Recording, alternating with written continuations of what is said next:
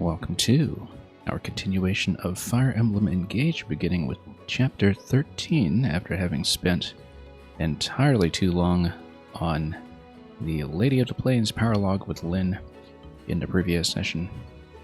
Chapter 12 was extremely breezy, got it done in half an hour and 3 turns, and then after that we just spent, 4 or 5 hours on the succeeding map, but it seems like we have a pretty wide divergence in the difficulty tuning between the main story and some of the content like the paralogs, as well as the grindable random maps, the skirmishes that spawn along the way. We had characters that were fairly close to cap at the end of the previous stream, so I did play a little bit of skirmishing just to get them capped out, so we are going to begin the stream with some promotions to their advanced classes. Let's take a look. First we have Citrin, who has kind of taken her place as first chair mage in our party in our recent adventures and excursions. I was thinking about giving her a sword proficiency to perhaps build her as a cavalier of sorts, a mage knight. Certainly the chaos style ability looks pretty interesting when it comes to trying to get double attacks on everything if you want to try to go magic against physical or physical against magic. Of course, her strength stat is not particularly useful for the physical part of that equation, and it's unlikely to be, just given how low it's begun for us. So I was hoping maybe Clan eventually would be a better candidate for Mage Knight, even though we're pretty short in cavalry at the moment. And so we'll just go with the path that she was apparently destined for in the first place, which is the Sage, who will have access to S-class tomes when we get to it, as well as staves, but we've got an abundance of staves. I'm not worried about healing so much. Maybe if we have some small-scale party compositions, that's something we'll be looking at. So let's just promote her to a Sage, and that's going to entail some stat boosts across the board.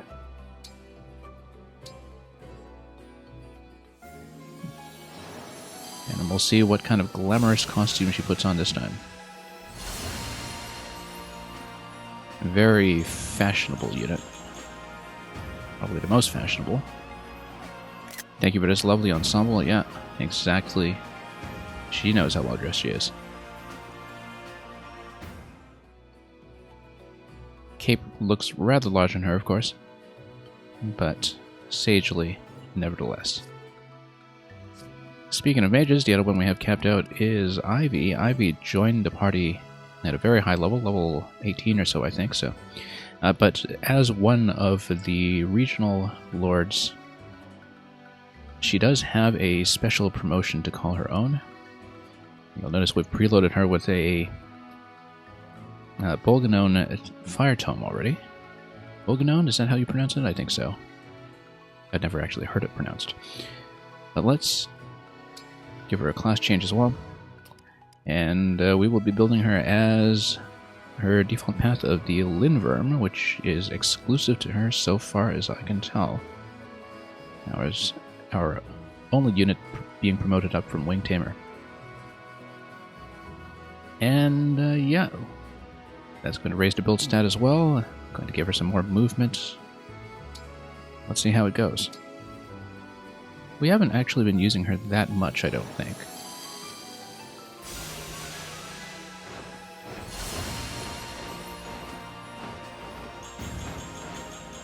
But, like I said, she started out pretty advanced, like some of our other late recruits, and she did camp out pretty early.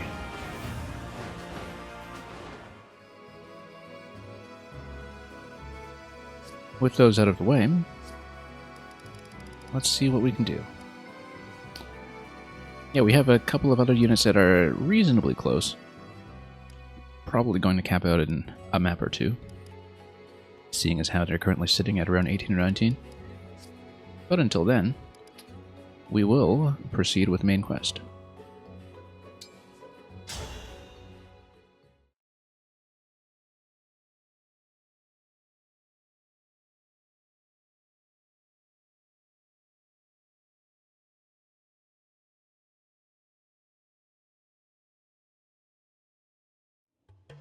Divine One, Royals of the Three Kingdoms. I'm Sephoria, the Queen of Solm. It's an honor to meet you, Queen Sephoria. And you. Really, it's a treat. And a surprise. I never expected Fogado to bring the Divine Dragon here. Out of everything he's done on his outing. I was just doing what any prince would do for his queen. That's mom to you. Anyway, those introductions when you arrived. First you, Divine One, and then the Firani. Quite the guest list. I was so overwhelmed. You have my apologies. Yes, you said. Fell Dragon Sombron's return. And he created those creatures, hmm? But your palace hasn't been attacked by the corrupted? Oh, it has. We got rid of them. I see. You got rid of them. Wait, really? All of them? You seem They surprised. work very efficiently. I'm impressed. But certainly glad no one's breached the palace. I'm sorry to hear the other countries are having a harder time of it. I visited her in Lethos many times. Naturally, the Queendom of Solm stands with you in your war against the Fell Dragon. Well, they've Thank got Ike's ring. Let's see who On else that they have. note, I And have a whether we have request. to fight for it, which I assume we will. The Ring of the Radiant Hero, which was entrusted to Solm. Of course. I'll get it right away. Not going to be that easy. Wait. Where was it again? I haven't seen it for a while. No clue. Maybe it's in the doodad drawer? We have a doodad drawer as well. Please, on wait the here a Somniel. moment. But anyway, they're going to lose this thing. We'll Oh. probably have to The search the desert for it. drawer. Has it been lying around in a musty cupboard this whole time? This is one of the strongest emblem rings. Ah, you know what? I just remembered. Tamara took it with her. Tamara? Oh, my sister. Also the crown princess. She'll make us fight her for it. She's set to Probably. inherit my crown. And Unless like we recruit her in Fogado, immediately she's for always some other out purpose. doing who kn- But To I be think we'll fair, fight her. I acted the same when I was young. Probably on a camping trip. Oh, that sounds great right now. So it's true. The crown princess and prince aren't around much. And she doesn't know when they'll be back. We can look for Princess Tamara. I think she was heading to the southern desert. All right then. We'll head there. You know, So we'll see what a kind of trip to terrain the bonus Oasis we is get from the just Oasis. What I need. Yeah, actually, Mom, how about you stay put? Oh, all right. If you find Tamara, do summon the emblem, but be careful. It's already getting dark out. Come on, everyone. I'll lead the way.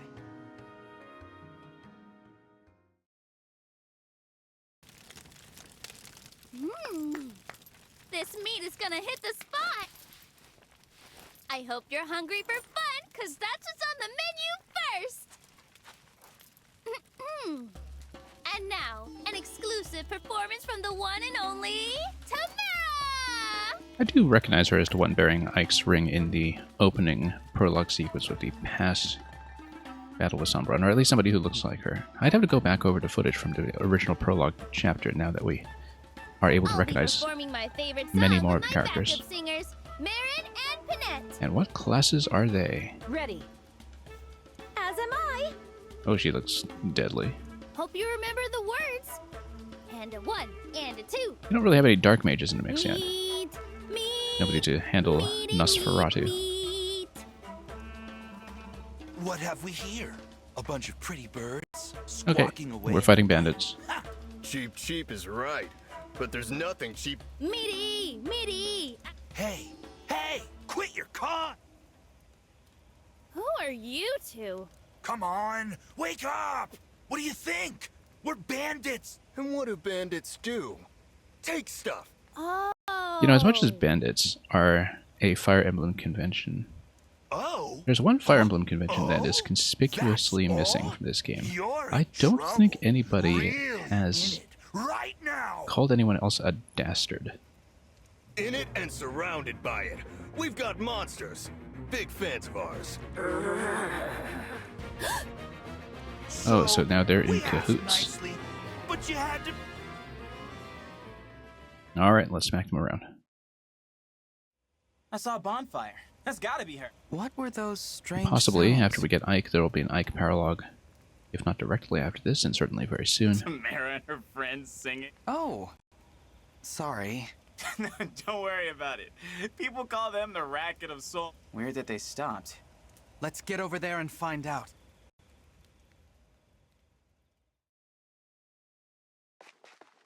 Tamara! Oh, hey, Fagato. So you're Princess Tamara. Don't tell me. You're the Divine Dragon. Fagato wouldn't have come here unless he found you first. He wouldn't have... Not important. We've got bigger stakes to roast. It'd really help if you could use your summoning powers on this ring. Okay. Do we get to assign it to somebody? The Or ring of is it the just going to be Radiant Hero. reassigned for us? Alright, I guess we'll always wanted to meet the person who lives in here. not face off Can you make against that Ike happen? directly until we reach his paralog, but All I'm right. sure that'll be suitably terrifying. Great. And a 1, and a 2. Unless, of course, all of these rings get pilfered Fight on. again. Emblem of Radiance. Anyway, here's Ike.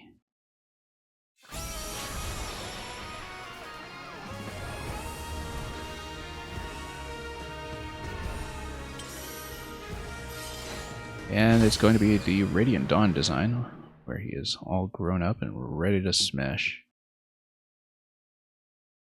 Much like when they upgraded him Dang, from those arms! the You're ready to fight. Path of Radiance design to Radiant Dawn between Super Smash Bros. Games. I'm Ike. Make sure you use me wisely. Thanks for your help, Ike. You'll be fighting alongside Princess Oh, Tamara in okay, this so battle. she's pre-assigned. That's fine. We'll map him to the character of our choice afterwards. I haven't really been going with any of the defaults, or at least very rarely. I think for the most part I've swapped the rings around as soon as we've gotten them. Or opened up the option to reassign them to different characters, at least.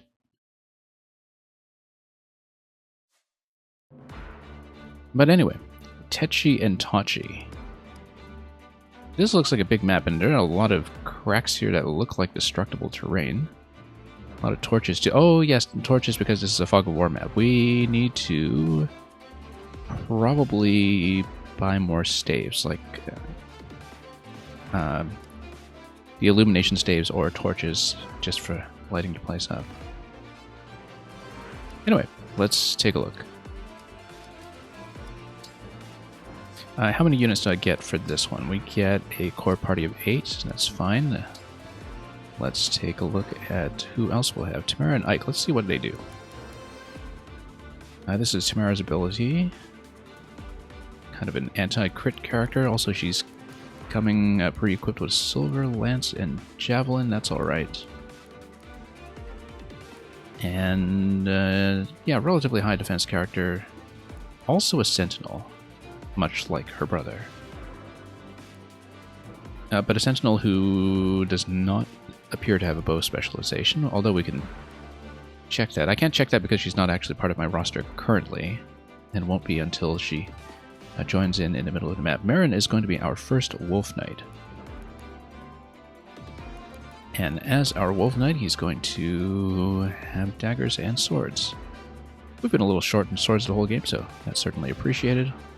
Also, yeah, I don't see his magic stat, and the reason I wonder about that is that this looks like a natural candidate to have my Levin sword, because relative to my other sword users, Marin does appear to have a stronger magic stat than most. A very high speed, too. I think we are actually going to reassign him to Levin's sword as soon as I can, even though it is currently on our avatar character. Panette. She has this tendency to speak in erratic and somewhat stilted tones. It seems like she's had like surgery around her mouth or something, so that's maybe not a terrible surprise. And she's going to be a Berserker. That's the pre-promoted X class. Blood Fury. And yeah, if she's damaged, then we have a crit bonus. So do we have something like Killer Axe on her? We don't, but it might be something that we eventually consider. I do have a Killer Axe that's already assigned to Anna right now, though, and I'm likely to bring Anna in the map with me, just to get her leveled up. A fairly slow character, as Berserkers and Axe users tend to be. Speaking of which, let's take a look at Ike's abilities again. Break destructible terrain. Okay, so that's what all the destructible terrain is for, so you can use Ike for that. He's going to interact with quite a few of the maps. Oh, okay, no. Destructible terrain in general is destructible by anybody, as we've seen with some walls and doors earlier in the game. It's just that he does this in one shot. rather than chipping away at the HP pool. Okay. Unit's HP is 75% or less after combat. Alright, so if you're damaged, you want to stay damaged. So he's actually good for tanky characters that take a partial hit, which is how I'm building Jean right now, for instance. I like to keep my characters relatively topped off, though, so... topped off, rather. So this is more of an emergency measure. Especially if you have a character who's maybe a little flimsier on one end or another. Anyway, Delago's friend, the unit takes 50% less damage, but it sets the unit's avoidance to 0. Interesting. So you always get hits. Maybe this is something that's only on activation, though. We will have to check that. Hang on. Yeah, let's take a look at this. Yeah, it looks like these are only on activation of the engage ability. And so it's a damage reduction, but then you guarantee that you always get hit, which is fine because we always tend to assume that I'm going to get hit anyway, unless we have a character who's built pretty much entirely around dodging. So he's not going to be a very good match for something like the Thieves, but for characters who are already going to be pretty tanky out of the gate, this would be a good match. Very synergistic. Great Aether. And can't counter for 1 turn. I guess if you're facing ranged characters or something anyway, then you just kind of buckle down into a shielding stance. Interesting. So, very much a kind of stance-based defensive character, then. Depending on how we pair him and how we ultimately build him, but we'll see. Next turn, attack a 2-space area. So yeah, it's pretty much the way that it works. Kind of in Smash, actually, where you just do a shield counter and do a gigantic smash. You soak a bit of a hit now, and then... I wonder what the 2-space area will be. If it's just 2 spaces forward, I suspect it will be. I can't imagine that it's anything else. And so yeah, that'll be interesting. Okay.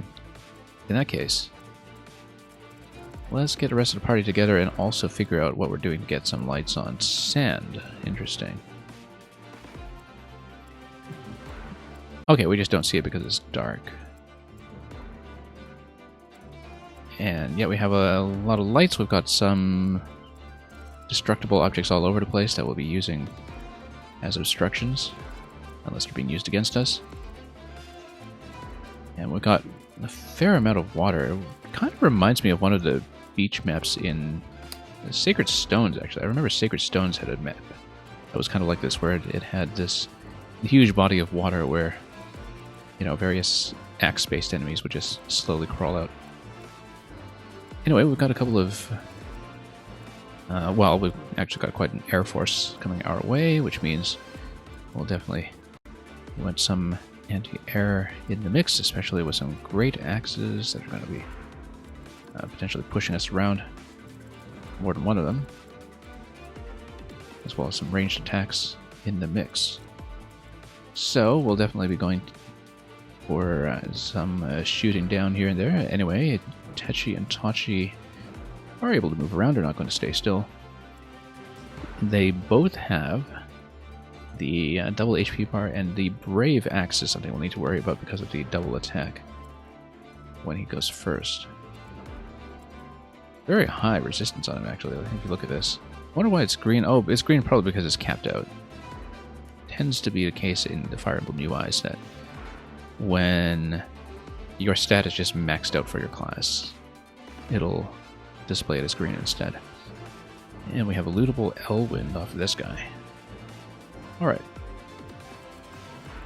Don't foresee it'll be too much of a problem. Let's just see who we're going to bring in. I mean, it seems reasonable enough that we don't necessarily just need to bring in our main team, but we'll probably wind up bringing in our main team, so...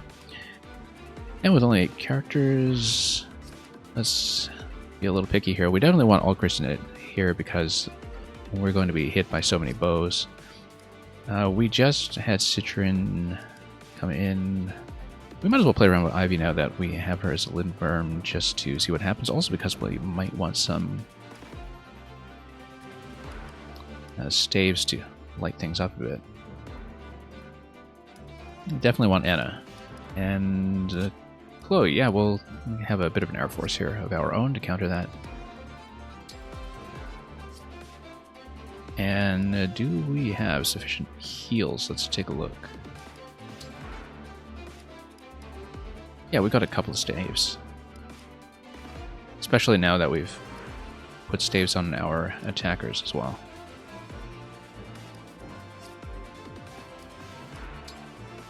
Just thinking about who should be maybe carrying a torch. Whoops, let's go swap spaces. Just see what we're dealing with here, because we don't want to lose the fog of war. Also, notice that there are some houses that can be visited. One over here. Another one all the way back over here. And we'll just have to race the enemy to some of these, I think. And I don't think we'd be expected to hit them that soon anyway, just given the layout of the map and based on all of these destructible obstacles. And we've got a number of beacons to light as well, I think. Just trying to look at the minimap to see how they show up.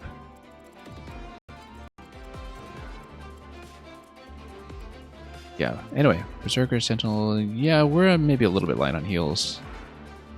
I don't know if we want Physic necessarily on Citrian, but maybe if we put a Mend on her or something, since we don't have a lot of our usual healers with Mends. Don't want to burn through the Physic staff. And despite the enemy Air Force, I found that Wind has not really been useful in terms of giving us enough juice out of the type effectiveness. So we might actually just dump Wind and switch it over to another healing staff. Like switch it over to a Mend staff that we'll just have to pilfer from another character here.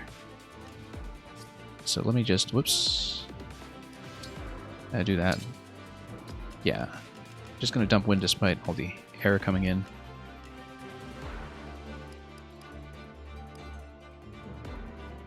And the aerial characters have been fairly tough against magic. Anyway, so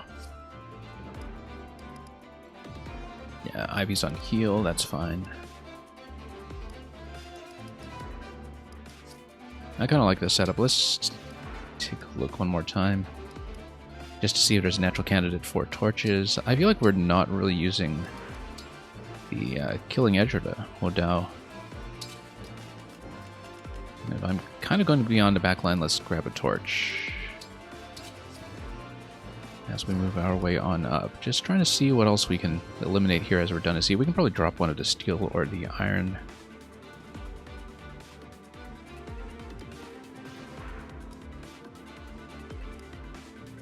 Yeah, especially because Louis is very often going to be a frontliner with the Silver Great Lance. If he's just holding position, then it makes sense for him to potentially be one to activate a torch. So let's maybe dump one of these.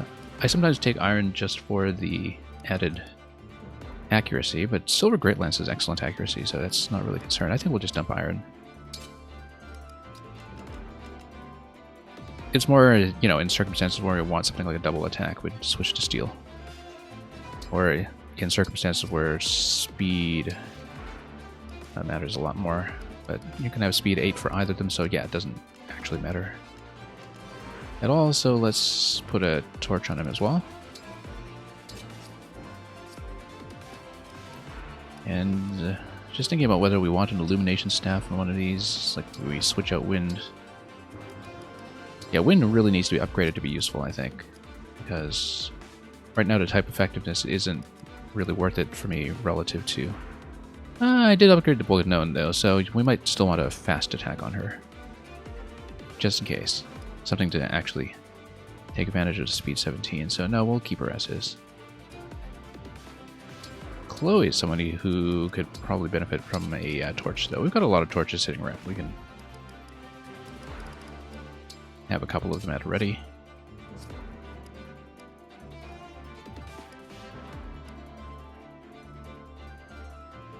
But yeah, generally it's the ones who take point that will probably get the most use out of them. Thinking about maybe we want to change one of the staves here, but rewarp could be useful given all the obstacles here, so we'll just keep things as is. Anyway, let's do the spatial layout. Yeah, because for example, you can just have Louis just dive somewhere and fire off torches right away. Impassable edifices, and then yeah, I got a bit of a choke point here with 2 piles of junk. And yeah, surely these can't be too bad. We have a flying unit here. Yeah, the thing about the flyers is that their resistance is actually pretty good. It's not like some of the Wyvern classes in previous games where they die almost immediately to magic. So I always wonder if we're heavy on magic users, but no, that's okay. We see some pretty low resilience all over the map. So let's figure out what the first turn is going to look like. Okay, interestingly enough, the junk is impassable. You cannot fly over it. Much as the edifices are also impassable, they're not flyers only, they actually are completely blocked. So we need to keep that in mind. In that case, I think the first turn layout probably doesn't even matter too much. We'll keep Alchrist in the back line, but yeah, we'll probably want to break some of the objects first and then send someone forward to take point. And it would make sense for maybe Jean to come down this way and Louis to go right.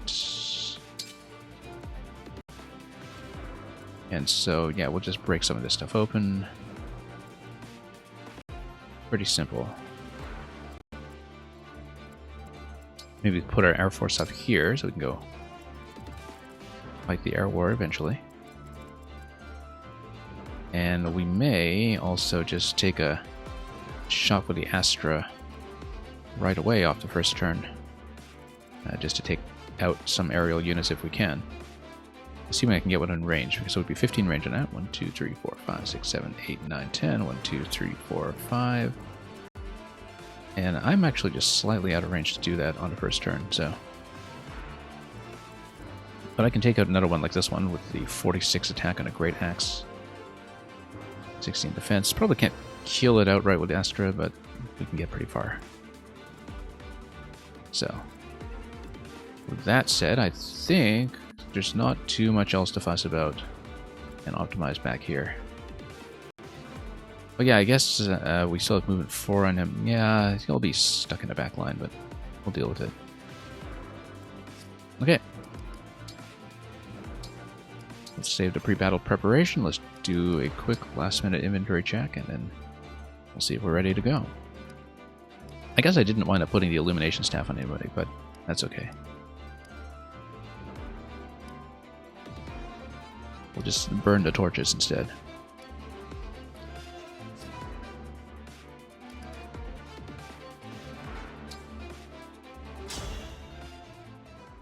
What's that?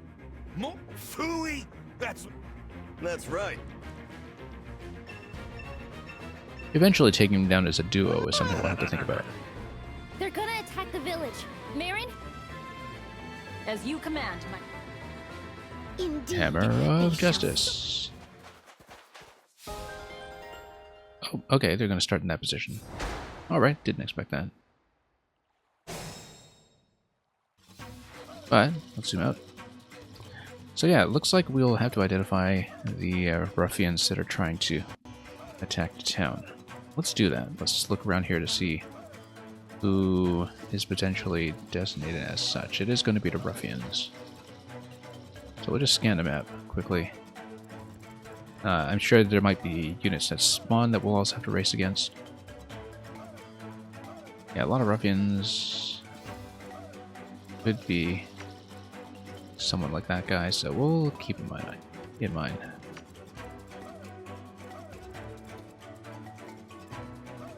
Only a few ruffians, and so yeah, they probably are going to try to wreck the houses when they can. Anyway, defense is fairly good on both of these. We'll have to think about that when we do, in fact, engage in battle.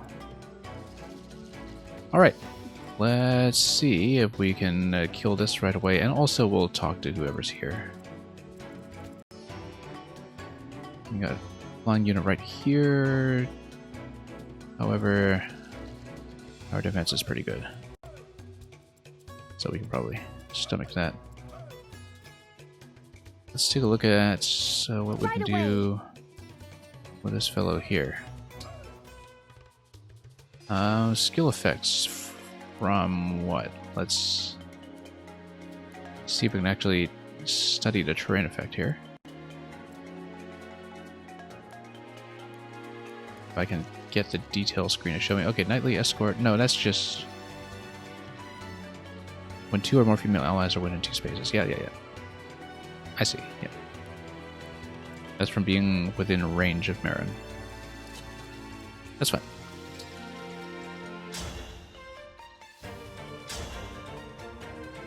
And yeah, 24 hit percentage in return will be pretty safe.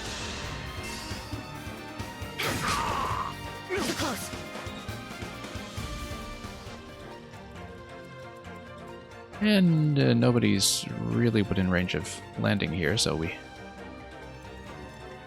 should think about, of course, the next unit that's going to attack in with 28, and that's going to be a double. So 16 and 16, that's not going to kill. Yeah, we'll need to soak damage from one of these guys, which means we need to take out the other one. That can be done. Or can it? Yes, we have Javelin. And we also have Ike. The way forward is blocked. Go, Tamara.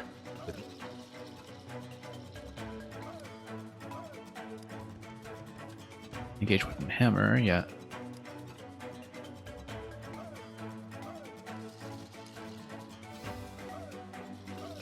Great Eater. Yeah, if you're holding position as a tank, that's what you do, but we're not going to do that just yet. We'll probably instead want to go Javelin here, or even Javelin over here, so we have some avoidance.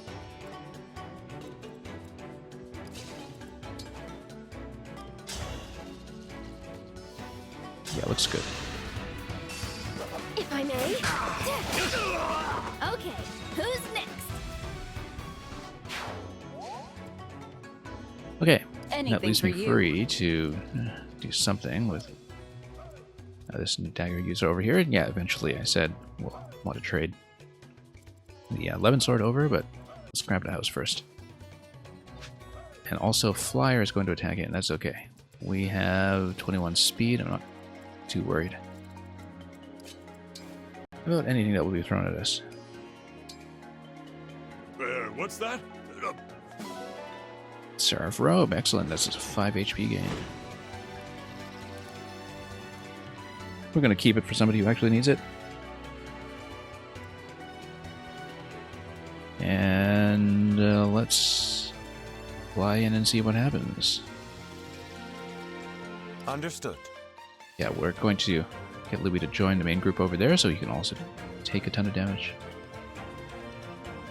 He's got the Great Lance, yeah. Oh, we might as well go Torch over here. Although, nah, it is just a tiny sliver here that we'll get lots of visibility of, so maybe that's not necessary. We'll determine that as we go.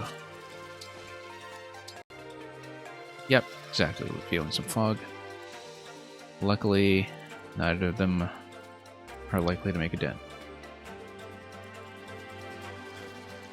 Now, who else had vision here?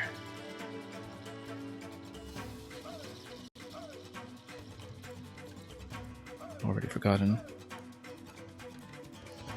Oh, I should have given Alchrist one of the torches. Although he's going to be in the back line, so maybe that doesn't make too much sense.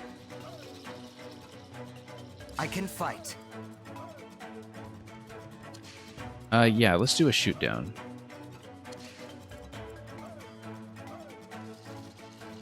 then whoever's here has to be able to soak 2 attacks, so maybe we'll have to be careful here.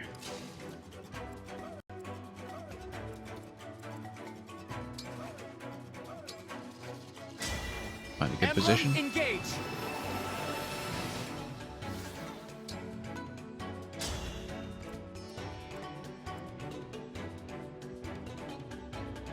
This is not the one with the great axe. We're off by 1 position. I think we actually do want to go here. If we get attacked, it's fine. It's just 1 unit. And that will very nearly kill it. That's okay, that'll soften it up. Which I think is important. Now I have you. No crit on this ability, obviously.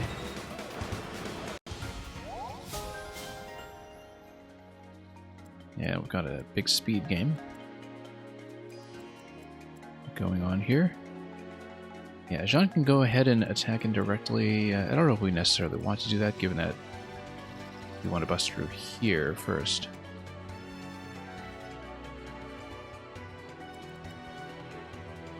No, we can probably leave it as is. Show me the way. Although, it is possible to get within all thunder range here, but it doesn't quite do enough damage, so we'll hold off. No mistakes. Although,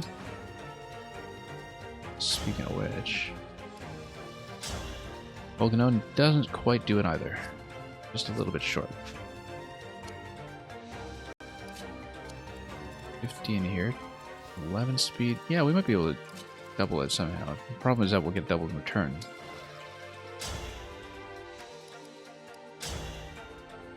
And here we are. The wind's actually going to be useful. We'll take that out. And then that will leave me defense 15... 28. That'll be 13. And then the speed's going to be pretty reasonable, though. We'll avoid being doubled.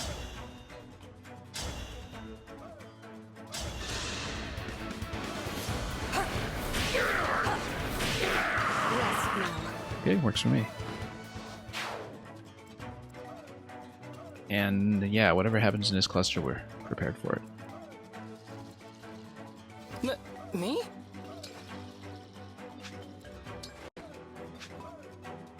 Trying to find a good destruction sequence here. We'll go bow first. And yeah, we'll need 2 attacks into this. Maybe. What if we don't do the longbow? What if we go for something with a little more power? Need to do 30 damage. Any customers? Or just go Anna. No, it doesn't quite have a 30.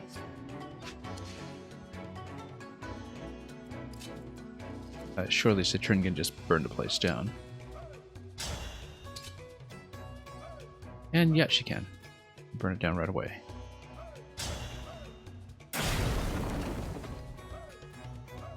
Yes. And then Jean. Oops. Change to shielding. And we might as well go chain guard anyway in case we run into somebody ranged. Just by default. Nope. We'll just see another obstacle that we could have known about.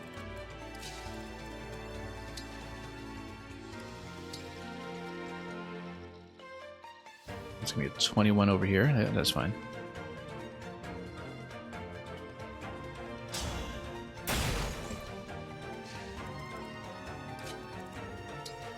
Hawkers isn't going to be quite within range though. And we wanted to fight the aerial fighters anyway, so.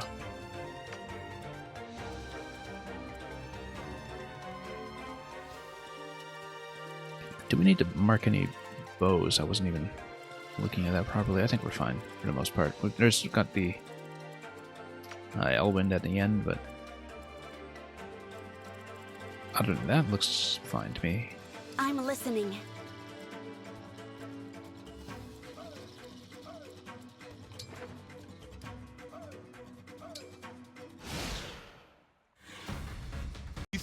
village will loot itself? Yeah, start at that house. That's rather too quick. That's Let's unfortunate. go!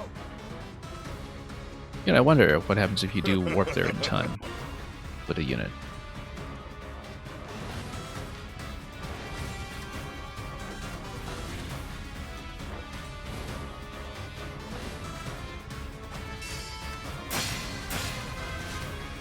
That's rather more fog than I was prepared to deal with. Okay.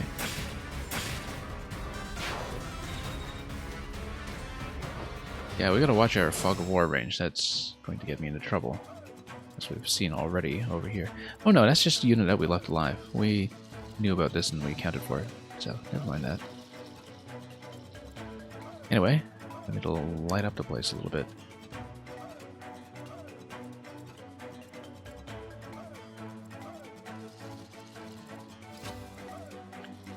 Yeah, Pegasus would be a good choice for doing that.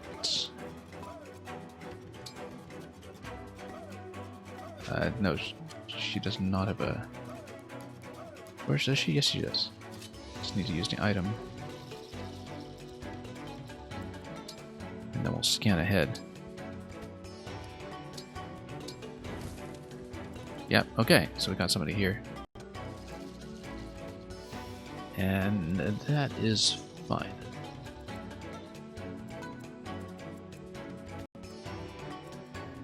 Just means that we need somebody to poke that open.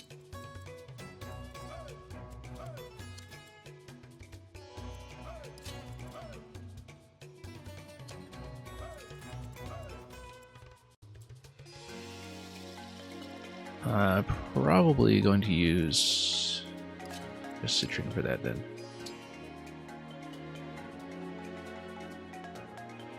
And exactly as much damage as we need. Whoops. Yeah, let's see if we can just whip him right away. Obviously, if we get the crit, which is a 64% crit, we'll be in pretty good shape. If we don't, however, we got 23 damage incoming either way, and 16 and 16, yeah, I think we'll be fine.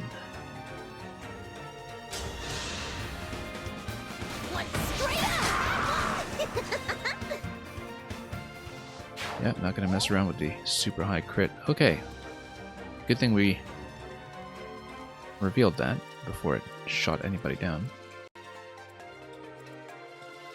30. That's okay, she's taking no damage so far. And we can just snipe this guy, probably, with the Spirit Art.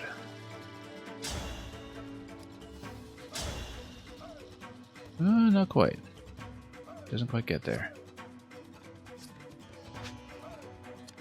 Unfortunately, between 30 attack here and 23 attack here, they're both not too fast. So 23 attack's going to do 16, 30 attack's going to do 23. It'll take her down to 1 hit point, I think.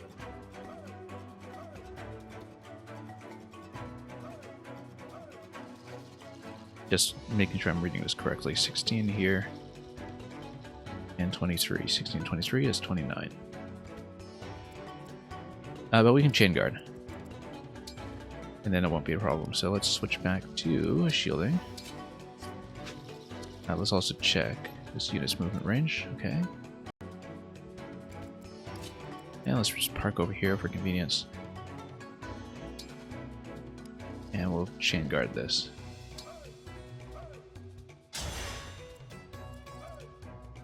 Okay, that's done.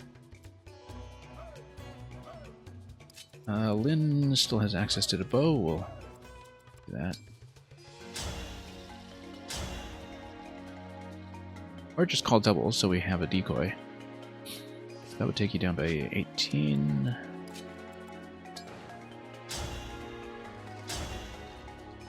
And no speed advantage here this time. Bolgnone does pretty significant damage though. That could be our ticket for sure.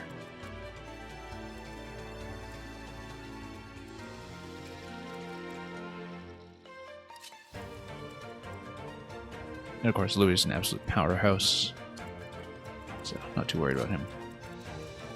Also, all of this area is almost certainly disguising units that are flying through it in the fog, so let's be extra careful. Extra careful means I may have to heal up Hennet over here first as a more urgent item of business.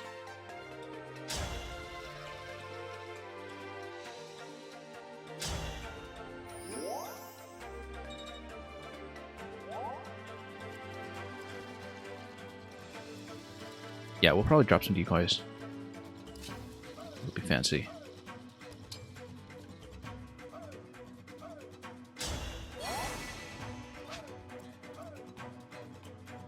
Then we've got what remains over here, so we can start to break some of this stuff.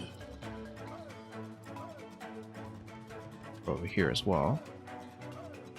Got a big great axe coming in though.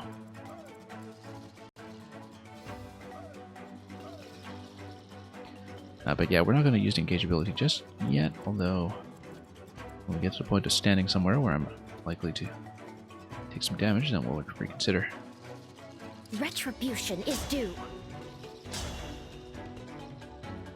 And yeah, you absolutely need to actually get the kill here, and 67% hit rate's not going to do it.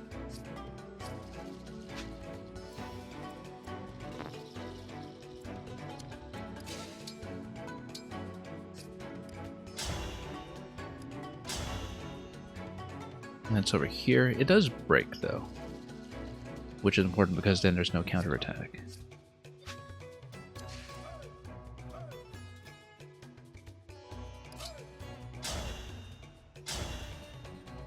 This is no break.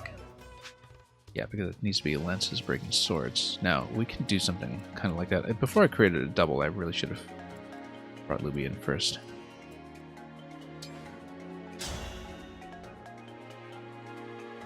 Yeah, because that's going to be significant. You're done for. He's going to miss. It's fine. I think we can probably manage.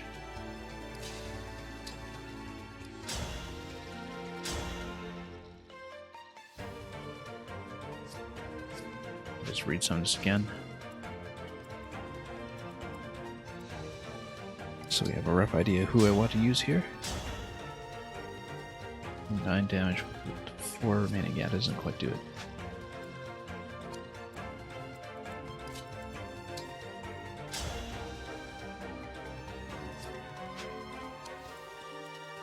Well then, who do we want to level?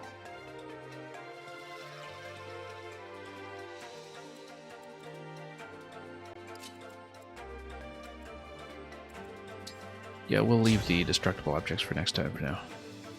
Time is of the essence now. Allow me.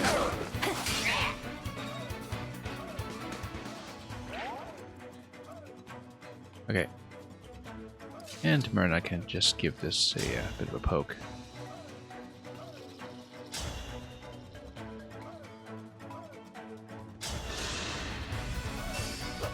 You're done for. Think whatever you like. I was a little bit concerned about hit rates, but worked out for the best in the end.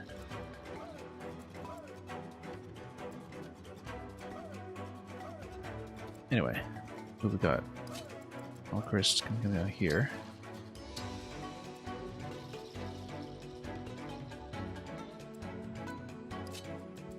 And then running back up here, I can start to do something on this side.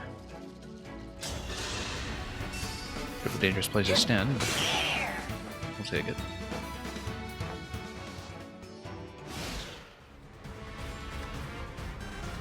So we're kind of sniping from outside of the fog we run into this time. There we go. Louis really earning his keep.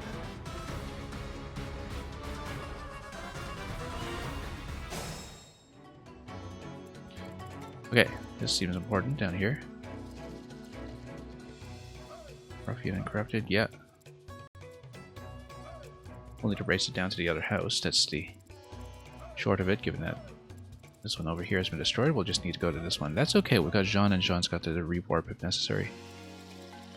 In fact, I may even use it. Depending on how quickly we dispatch some of this stuff. We obviously don't want to fight the bow head-to-head. But we can do a fair bit over here.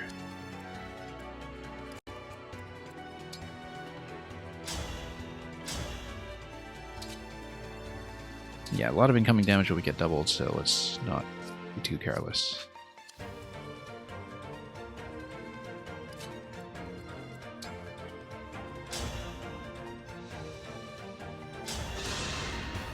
Take it. From me to you! And they lived happily ever after. Yes, they did.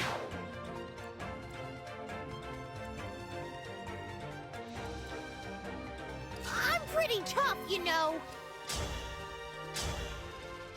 Killer Axe might do something here. If it crits, then it is going to be a full 69 damage, which would do it.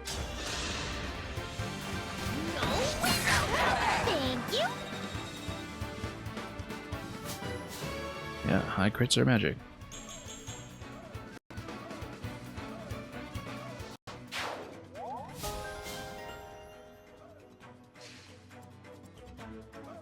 Alright. And he's well out of range to do anything useful, so as far as destruction goes, yeah, we can punch through it and try to race. I think that's probably the best way to do it. Except you can't actually attack into that, Jean, which means I may, in fact, warp.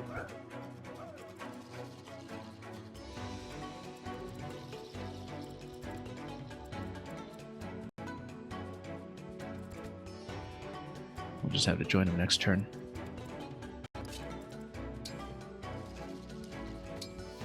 Can I destroy it? Nothing much. Not from this angle.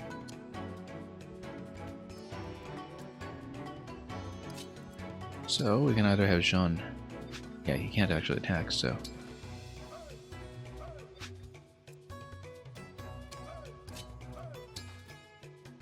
Oh, we can light the torch. That's an important task. Should have done it first, in fact. But at this stage, things are going to get a little bit rough with additional enemy units coming in, so. Yeah, if I warp over, the main risk behind that is that it's very easy to just become isolated from there.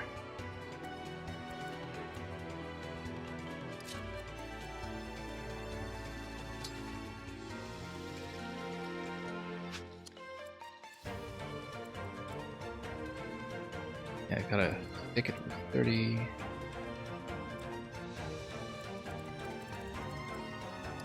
I think we won't need to rewarp until we've seen more of this, but... Oh yeah, no, you just go destroy. Just need to read the interface properly.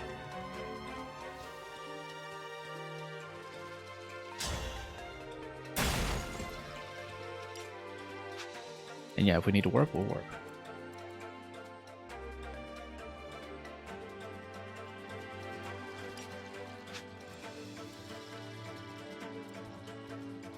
Okay, let's do this cluster up here. Most things have been pretty seriously reduced already, so not too concerned. This is me.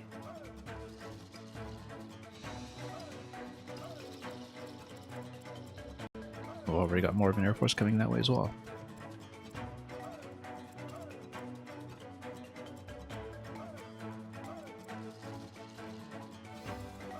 Okay, in that case, let's just figure out what we'll use. Very difficult to see myself through some of these doubles sometimes.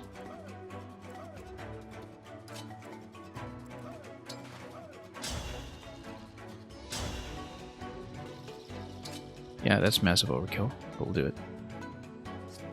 I don't want to stand there, though, in case we have more units incoming. But that's okay, that's what the decoys are for.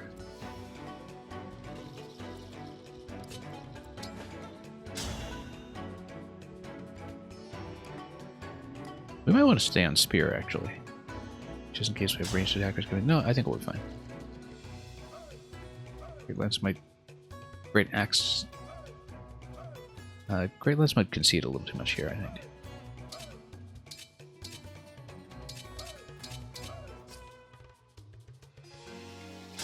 Yeah, let's do Great Lance.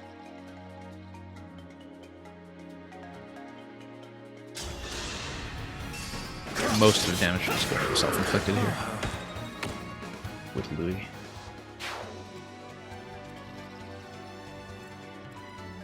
Whoop.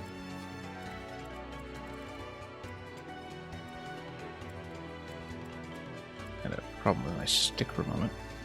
Let me take a look here.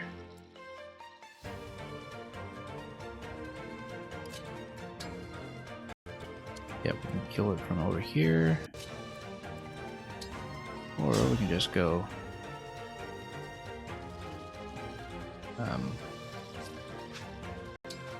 we could use a mini bow, but not really too fond of that just yet.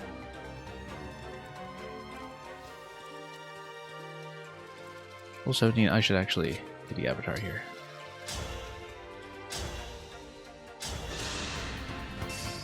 I'll go first. Also allows me to build meter eventually, but maybe only once the engage effect is worn off. And that's going to be capped. I should have checked that beforehand, actually. I would have built that up and uncapped it manually.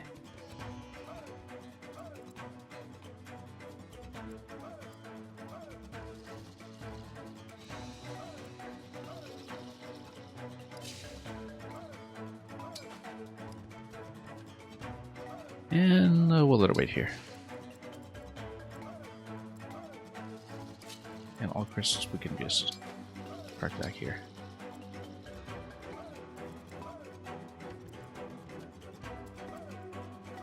Yeah, not too many characters left. Actually, well, I mean, it's quite a large party, so. Large party.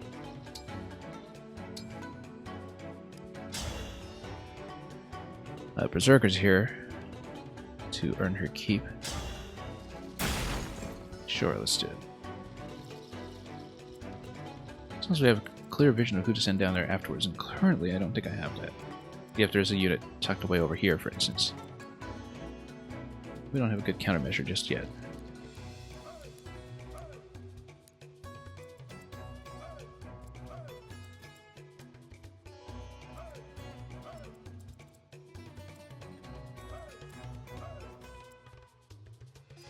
Yeah, if somebody's coming in here to smack us, we don't really have a good frontliner.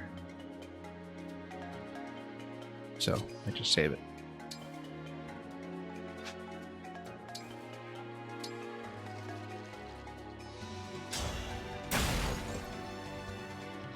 And yeah, this is just to soften it up so we can get a one-shot there if necessary.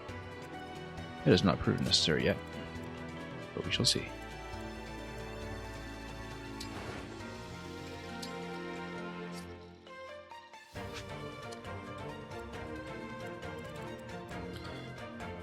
Anyway, let's head on down.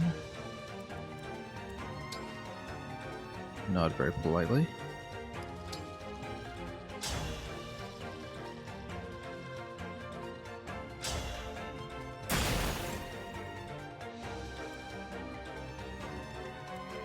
And what can we do is Ivy.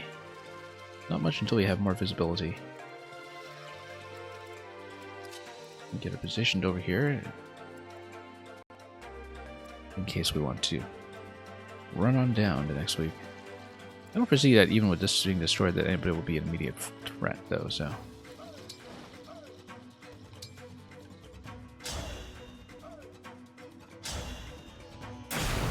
So we'll see who comes in and attacks us from that angle. Yeah, lots of hidden units up there. And And so much for the illusions.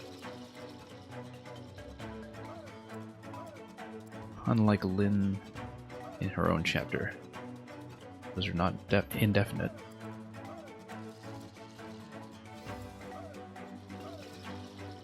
Anyway.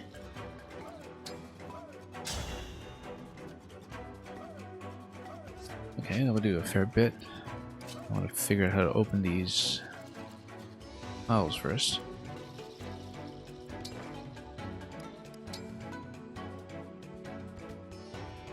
$25. That's okay.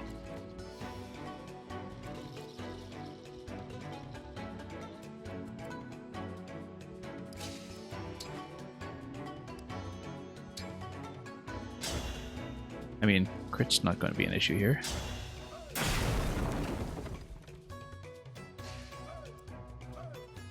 Now let's take out who we can.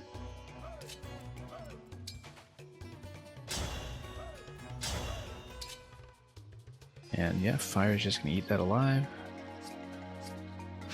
Assuming this is a safe place to stand, which it might not be.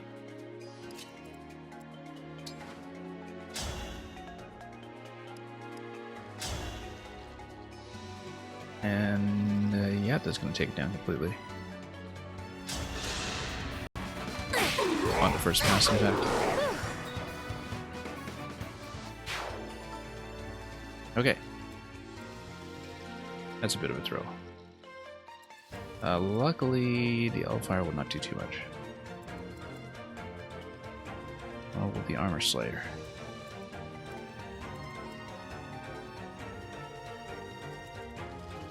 Yeah, because we got, what, 25? That's just 2 damage.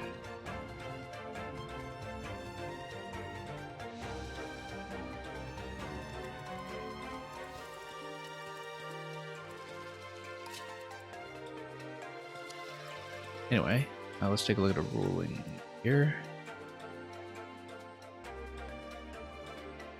In case we have the Armor Slayer run up.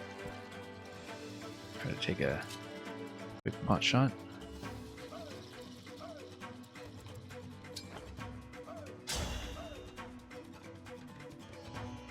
It's not too bad, actually.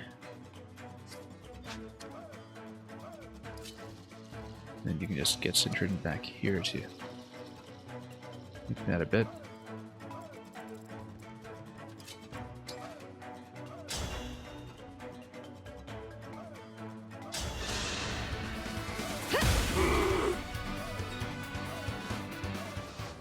And we'll see how we're doing. Still kind of flying blind.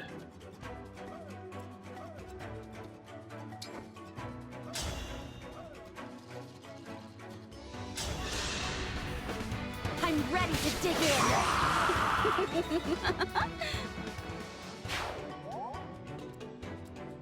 Anyway, yeah, out of mage range, that's the important thing. This won't hit too hard.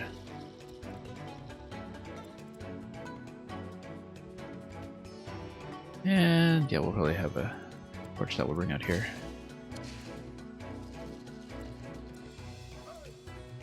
Let's see, 1, 2, 3, 4, 5, 6, 7. Not going to reveal much of the map though.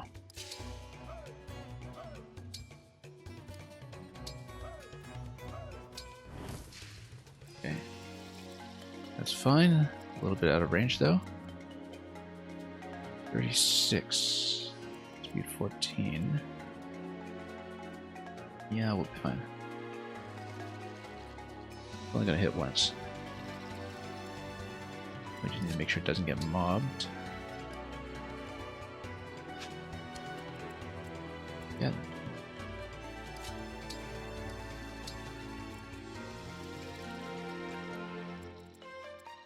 Anyway, you've got this whole lineup here that still needs to be dealt with.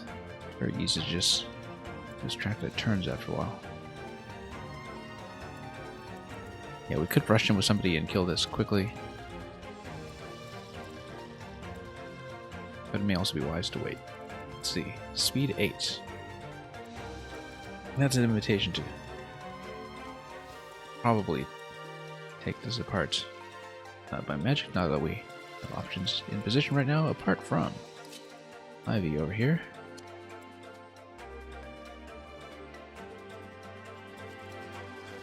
So yeah, we can do the engage power for the instant break, but I haven't seen a compelling reason to do it yet so far. And this junk already is falling by the wayside, so...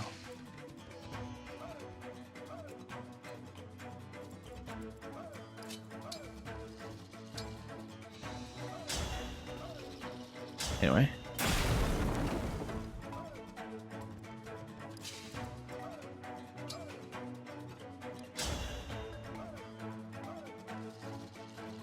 Knocked you down at 13.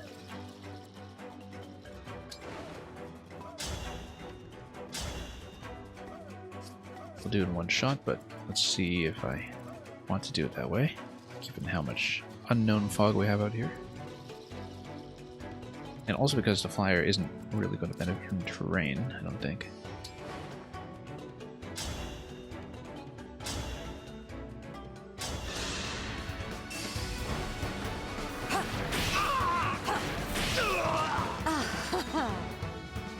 Okay, that was looking simple.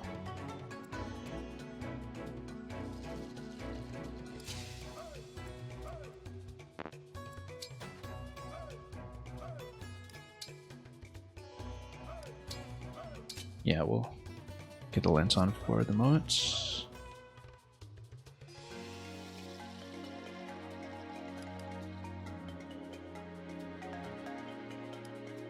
And indeed, I think given these abilities over here, I wonder if taking defense is the way to do it. No need for resolve just yet, we haven't taken any damage.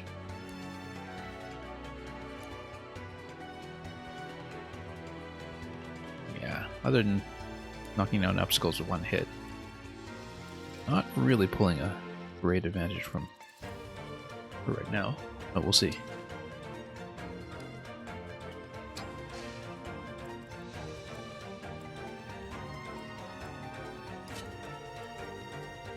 Okay.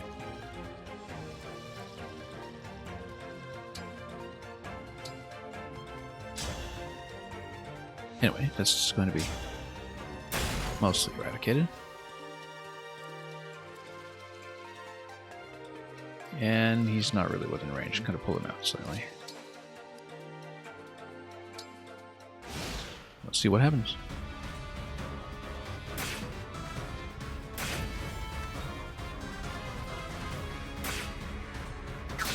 Okay, I have to watch out for that guy. That's a little deadlier than I hoped.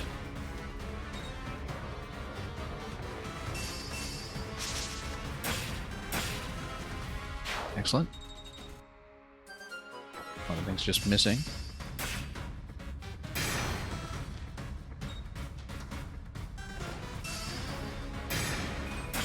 That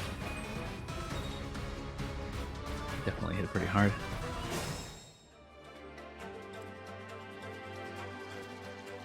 Anyway.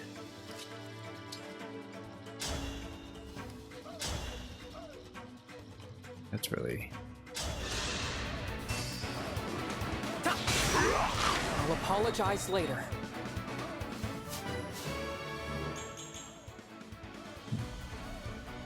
Yeah, don't know what I was about to get at. That was a bit of a thrill, just being hit like that. Probably should have saved one unit here for heals, but that's okay. We can come back here and then use Ivy to pull back and heal, possibly, as long as she's not tied up with doing magic damage everywhere.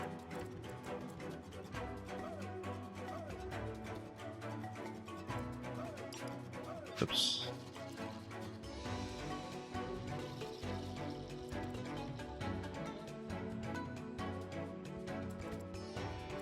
Should probably be fine.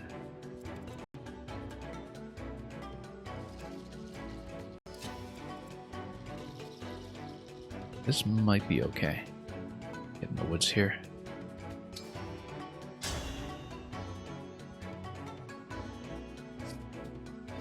You know what? Let's go one spot further.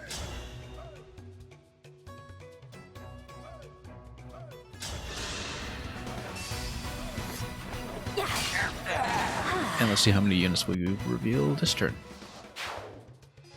None over here. Still can't be too complacent.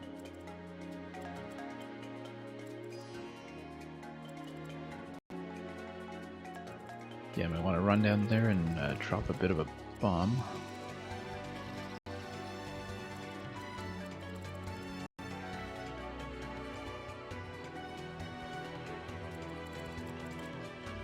Yeah, possibly we'll have Ivy on heals. Let's not depend on that yet. This is going to be a fairly safe area here.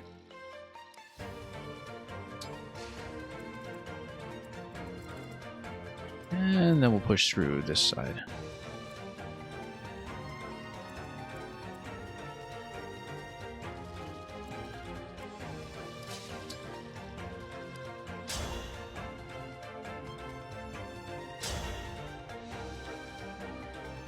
And yeah, might as well just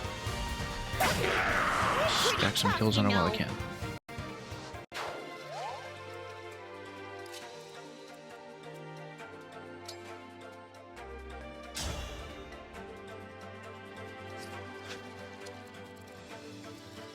Switching to Thunder, however, is going to take her speed pretty far down. I'd be concerned about her getting doubles, especially that would do 20 and 20. Yeah, I can't do it.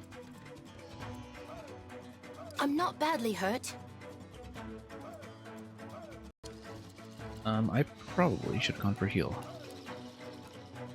That's what the physical heal might be useful for, in fact. Make sure I'm holding something faster before we cancel into anything.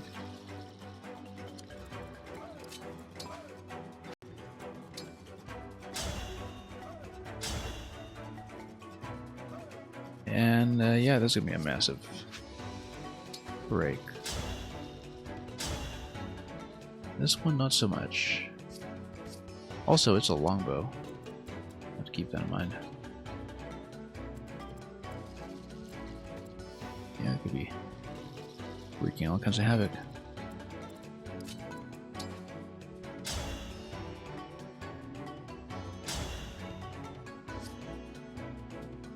I'm at 19. Yeah, I'll be able to take the hit. Assuming we don't run into too many enemies in the fog. Is it strange that I'm fighting? Okay, that's fine.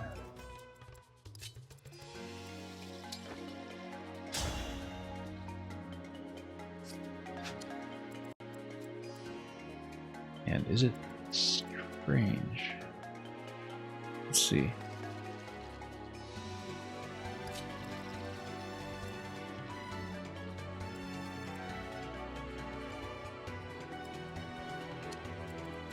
Everything's just slightly out of range here.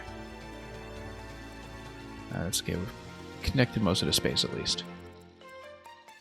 Should probably use Physic for the long range heal in that case. And just take whatever counterattack comes in. That's going to do 20. Speed 14, speed 13, yeah.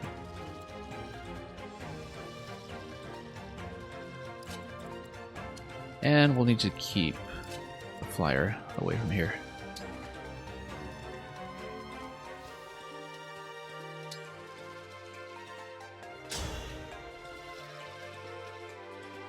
Yeah, best if we do that. Like this.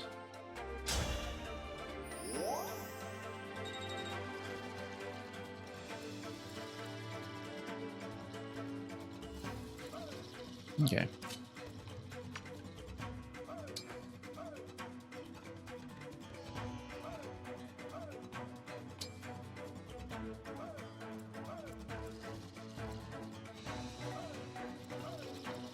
Yeah, this is probably fine over here. Just hold until we see more.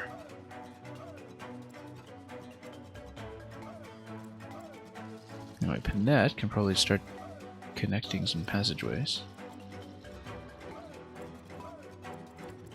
Not that these two are going to merge in there anytime soon.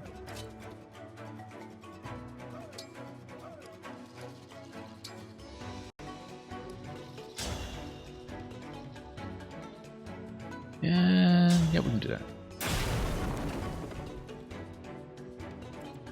Open things up. Okay, she is in danger of being hit by somebody. Longbow over here, 27. He's gonna hit for 20. Well, as long as we stay out of bow range. The flyers may be usable.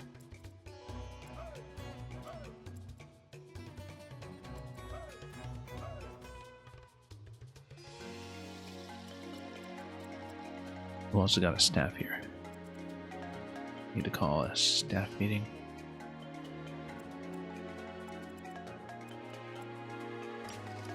Oops. Oh yeah. It's not a valid place to go.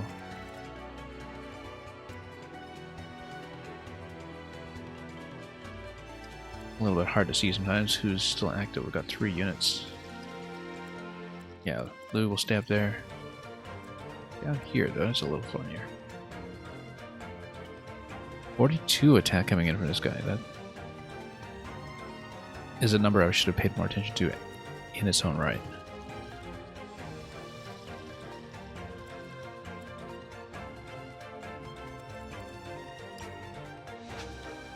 Anyway.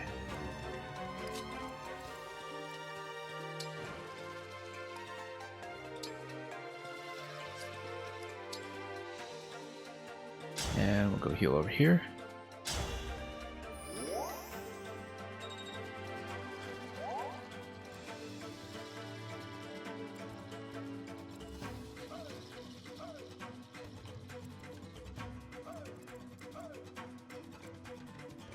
Well, unless we're worried about a big gang up on Old Marin. Well, let's just wait until tomorrow and we'll see what we see.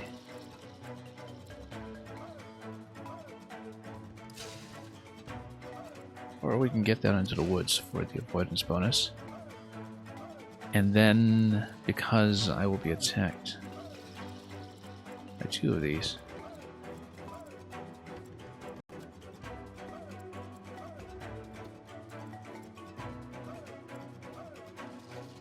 Yeah, not sure.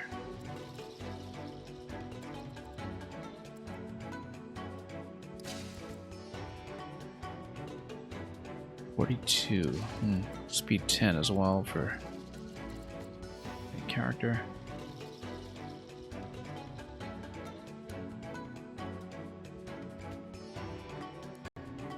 Unit can't count for 1 turn, yeah.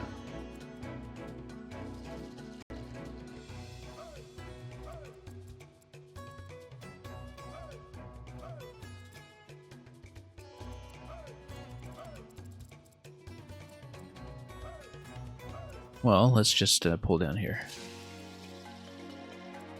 If we pull further, then that'll be a bit better in some ways, but we'll see.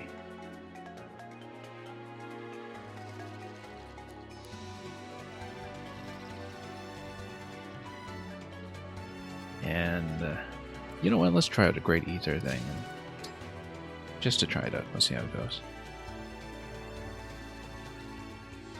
Did it say sword and axe only, though? Yeah.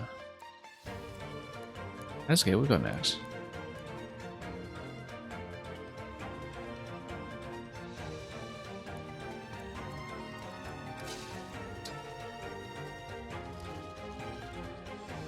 Hang on. Sword and axe only.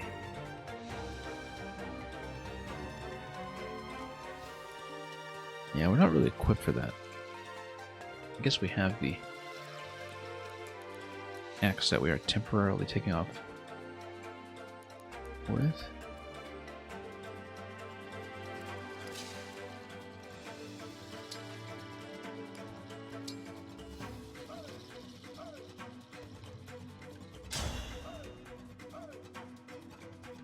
And yeah, sure, we might as well connect the layout. A bit more flexibility here.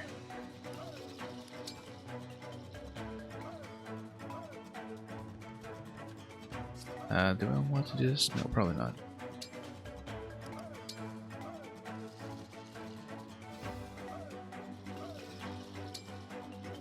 Oops. Totally lost track of what I was doing. This moment. Totally lost the plot there. Anyway.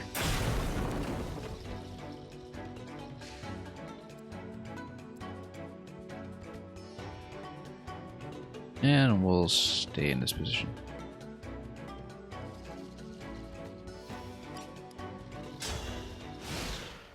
Let's see how we do.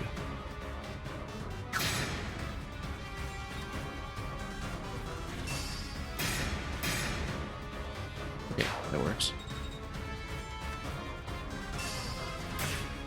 Good thing they also have things like great axes on the enemy side to give them priority, even on slow characters from time to time.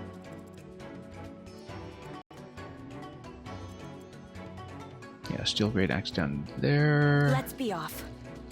However, this just straight up kills. As long as we don't get into trouble with someone coming in and hitting. Yeah, shouldn't. Don't think so.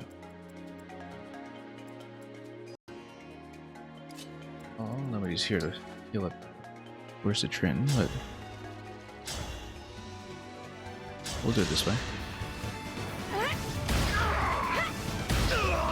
Please forgive me. And Sean can't even pay a visit there this turn. We'll see if anything will happen here. Not that way it won't. But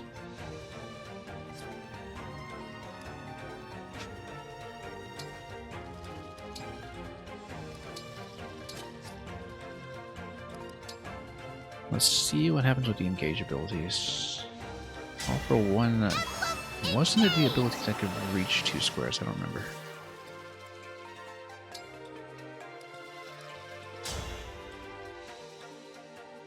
Yeah, it extends her reach a little bit. No, it doesn't. It's just back to the old hand axe.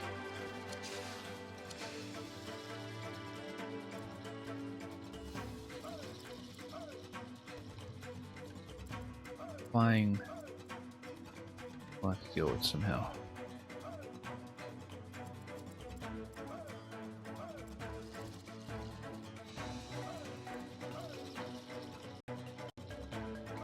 Anyway, does she have something ranged? I don't really trust it, but yeah, hand axe will take it. Me first! I don't play no. My goodness, how awful! Okay. Oh, we're in not unreasonable shape here.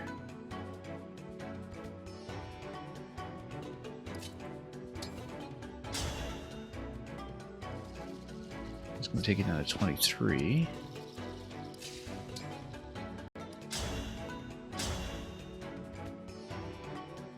$17, but takes a pretty sizable hit in return.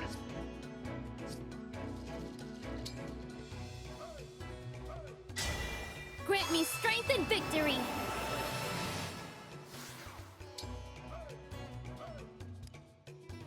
Great Ether.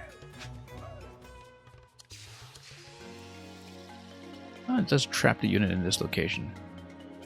I'm going to take 38, and possibly will be fine.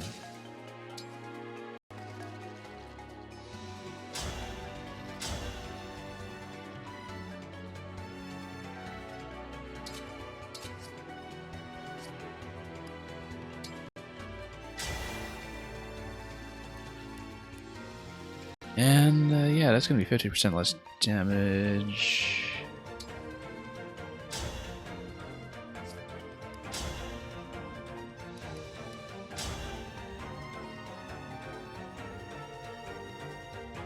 And that's some pretty good tanking, in fact. Hammer is tempting, but will not do the trick.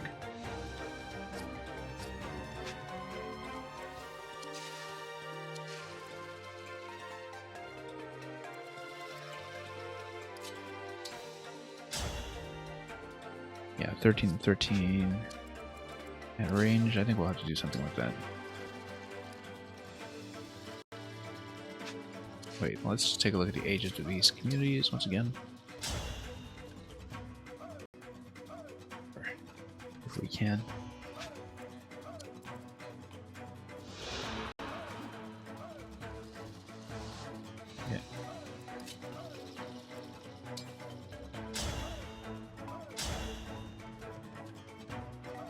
Hmm.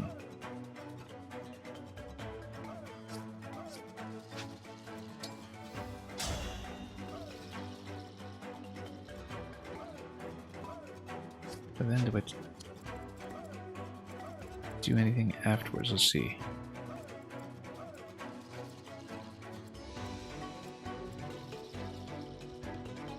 As opposed to actually having to fight a way out.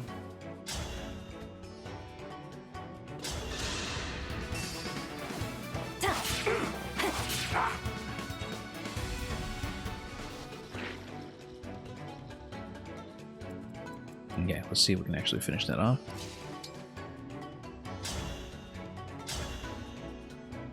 And if not, we'll go into the stance.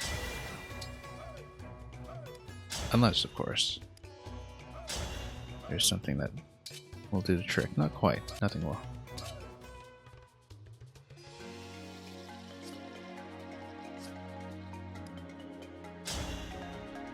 No, we can try it this way just to test this out.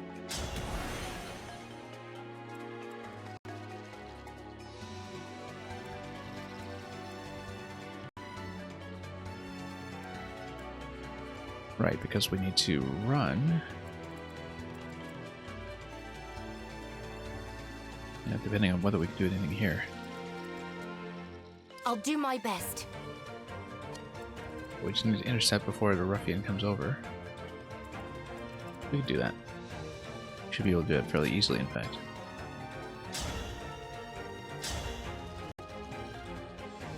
Except then we'll need somebody to finish this off. Do we have someone to do that? Yes, we do. Yeah, pretty decent hit rate on the hand axe, in fact, so we'll do it this way.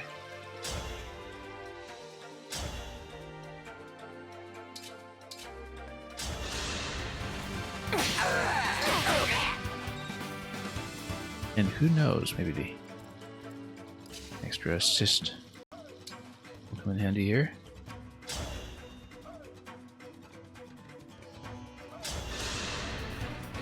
All in a day's work.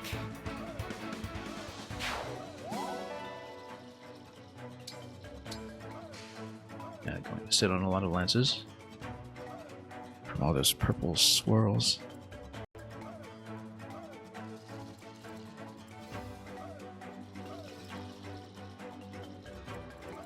Okay. We can probably just reveal. Nobody's here. Great. Let's keep going then.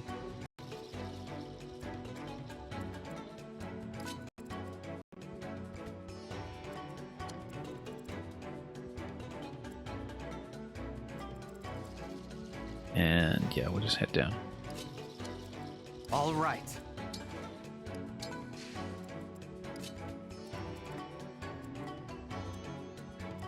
And maybe drop a big heal down here. I like that idea best.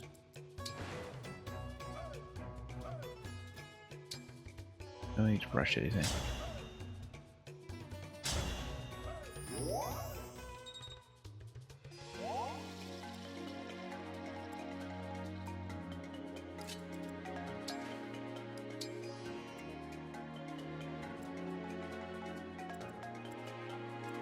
Okay, we can go back. But I was too curious about what's down here, so we'll rejoin the group. Will we pop off a heal in the meantime? Oh no, I don't have staves yet.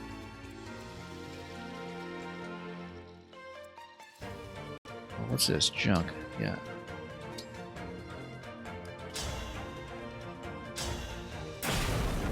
Just gonna open up some passages for flexibility here.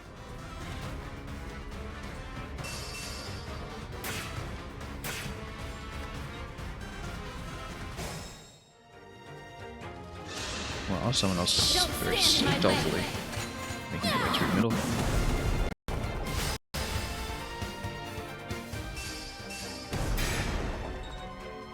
Just gonna block most of that damage.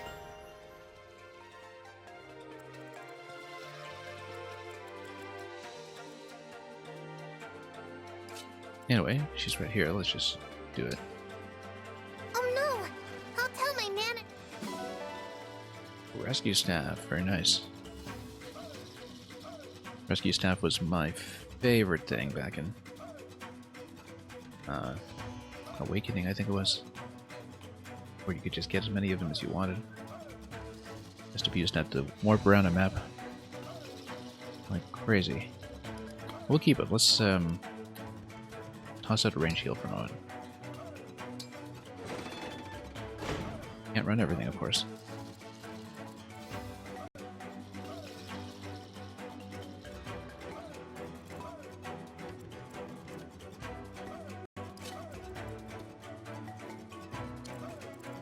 Well, let's take a look here.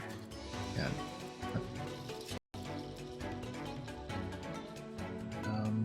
Where should stand? Very important question.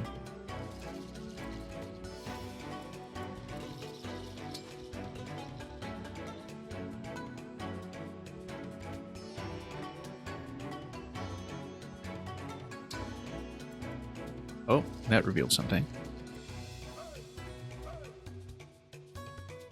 Wish I'd revealed that sooner so we could just fight it now.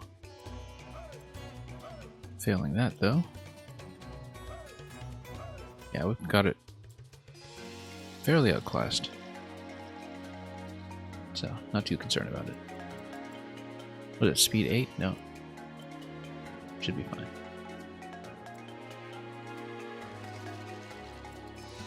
And we want to rejoin the main group. We probably can. It's actually a pretty sparse map at this point. I mean, we'll have to deal with the bosses eventually.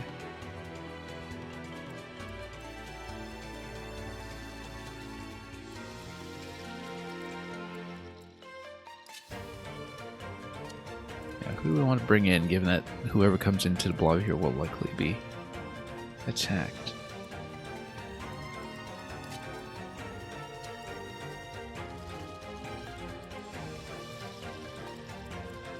Let's see here.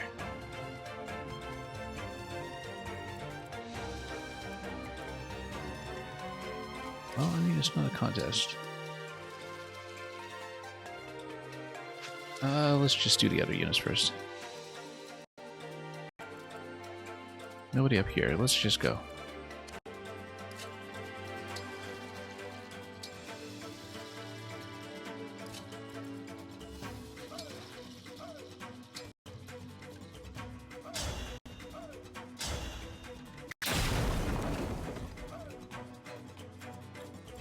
Okay, should be able to connect passages here.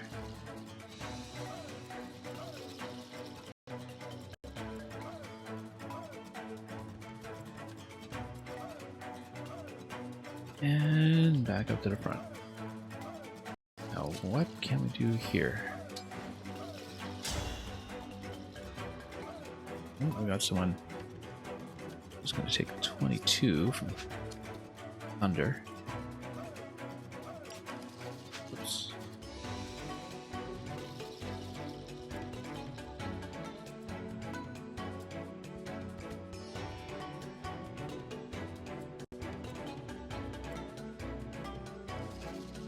Yeah, we can probably do a little bit of slamming there. Oops. Oh, no. Already moved. Keep forgetting. At your service.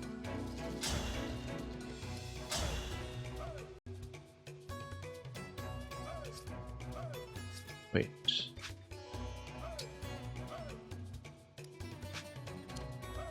Just exit that for a moment.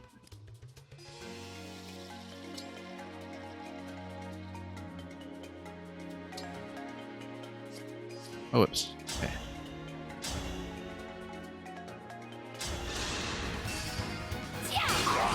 Better to act than to worry. Yeah, it's fine.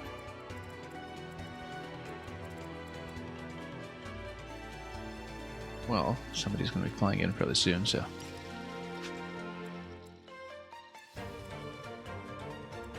Yeah, these ones in the middle are fairly set, though.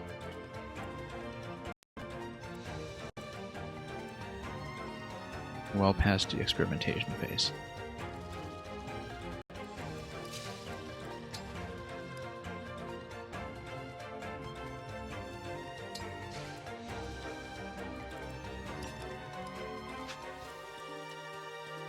Yeah, great learning resource.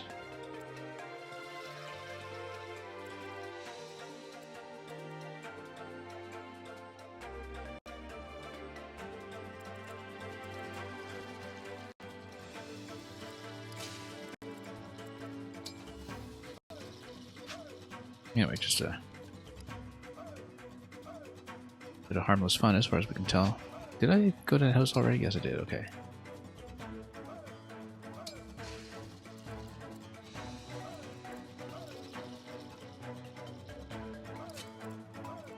And in the meantime, we're going to push forward.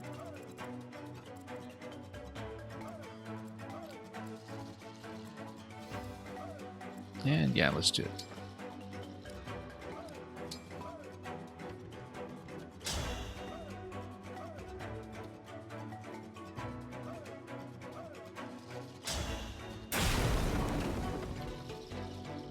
That's a pretty significant precedent. Did I? Oh, I think that was actually a mistake. 26. Gonna hit her hard. I wasn't paying attention at all. That was a mistake. But yeah, anyway, 26 damage against this. That'll be survivable. Recoverable mistake.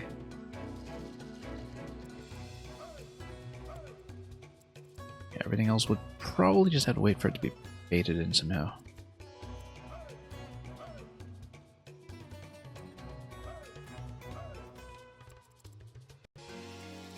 Who is actually in need of a healing?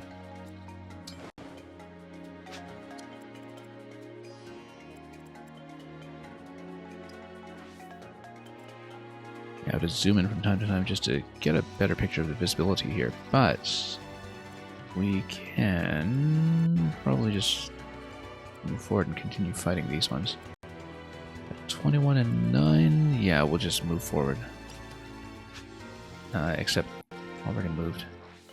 A little hard to tell, at least from where I'm sitting.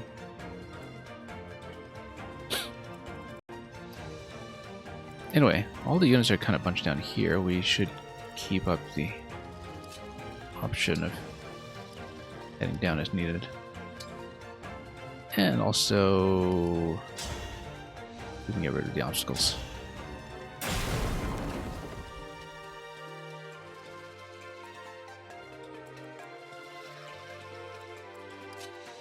Yeah, just gonna run for select. No, actually, I like this position the way it is. Maybe a bit exposed to the flank, but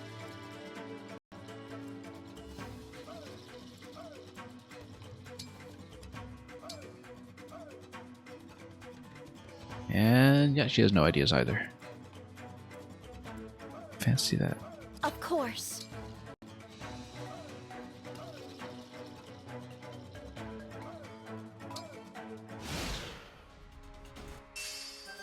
Yeah, fairly quick turns across the board. Okay, now we've got some extras coming our way.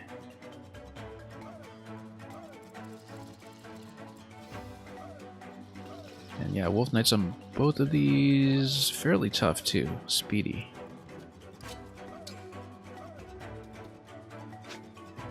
But they also look like they could potentially go down quickly, so we'll just try to hit them with whatever we've got.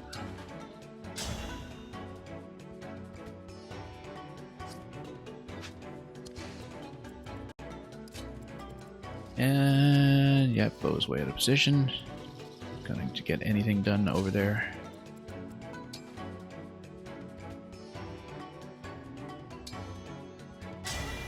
This item is not for sale!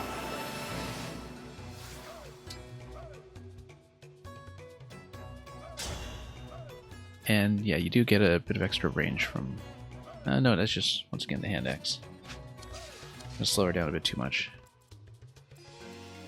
Only really do that if she's protected from a flanking maneuver. And Zitrin's going to be about 1 tile out of position as well.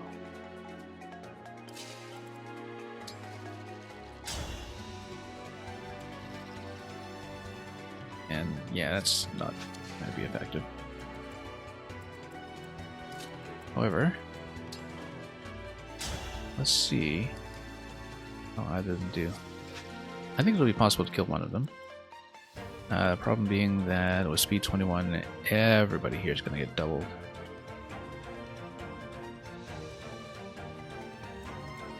Only about 26 attack though, so it's survivable. 28 attack on this guy. I feel like the move here then. Let's take a look. And it's 15.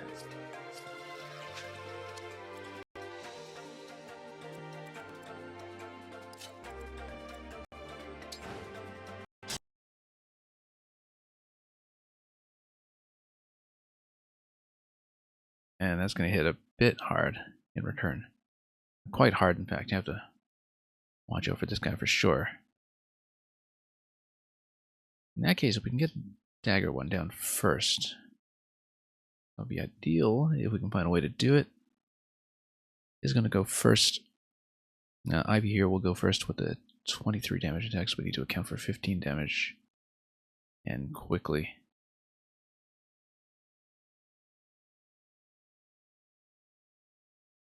That'll work because it'll break.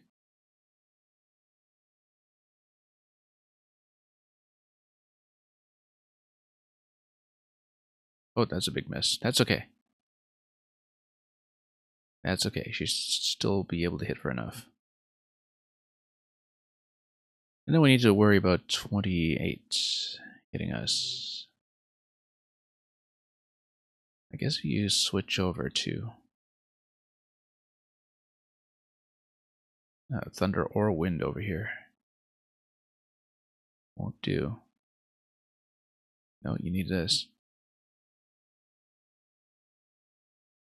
And unfortunately, she will get doubled by that. 13 and 13, though, that is survivable.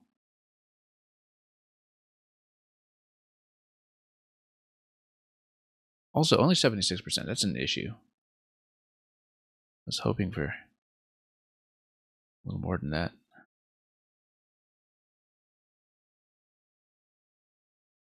Because if this doesn't work, something like a 70-something% hit chance if it misses, that will not be good. However, let's check the javelin situation down here. Yeah, we can do 10 and 10 with the javelins. That's probably better. Even though, yeah, no, she's not going to get doubled, so should be fine. Hand axe, though, will get doubled if we're not careful. So it'll be 10 here.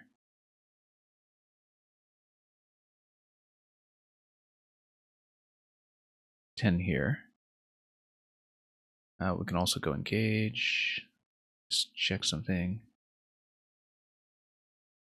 Yeah, it doesn't really improve chances or anything. Is there a particular benefit here?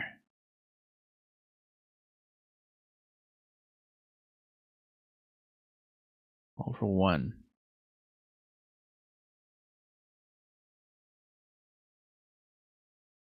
Yeah, for all for one, we want to bring in other allies first. So we'll go javelin over here.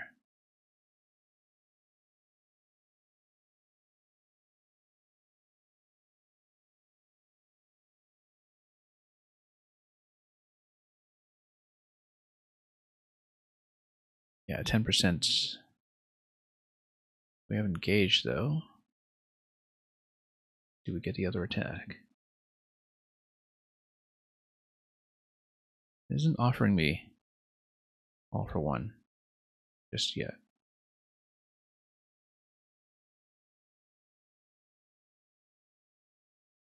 Anyway, we had better be able to get this.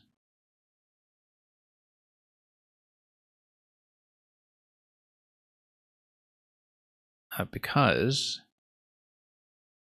Oh, I see. That's why we didn't see the response here.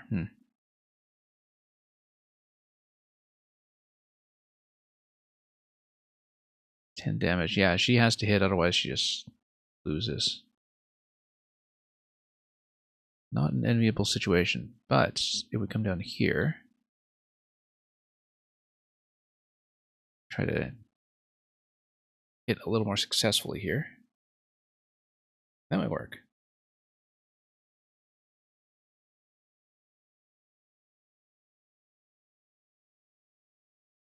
Okay, that works.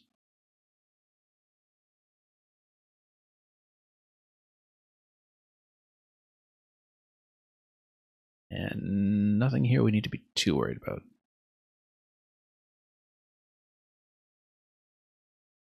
He's going to need a heal eventually. Let's just constrain where the enemy's going to go. I can also do some mending here. Yeah, that's a good idea.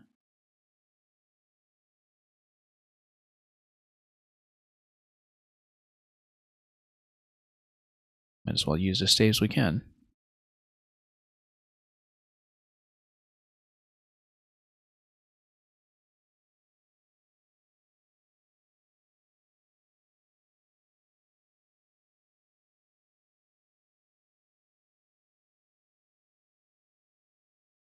You know, this is something I hadn't considered. 11 sword attack, that'll do nothing.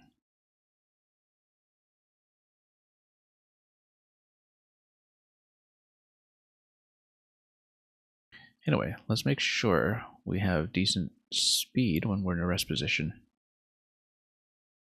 so nobody gets doubled.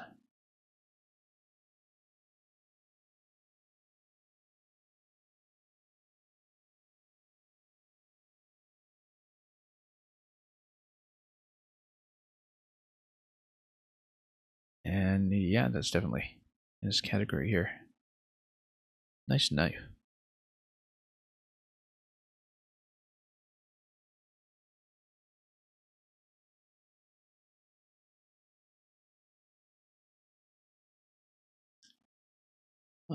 Let's see here.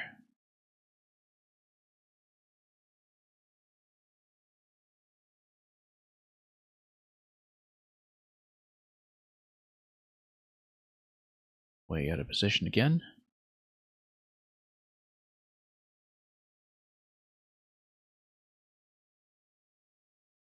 Yeah, the 2 range on this is something that we have to watch out for. And the speed 20, of course, but of course everything here is going to survive that. So, we're not too worried.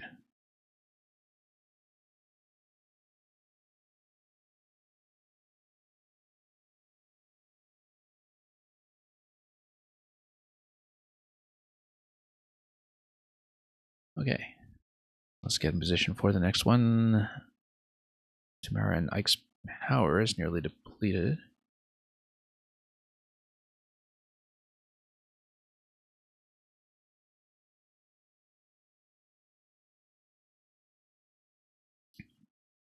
Yeah, it would be interesting to know where people lie with this relative to past experience and expectations. Also, sound is dead. It might have been dead for a while. Let me just fix this quickly.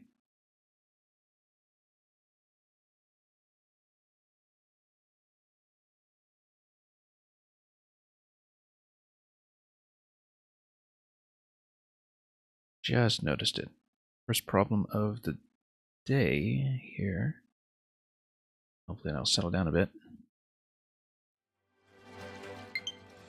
There we go.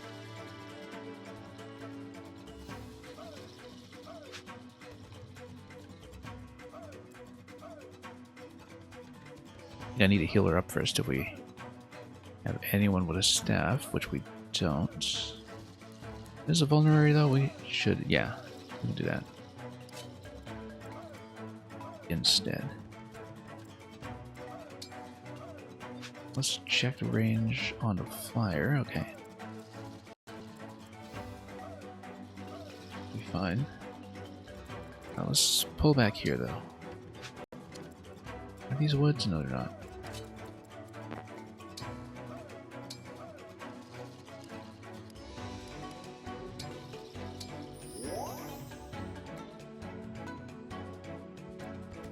And yeah, we'll kind of run support with either of these here.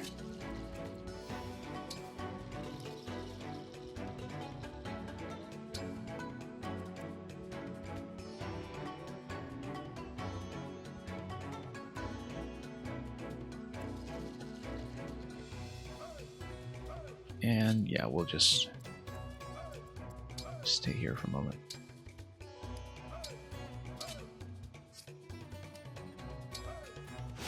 And let's see what this turn will be.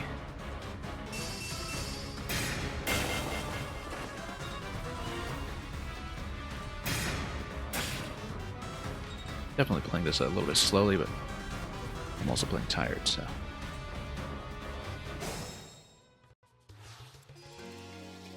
That does happen. Anyway, Chloe's going to take a bit of a hit here. We'll burn this guy down with something.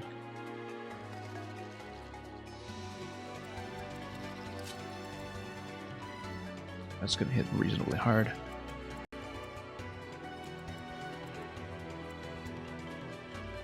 That's going to hit quite hard.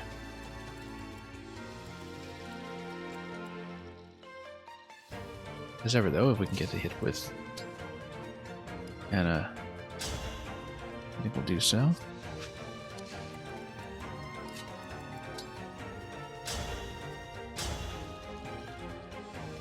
So yeah, let's hit this.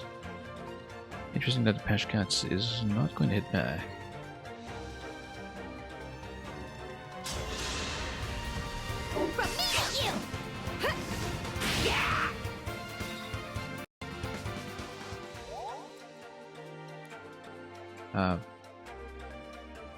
Yeah, I could have sworn it was a 1 and 2 knife just now.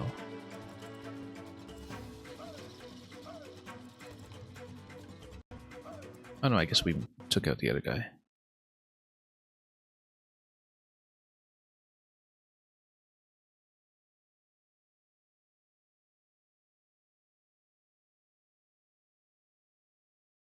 And that's going to hit.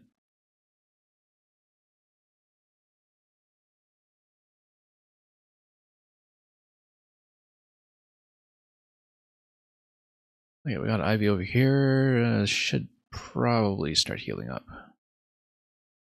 Very tempting to just fly over and run for it. Interesting that movement is impeded on this side. I wonder why that would be.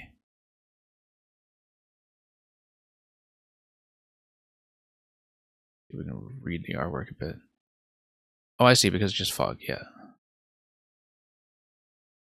For some reason, when I had my range markers, I just couldn't see that.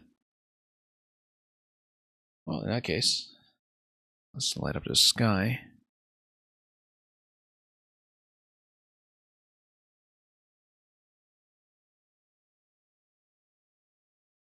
And yeah, we'll need to heal her up into this. Don't want any problems with archery, though.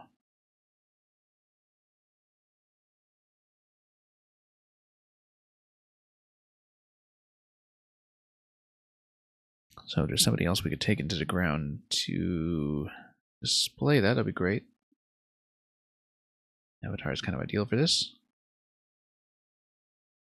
Okay, good. That's revealed.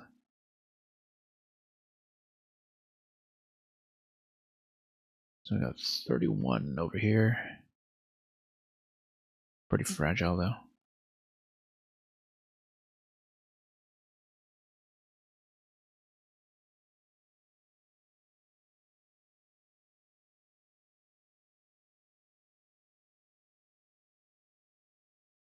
Let's go shielding.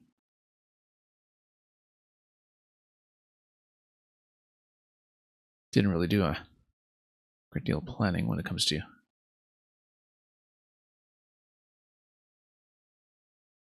which items to take in or anything like that. Whoops.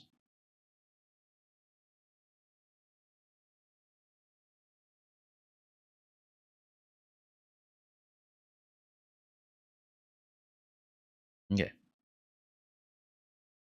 Should heal her up.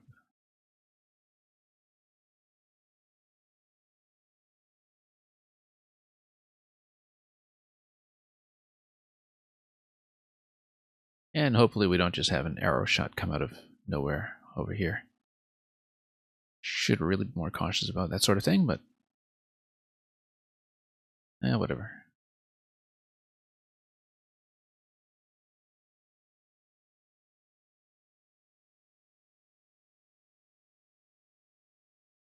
Okay.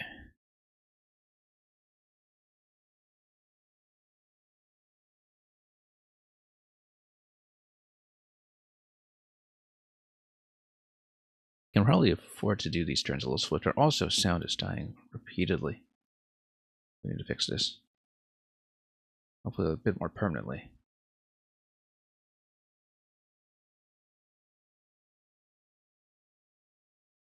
Give me a minute while I do a bit of tweaking.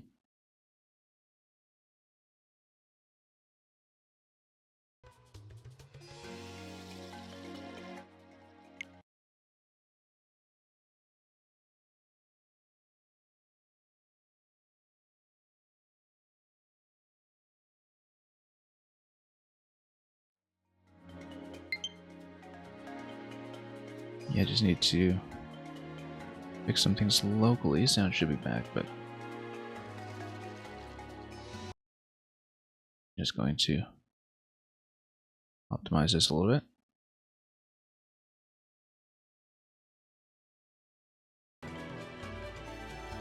Okay, should be solid now. Well, ideally, it remained that way.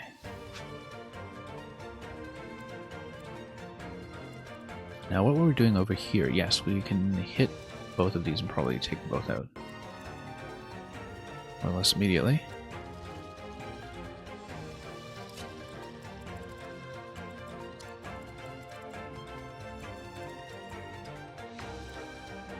Yeah, the foggy areas are, of course, much darker to see when you don't just have range indicators covering everything.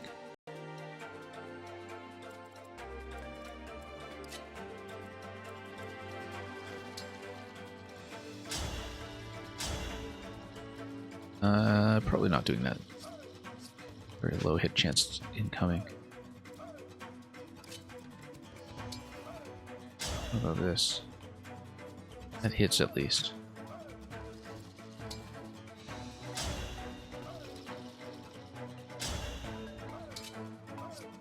Keep that in mind. You just as easily poke the fellow behind you. Ciao. And that's going to inflict break, assuming that it actually hits. 73% is maybe not great. I'm going to stand an ally next to you there first. In cases like that. 118 speed 20, so either of these would get doubled.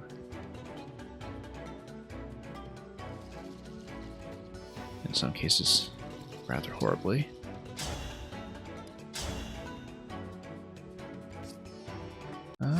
Nope. Do you get double speed over the individual that you'd want it from? Well, looks like this will be the way to do it.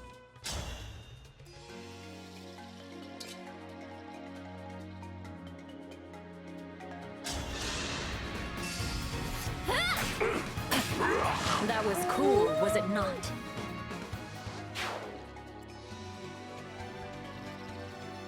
And then, yeah, take one of them into the woods. Take one of them head on. 72% hit. It's not really going well.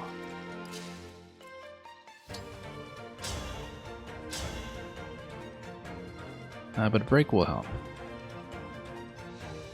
Assuming it hits. If it doesn't hit, then I wind up taking enough damage to compromise the entire next turn. So might have to play defensively and just crowd around this guy and let him attack in with the first move. I don't like that idea, in fact. Instead of attacking now, even though you might be able to score some points that way.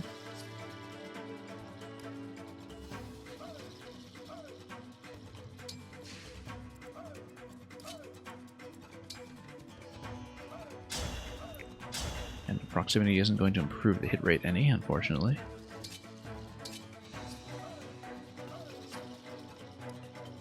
We'll just build a bit of a crowd here. See what happens.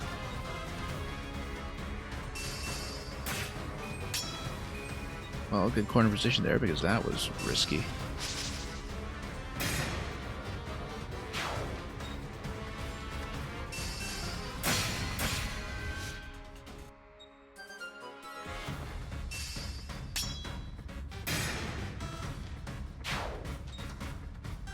Yeah, Great Lance doing some work here, doing plenty of work. Okay, the middle section here is getting a little bit crowded. That's a 37 on his Great Axe. That doesn't look good.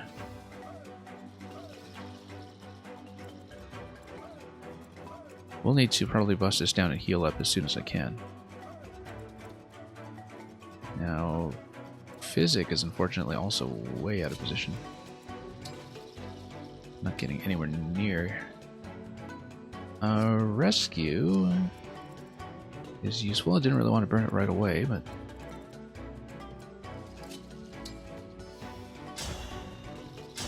let's just do some more lancing first. You were beautiful while you lasted. Louis just going to hold the fort by himself for a bit.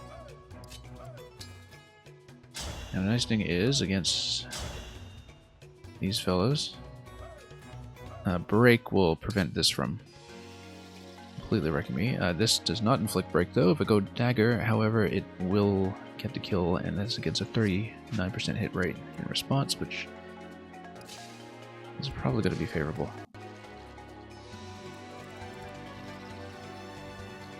One, two, three, 4, 5, 6. Yeah, I've run this away.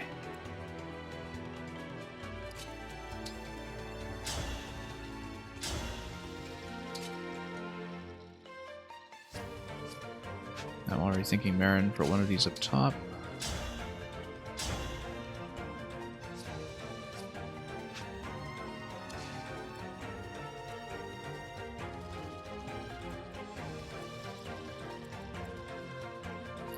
Yeah, Pinette here, we'll probably have to self-heal. And even so, self-heal might not be enough.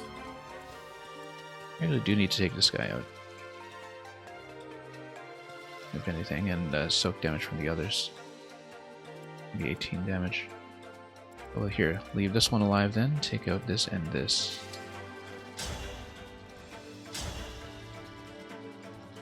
Yeah, it'll also get a break.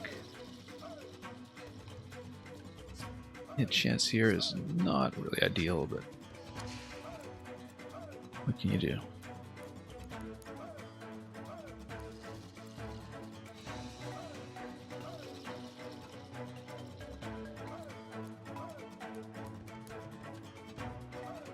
Two more within 2 spaces. Do we have that? Yeah, effect +5. So we want to stay in this position until there's a good reason for Marin to move. And there might be. But not if somebody is still up and running here. That'll be tricky. I might need to grab a rescue after all.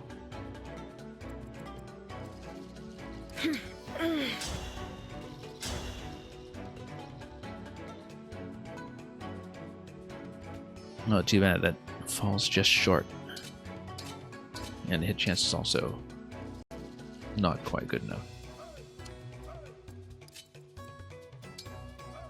Interestingly, 95% hit chance on this, that would kill it. So you just need to kill this one then.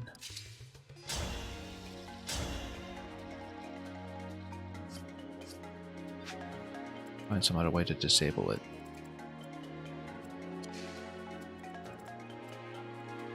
Let's see, you got 1, 2, 3, 4, 5, 6.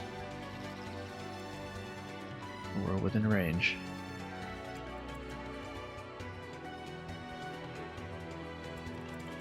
Yeah, we'll have to think about this because we actually do have resources to kill 2. Problem is that to do so, you're likely to take a ton of damage over here.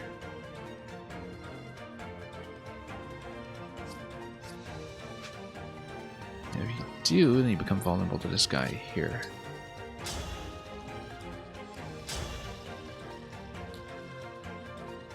To the tune of 16.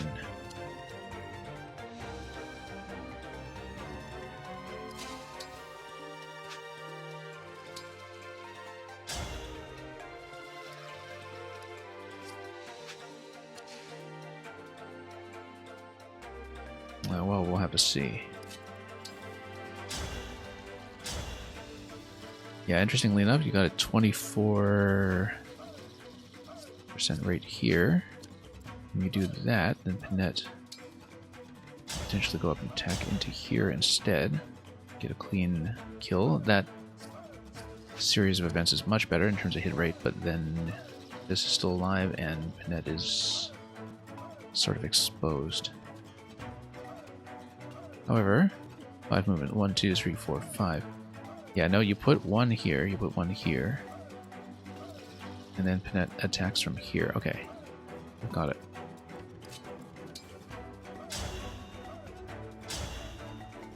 Yeah, this is going to work a lot better.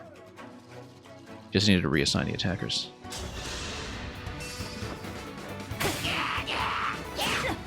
That actually hit. 24% there.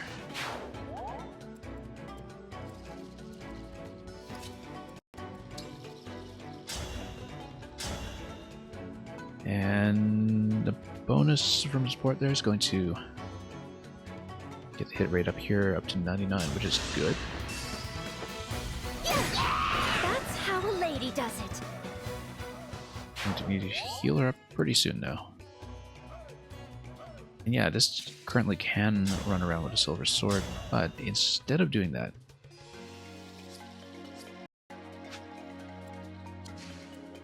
oh, we'd better make sure this will survive. But it won't get doubled, so 28 and 12, that's going to be 16. Yeah, you'll live. Just barely. Now, we stop here, then this should protect her because you'd have to go 1, 2, 3, 4, 5 around like that to get into poke, so.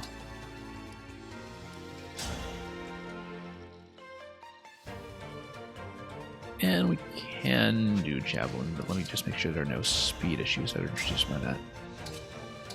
Nope, it's going to be low speed either way.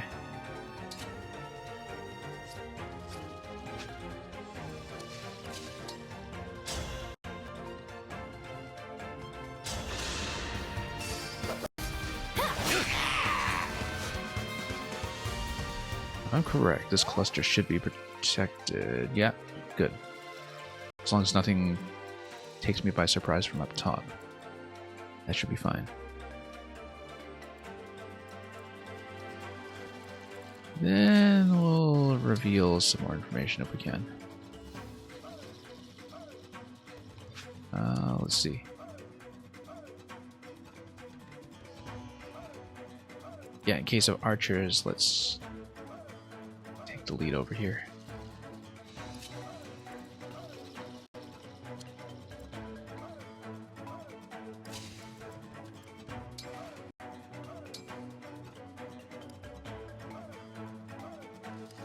Also, let's flip.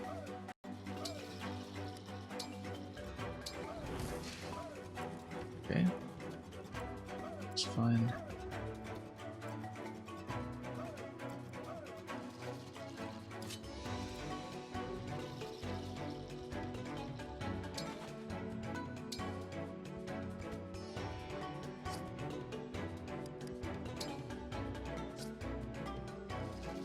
Yeah, shielding art. We just don't want to stand adjacent to the woods.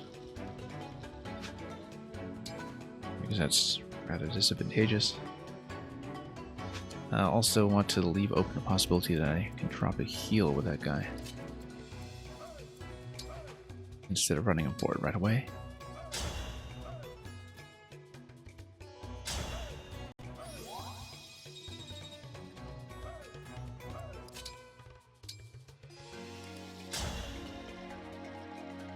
Yeah, better to do this.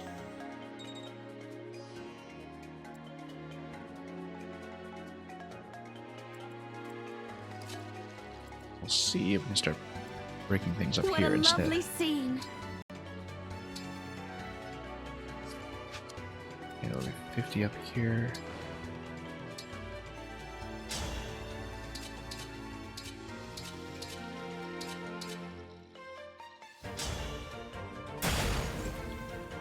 And we'll open up a passage to combine forces as we head towards the bosses down here.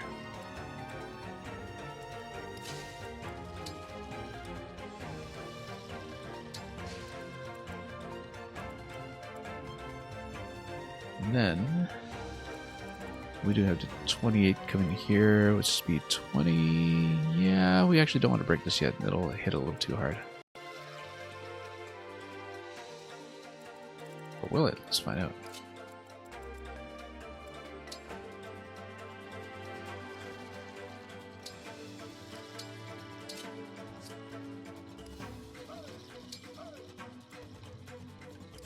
Okay, Alchris has been way in the back line, moving too slowly to get much done.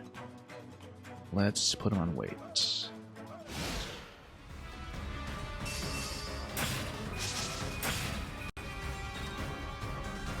Yeah, pretty bad hit rate coming out of my character there, because we're fighting against somebody in the thicket, which is precisely the kind of thing I wanted to avoid.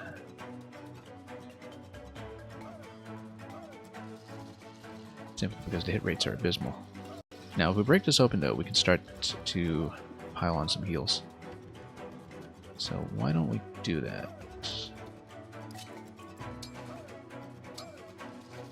Go longbow up here.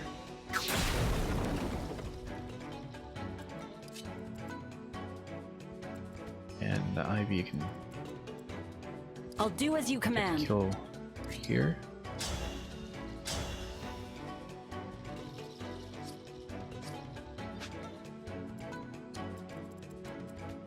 She's flying, not mystical, so she won't get the benefit of the mystical hit rate.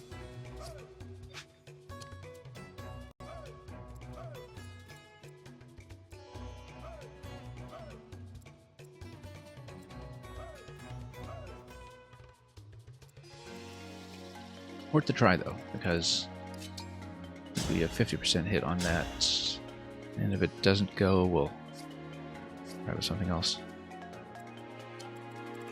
And yeah, we'll block out this area.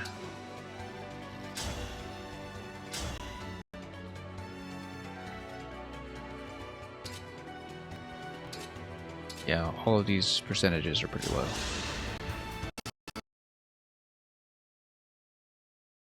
Nope, not so. Bit of a long shot.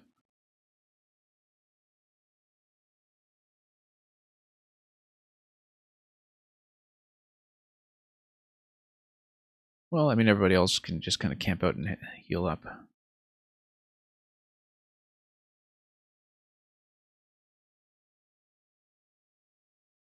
Except then, you don't want anybody to get left alive. There's going to be a bit of risk no matter what you do. Yeah, it might be better to just defensively heal up here then. And try to pull it out of the woods by not standing in the woods. Except it might come over here and try to attack it in this way. That's okay.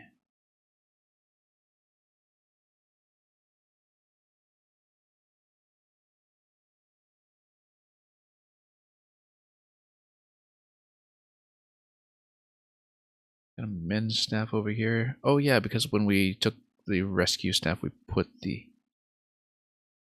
physics staff away. Just a moment. It's glitching out repeatedly today. We've got to fix it. It's been bad. I don't know why it's picked up like that this week.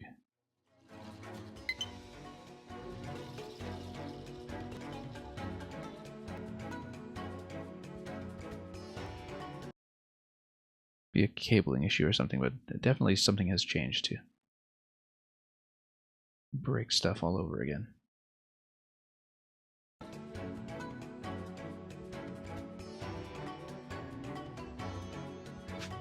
Anyway, where was I?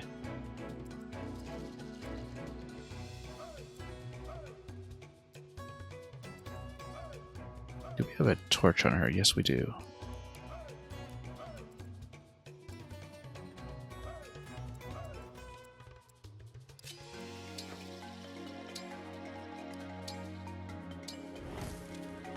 Okay, nobody up here yet.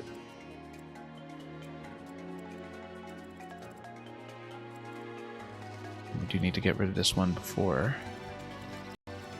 anything else happens.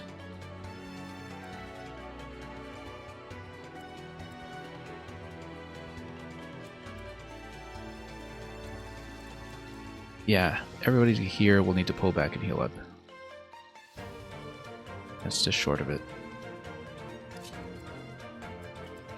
It's too bad, but it's true. And even so, I was saying, I don't know if that's going to be enough. Because what you're worried about is 27 incoming damage, and this does a lot more than that. It's 34, in fact. So, I need to guard her behind someone else, I think. I'm here. Let me just check this. This would do 5 and 5, which is at least a little better. So I think we tuck her behind. Like this.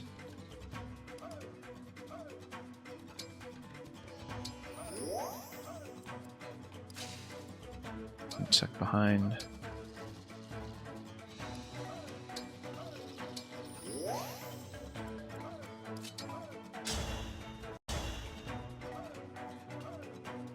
And yeah, neither hit rate's particularly good, but we'll get out of here and just try to even the field.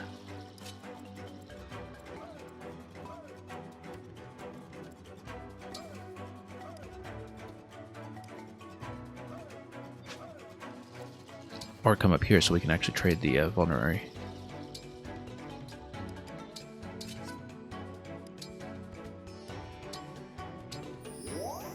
Yeah, and that's what happens when you run so low on healers. Or used them on the offensive at the last minute. If someone comes out of this cluster to the right, then I'm in big trouble because you have 28 attack coming here and it's going to come out twice. Poor choice of magic attack, I suppose. And it's going to do 13 and 13, take her down to 4 hit points probably. And if this guy's in the woods, they'll remain difficult to touch.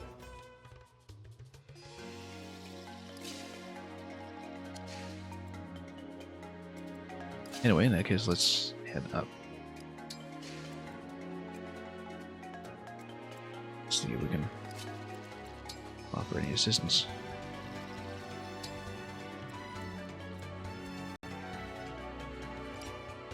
Oops. Okay, so we got a couple of units remaining.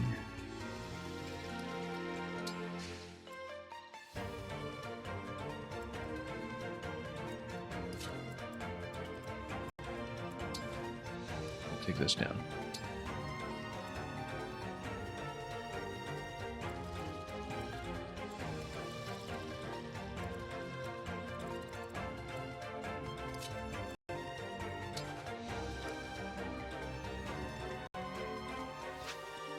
Yeah, actually, chain guard there is going to be useful.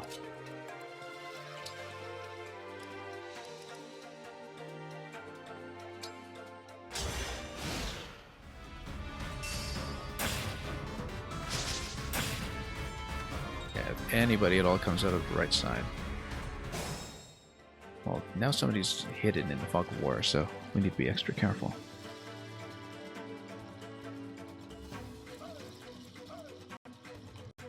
Okay, first of all though, and yeah, we'll have a chance to finally heal her, probably. And we need to run Louis over there. Well, let's just go Thunder. That'll solve a lot of issues, mostly. If we stand beside her.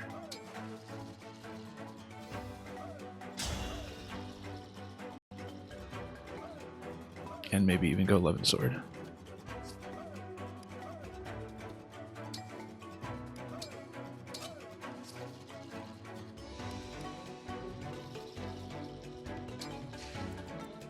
But no, we're just standing there for the damage buff.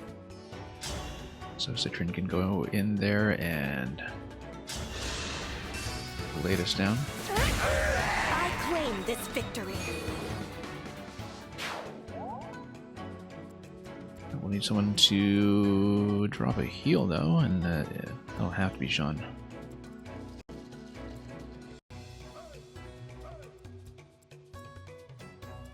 And we do have the bosses coming here too, so.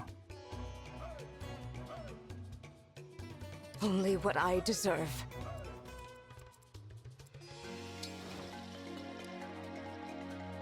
Well, we must wait. Let's pick up her speed a little bit while she's not running off anywhere else.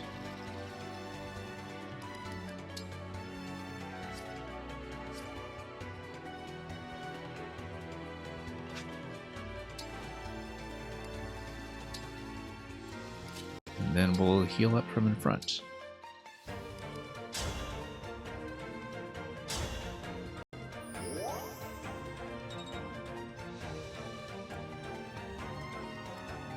And yeah, given their current position in the fog, we probably don't want to run forward too quickly. We do want to get Louis in place as fast as we can, though.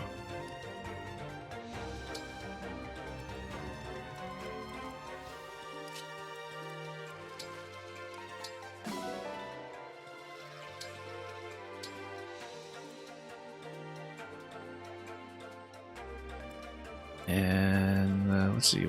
1, 2, 3, 4, 5, 6, 7. Yeah, this might actually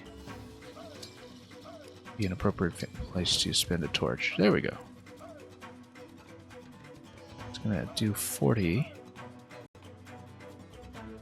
It's gonna hit hard, but we'll make it, and we'll probably be able to burn that down if we're careful.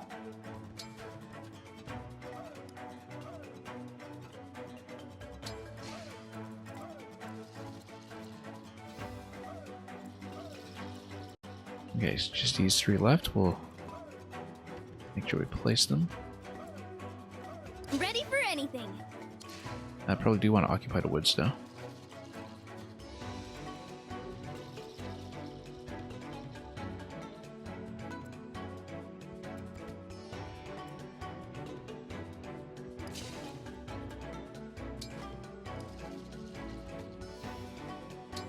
Alright, let's wait up here then. I will not lose. We'll stay in the back line for now, I'm your knight until to we have a command. better idea of what's going on.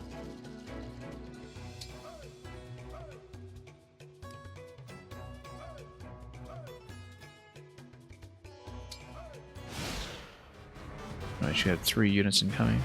Nothing I hate worse Techi and than a Tachi. meddler.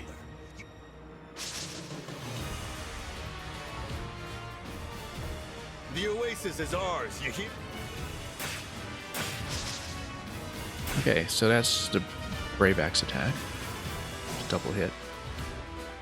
And we do still have somebody hanging around in this square, so we just need to watch out for that. That's with the Elwind. So the Elwind is down there. We need to probably stick Louis up front there, in case we need some tanking. 10 resilience. We should be able to do something about this. difficulty.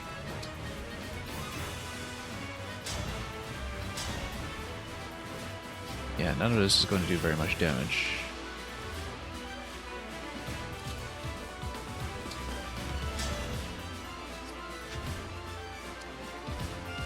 Probably just try to stay healed up. Go from there. I can still help. With these frontliners. Yeah, these guys are tough.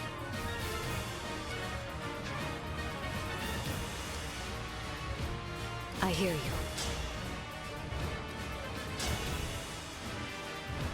Now you can do that much here. You might have to back up for the thunder, though.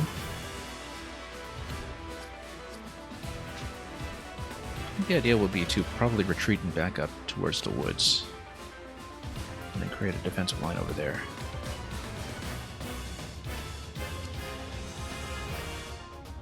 I mean, there are ways to do some damage here, but I think I need to simplify it first and take out the Elwind. So let's make sure we're still on Silver Great Lance. Let's fire off a torch. Okay, good. Except 21. That's going to be 11 and 11. Okay, it doesn't hit as hard as I feared. It would not even double him, in fact, so... Ideally, we want them to all attack in. And given that I have movement 5 on these guys, I can just outrun them. So I think we'll just outrun and see what happens, and then just have Louis tank damage. And then swarm them rather from either side. Kind of like that idea. Let's just outrun and back up. And not pick too much of a fight just yet.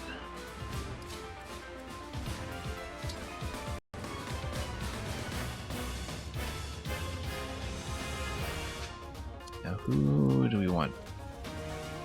Just gotta heal. Well, let's back up first. And then if they have 1, 2, 3, 4 movement, yeah, that's fine.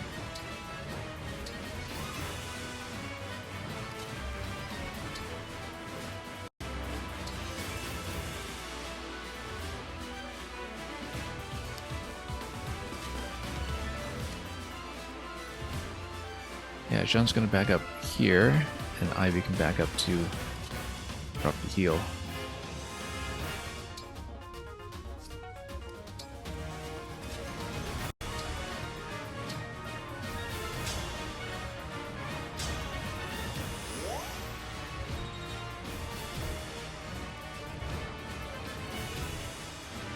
And the idea would be to get them to attack Louis. Yeah, neither of them. Tomahawk is ranged, but we should be okay. Tomahawk is going to double, though. If you look at this physical attack, 40. It's actually going to hit Louis for 20, which is harder than I'd hoped. Magic attack 21 here is going to hit him for 11. So we just need to be prepared to get him healed up, or otherwise protected. Or have some other bait. Probably move over here so we can start recharging the emblems instantly. Because then Ike can get up there up front and do some tanking of his own.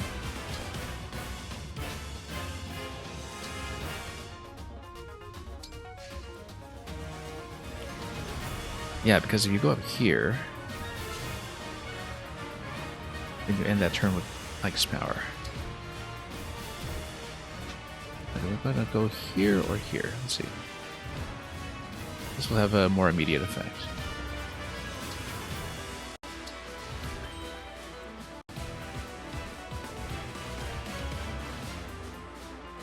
And then Citrin can also drop some heals in the meantime.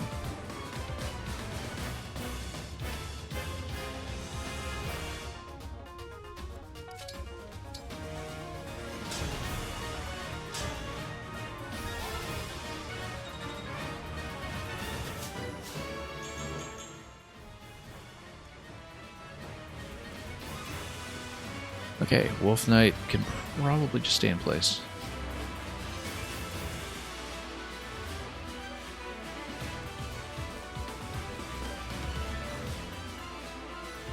With elegance. And yeah, we can open that up slightly.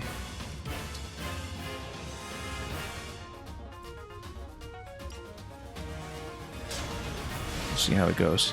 It's going to hit hard, but very low hit rate on a Tomahawk. That's something that we were kind of relying on, and that'll work out nicely.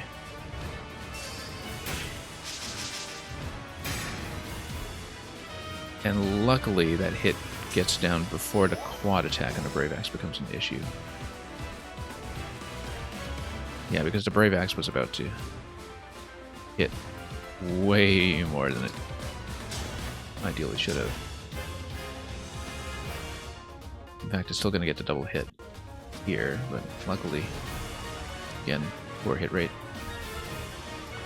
And we'll have some ranged heals available as well, I think. Oh, no, we don't, because we dropped the physic. That's okay. We'll get over here.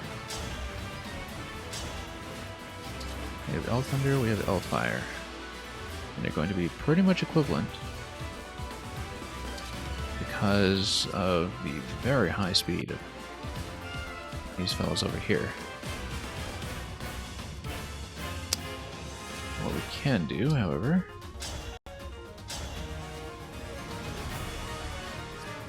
is hit as hard as we can.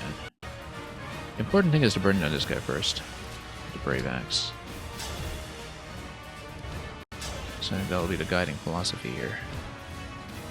Is you just try to take him out first.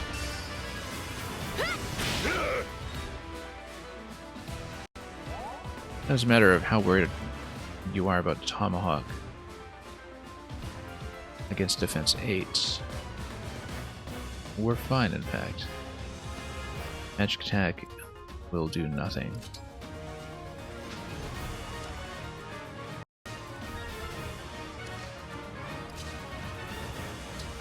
Now, the question we should also be asking is whether the emblem refreshes here actually help.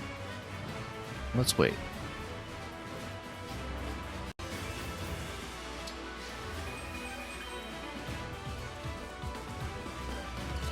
And then, yeah, the bow's not going to do much at all, but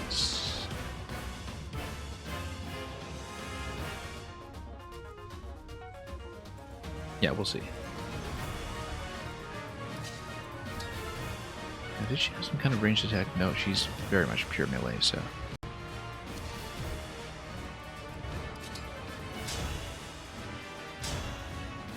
Also, we do have a spear.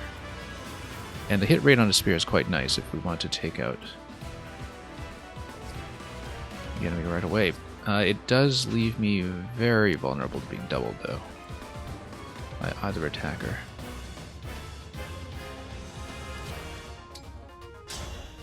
So I think it's actually not preferred. However, it does preclude damage coming in even when I'm on the Great Lance.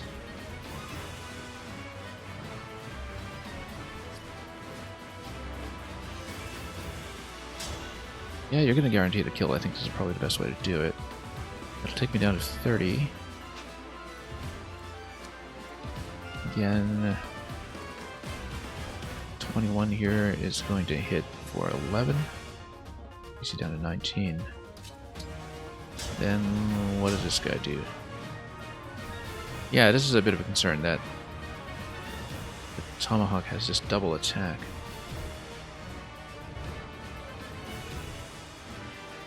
Why is it that fast?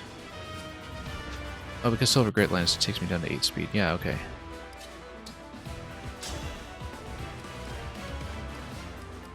I mean, everything here at most 8 speed.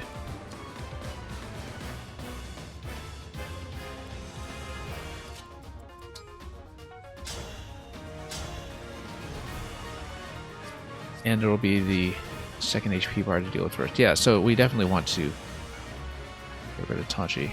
And then we'll just do some kind of heal. Doesn't help that I moved the avatar all the way over here because now the convoy is out of position. So let's think about how we'll do this. Because you get down to 30, you'll just need somebody to come in and drop a heal directly.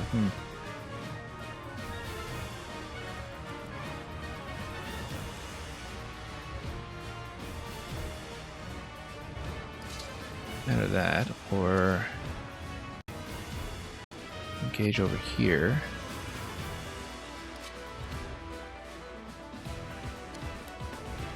One way to do it potentially is to get in there and, if you can, just kill the mage immediately.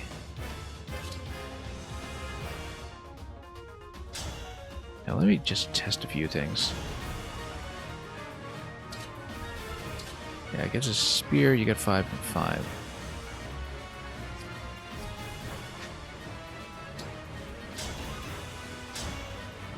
And against a spear here you get 10 and 10. Why 10 and 10? Oh, because of speed, yeah. And then you'd be at the mercy of the hit rate being low.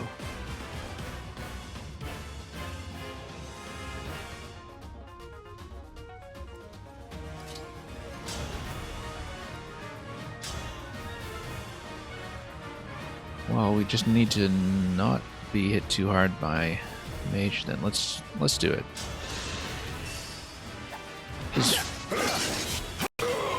Going to miss on any account anyway, so okay, we're probably home free. Because it'll be 20 damage from one thing and 11 damage from the other, and we'll live.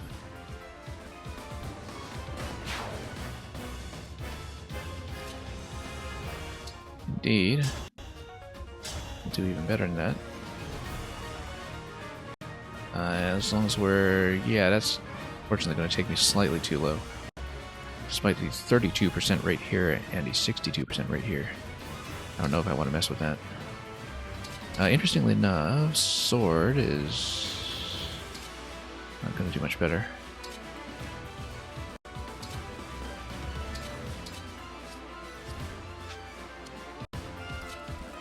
Just have to know if we have some kind of evacuation plan. Okay, this will kill instantly. Yeah, that'll be the way to do it. Also because, rather importantly, she's quick enough not to run into problems with being doubled by the tomahawk. Better hope this works. Hell yeah!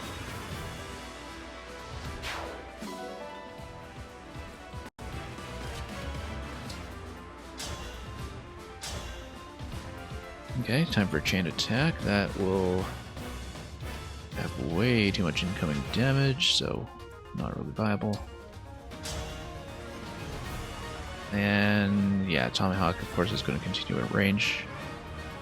We do not want to gamble with that 32% hit rate. We might want to give the enemy an opportunity to attack into me, though. Won't do the chain attack damage, but we'll do everything else.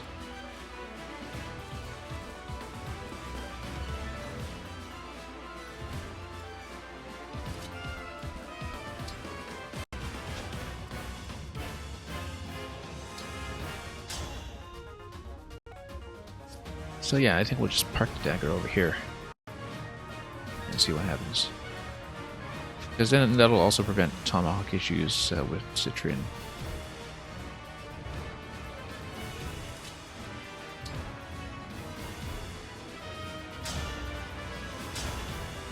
So yeah, we'll hold the attack. Try to bait something in. And we'll pile everything in the middle. Yes. Do you have anybody we can heal? Yes, we do.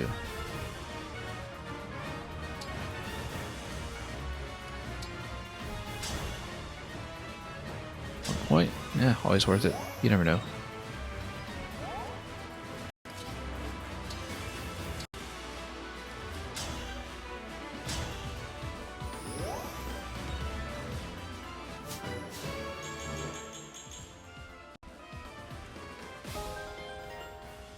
Diffuse healer. So we've got a class skill on him now. That is, yeah, when he's healed, everybody's healed.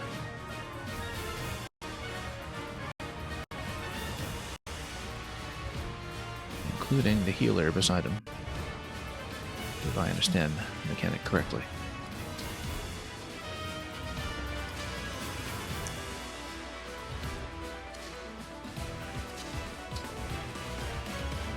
We'll keep Anna as a wild card on the outside.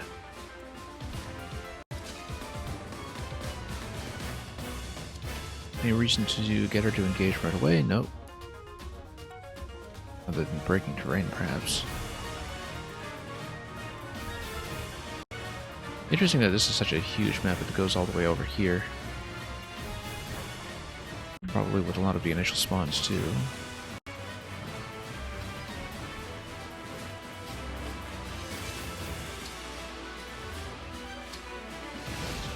Okay, let's hope this works.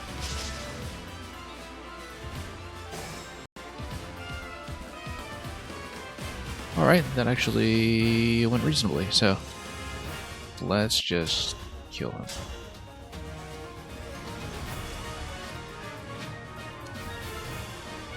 Might need to do it this turn, which means I should stuff him back.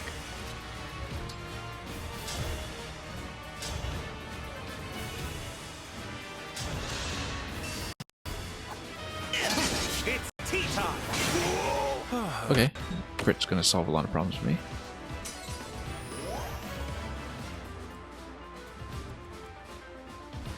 Now let's just pummel him some more. Yikes, that's gonna hit hard. That's okay, we'll be trying to guarantee to kill this round, so we'll just do it. But the order may matter, so 19 damage.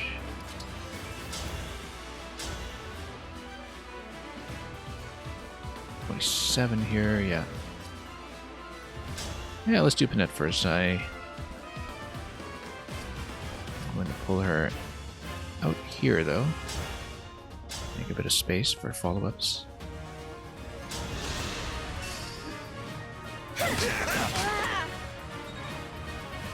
As a pre-promoted class, she's been soaking up a bit of experience from me already, so let's try to be a bit more strategic about the kill targeting here.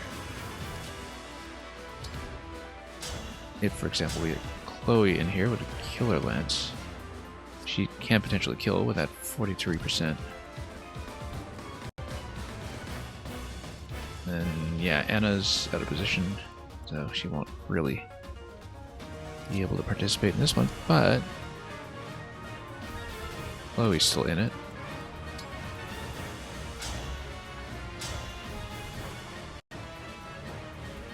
That hits so hard.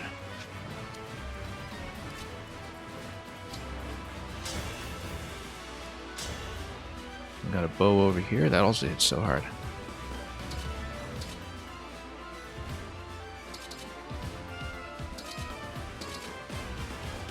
But that's okay, because we'll get him. As well farm some experience. If I may. Oh, never mind. Okay. Was it much of a big brother? That's okay. Was I? He needed leveling too, so we'll take the crit and run with it. Oh, it went better than I hoped. Yeah, 15 turns. We played it pretty cautiously. Especially near the end and just inching forward, but no issues with a Fog of War this time, so despite some surprise attacks that thankfully did not whittle down our health pool too much.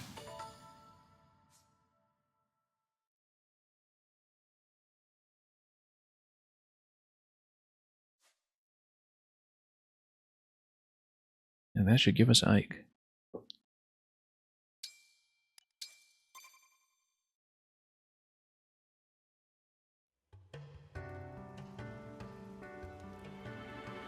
That takes care of that. Sorry for roping you into the scuffle. That's all right. But I haven't had a chance. I already explained this to Queen Sephoria. The Fell Dragon has been released. It's sudden, I know. I already knew. You did? Mom and Fogato did too. Fogato? Sorry. Truth is, our chance meeting in Tula Desert, Were you deceiving us? the opposite. I had to make sure that you Seems weren't like it's- deceiving us. Pretty run-of-the-mill for these fellows. When the Fell Dragon returned, we had to take steps to protect our country. I'll lay it out for you. The palace has Anyway, they're both scouts all sentinels, but I over wonder if Elias, they can be built keeping an eye somewhat on the differently. Three Kingdoms. When Elusia brought back the Fell Dragon, we learned about it early on, but we couldn't beat him without the Emblem Rings.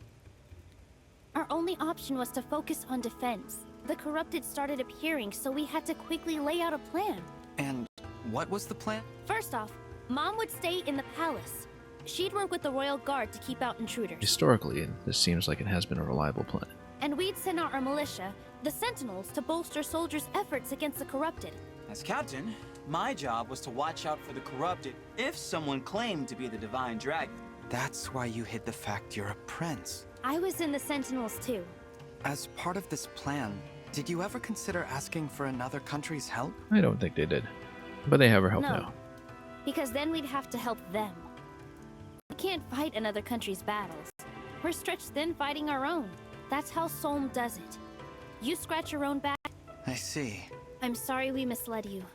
But we did it to protect the Queendom.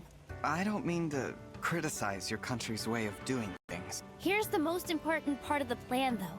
If you did turn out to be the Divine Dragon, we'd give you the Ring of the Radiant Hero. And yeah, naturally we're And taking then it. tell you where to find our other emblem ring. Now, is it the Sacred Stone's twins? We are overdue for them. If it's not, it's either Corrin or Byleth. Solm has a second ring? Yep, the Ring of the Crux of Fate. And it's going to be It's Corrin. in the... Your Highness, a message from Solm Palace. Huh? What? Hortensia, Princess of Elusia, has breached the palace. Oh, let's go fight. What? How did she get in? We have to save Mom. Let's go!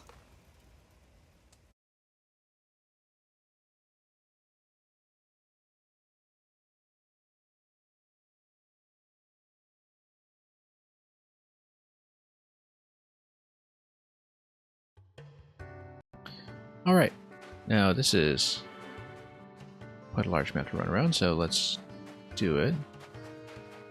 Recruit all the animals, naturally. Indeed. So this is what it's like when you can actually see what's going on by the seashore. We're at a lovely town when it comes down to it. And yep, more steel for upgrades. We're definitely short on silver though. That's the main thing. Also, I guess we're at the boundary, so we can't really run over to the seashore or see anything there without running into invisible walls.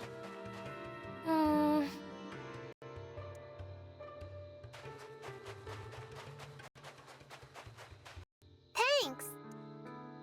And yeah, too bad about the third house. I mean, the way that the level is scripted, it looks like it would be a very tall order to try to rescue that. You'd have to do some kind of warp staff relay, which can be done, but then you just get mobbed by the enemies who are there on the other side. But I really wanted to see it out of curiosity, I suppose. I mean, somebody must have tried it by now to see what it actually triggers. You receive a gift, or you're just ready for Sappy.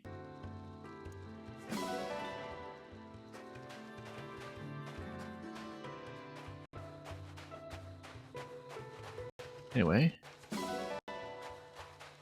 lots more resources.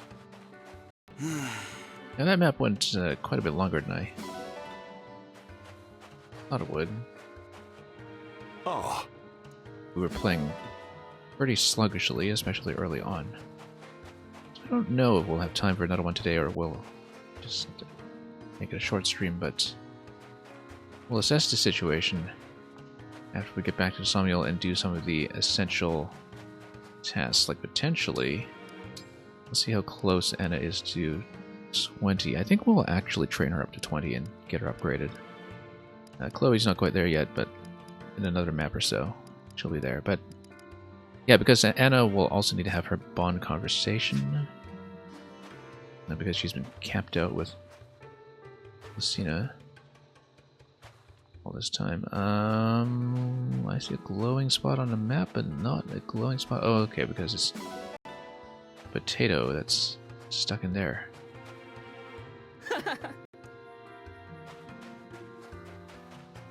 Yeah. Oh no. Pretty considerable oasis. Oh yes, recruiting the animals. Let's do that. Take them one at a time.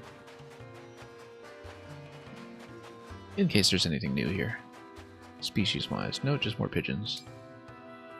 We've got one of those.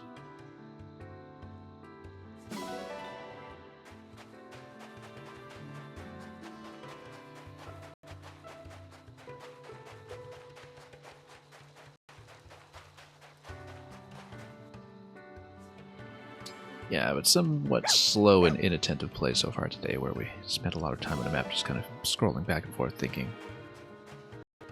Probably not the most exciting thing to watch.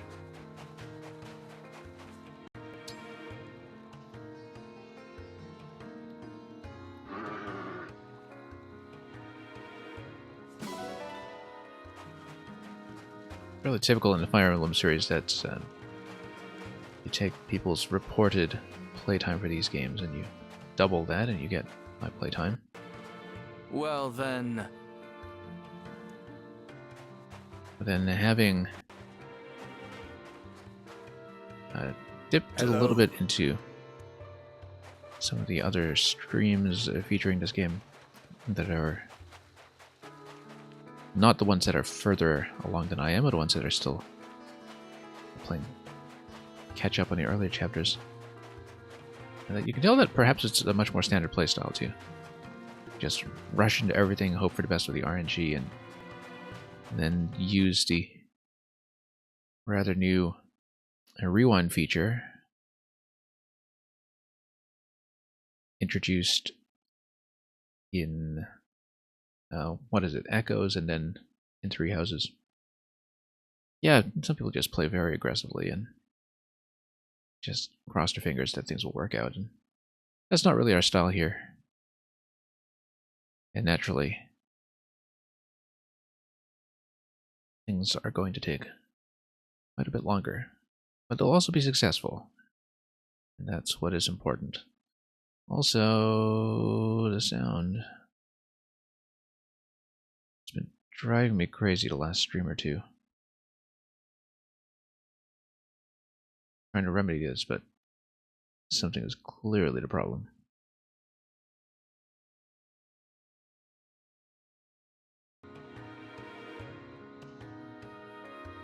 And it wasn't a problem in the earlier streams that we did of this game. We had no issues early on. So something about the setup is not right at the moment. There's a point of failure that has not yet been identified. Speaking of emblem rings, let's take a look. We'll eventually get some rings on these fellows, and we'll figure out where we actually want to put Ike. I don't know if we want him on Tamara. Also, speaking of Tamara, I want to see. So, yeah, she has a different upgrade path. Similar to how there were two nobles, or Firene, those being... what was it? It was Alfred and... we haven't used either of them. Alfred and Celine. They're both nobles, but they upgrade differently. So, for example, Celine goes up to Vidam. We should be using them a little more just to get them caught up. It's hard to get them caught up when the training maps are actually tuned to a difficulty that I think scales with the top end of your party, and we've got such a top-heavy party that it's not going to be too viable to train up these characters over there now. And so, yeah, Alfred goes up to Avenir, and likewise, you got... whoa, Let's not overclick. What was it? Fagato over here, who goes up to Cupido from Sentinel, and then Tamara here, designated as Sentinel, goes up to Picket, who's a Lancer. And who's a 5-speed Lancer, so yeah, it's kind of a foot infantry Lancer. Sandstorm, interesting. I calculate damage with 150% of defense.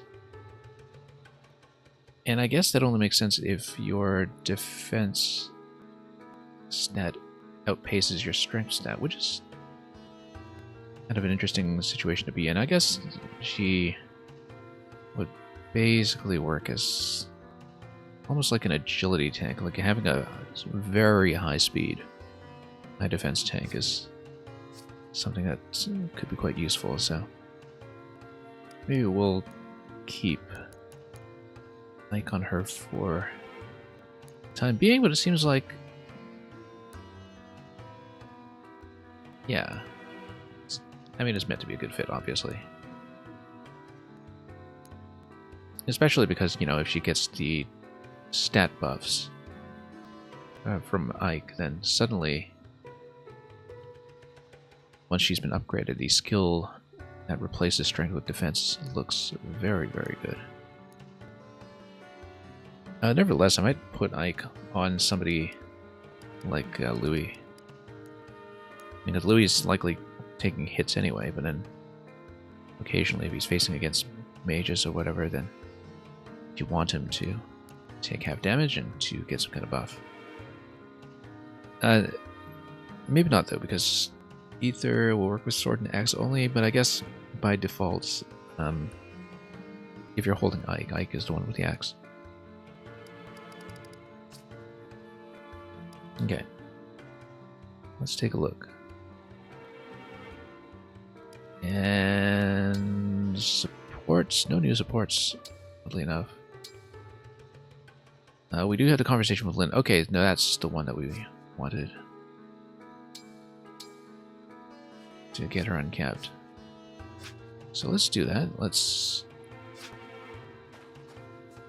head back to the world map first of all, just to see it.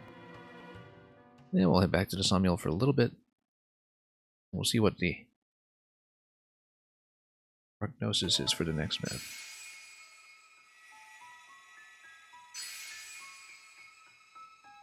Yeah, because it looks like, as expected, we would have an Ike paralog as well. So Psalm Palace, recommended base class level 17, and then Ike's paralog, I would expect, is going to be tuned quite a bit higher than that, just like Lynn's paralog was. So let's take a look at what that was.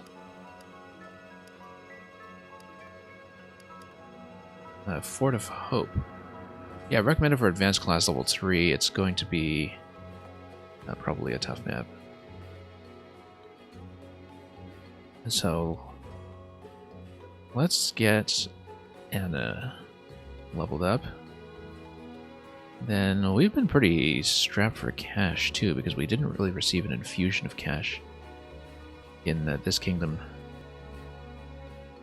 the way we did in some of the previous ones.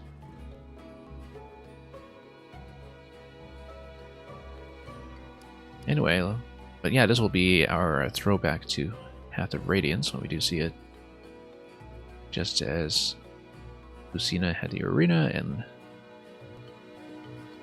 Lynn had the plains, so kind of interesting that all of these tribute characters also come with these tribute maps.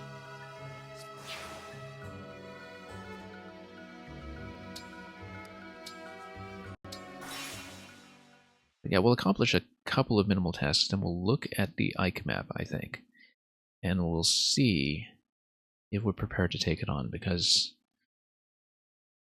each of the Emblem paralogs has been pretty tough, and I think it's probably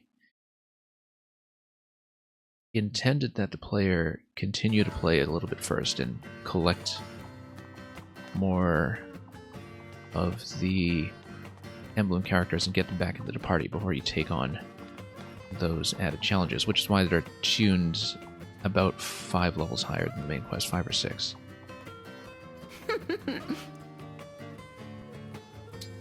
We haven't been obeying that, of course. We've been taking on the self-imposed challenge of trying to This is a good world, though it makes me uncap miss all of the the Emblem green characters rolling plains of my home. as soon as possible. It would be nice if I could see them Even for though we myself someday. are in no position to even make use of that yet. And uncap them past level 10. One thing we could consider doing, in fact, is just spending some of the bond currency to... yeah, because they're up at level 10 now. We could probably do something similar with Lucina if we're still assigning her to Anna after the next upgrade. Yeah, having Manakani available will be nice and flexible. And so yeah, we'll collect some materials, we'll level up Anna with some of the arena fights. Make sure she's kitted out, but we don't really have much currency to work with when it comes to upgrades, so won't be doing much with the inventory at this moment.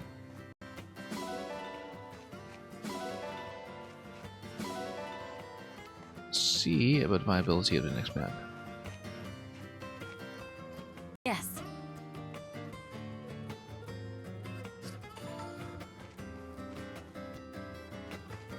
Yeah, might as well run around some more. Haven't really been using any of the gifts yet to build supports. Perhaps we should be.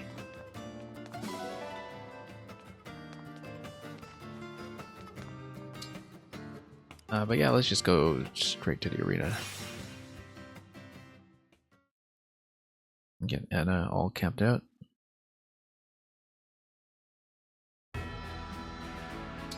Indeed, if we look at her emblem level here, on 7, yeah, we might want to take that up to the full 10, just to power up, and have Lucina's next weapon available.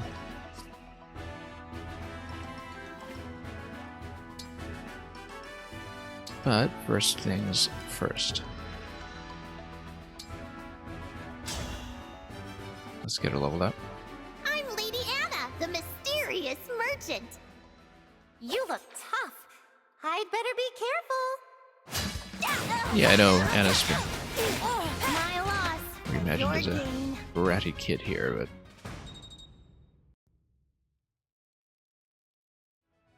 with a very noticeable change in voice acting, of course, to reflect her age, her youth.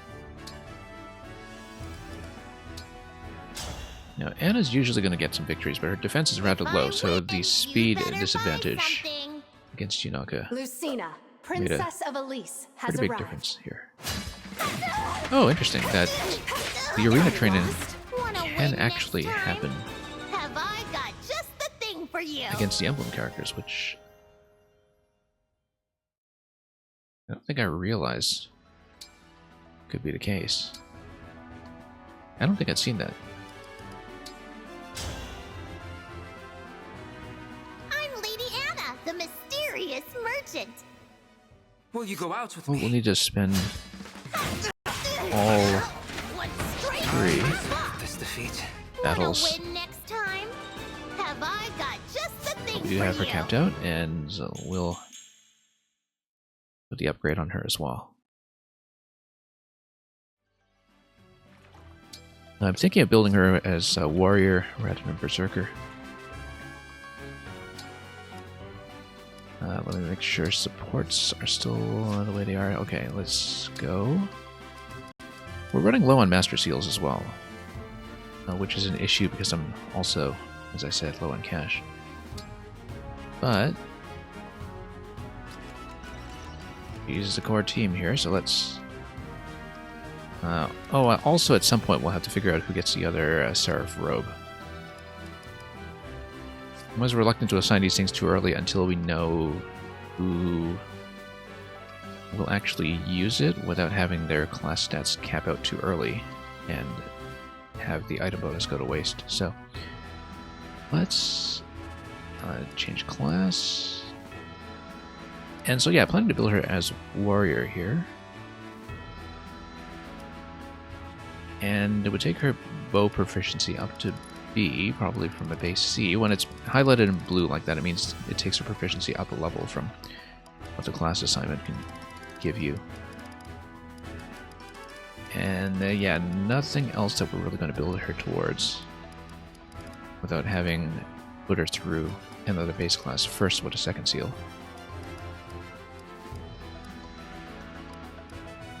But yeah, with a warrior, you know, she's got a low enough build that we're not really using smash weapons with her anyway. We're kind of saving that for other heavy-duty characters. So I kind of want her to be high dex, high speed, and kind of keep her with this very Brit-centric strategy that we've mapped out. Probably put something like a killer bow on her too. You put your Anna into a warrior personally, and welcome Death Wishes. Yeah, I think that's what I'll go with. We just picked up a Berserker in the party anyway. We just recruited one. We don't have a warrior yet, so that's how we'll do it.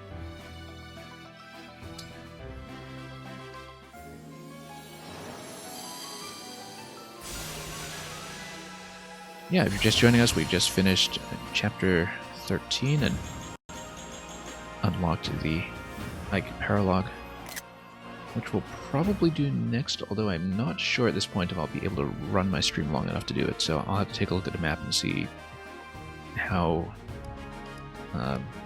much of an undertaking it looks like. And we'll worry about the rings later. I'll probably want to roll for an initial set of rings now that we have Ike ringing along Path of Radiance crew, which will likely have some overlap with Micaiah's crew in their younger form. And yes, what were we doing? Oh yeah, we probably need to have a bit of a cookout. And also put a bow on her. Oh, you had a Three Houses emblem from the DLC, you mean? With Edelgard, Dimitri, and Claude. Yeah, because I guess you'd had the Claude's weapon on her. Yeah, I didn't have the DLC pass. I'm likely to get it at some point, because when there is the substantial campaign like there was with Cindered Shadows in Three Houses, I do tend to play all those, but I was thinking that I'd go in for a bit more of a balanced experience out of the box on my first run here, although that didn't really turn out to be the case anyway, because hard still lets you collect all kinds of free materials and grind and all that, so maybe I should have just started with the DLC in place for my first run. Because it's not like I'll have time to play this a second time as much as I would like to. Along with Tiki, that's right, that's right. It'll be interesting to see if the Nintendo Direct tomorrow is going to talk about Wave 2 or if it's too soon for this game. Because I assume that throughout the year, presentations like the Nintendo Directs have a lot of DLC to talk about. With this, with Mario Kart still ongoing, Xenoblade, Splatoon, lots of expansion content filling out the calendar. So Tiki has an ability that increase how much stats you gain from a level up. Yeah.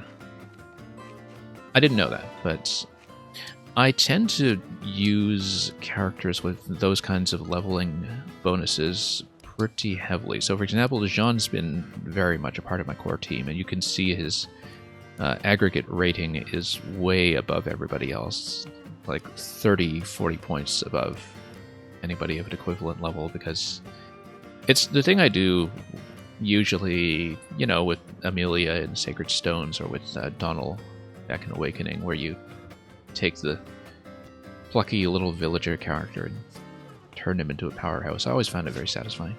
And it was actually easier than usual to do it with Jean because, you know, he has the ability to just pick up a lot of XP early from healing. So it's not even like you need to keep him on the front line for very long. But anyway, we're not going to spend too much time with Somniel. I do want to get back to the battle map soon. And I am a little short on cash, but I think we'll put a killer bow on her. Because I've been building Anna into a bit of a crit powerhouse. Like, the killer axe, as you can see, has the 67 crit going on here, and that's been useful. And then, if I put a bow on her, then we don't need to have the rather cruddy hand axe as her first option. And yeah, we'll just pull it off of our other friend Fagato over here. And the meal's going to get thrown out. We're going to cook a new one. Fagato will give him something else. We'll probably grab a second killer bow at some point, but for now...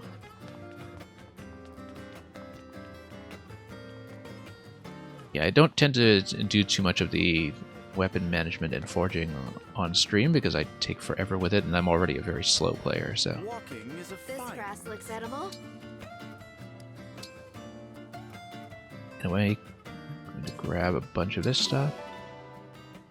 Villagers' characters are so fun, but most people seem to ditch them pretty quickly. Yeah, I generally don't have any idea how other people play Fire Emblem, except that they tend to play them much faster than I do. I mean, I'm...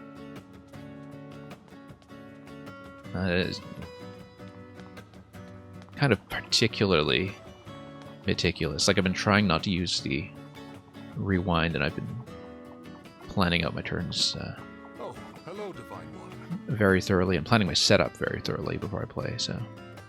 It does slow everything down quite a bit, but it's rewarding when you know, feed experience to precisely the character that you want. And I'm always trying to set that up. Just thinking about, like, who do I want to feed on this map?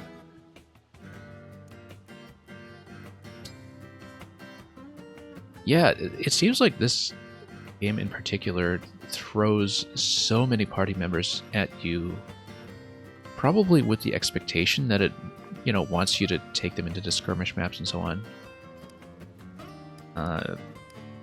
But even compared to older Fire Emblem games, it seems like you get way more party members than you can realistically assign, outpacing you very, very quickly. Anyway, let's see some of the newbies here. Skilled, capable, yeah, we got lots of ingredients for this thing. Let's just pile everything on and hope for the best. Now, do not expect too much of me. This dish is for the Divine Dragon. Failure would be inexcusable. Yeah, Yunaga I've been using a fair bit, but Thanks. I typically go pretty heavy on the thief and assassin characters. In previous games, I've done that a lot, and so I've used Yunaga a lot, but it doesn't feel like I have because relative to a lot of the assassin characters in past games, I feel like I've actually been underusing her in some ways. Wow. It's sort of interesting that for this game, though, they have the thief on its separate 30-level special class track, the way that they used to do with things like bards. I don't remember that being the case in previous games, for instance. I'm thinking back to Fates, and I'm trying to remember the class design for that, but...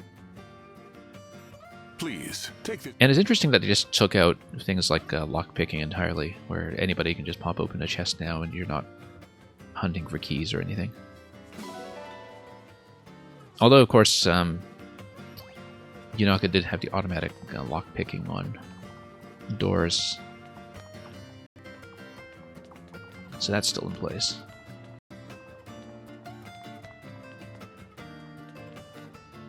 Yeah, her voice actor is one of your favorites, being all zappy and everything. Anyway, let's not dawdle too long here. Let's take a look at the Ike map. And like I said, I don't know if I can stay long enough to actually play it, but I want to see it. Did I forget anything? I mean, there's a lot of stuff I didn't do this round in Asomniel, but I'm just wondering if I had anything I really needed to take care of. Yeah, I guess we should put the leftover meal on somebody. Let's just do that. Oh yeah, Seraph Robe. Let's see if I want to assign it to somebody now. Like I said, I don't want to put it on somebody who was going to cap out with it. But Anna might not actually be a bad choice. I might want to save it until I have a clear idea of who I want to buff with it. On the other hand, the Ike map might be hard enough that I might want to use it now, so that's why I'm thinking about this carefully. Because, you know, somebody like Citrin, for instance, she's kind of low HP relative to her level. And she's going to be getting in firefights quite a bit. And then Anna's still got pretty low defense, so...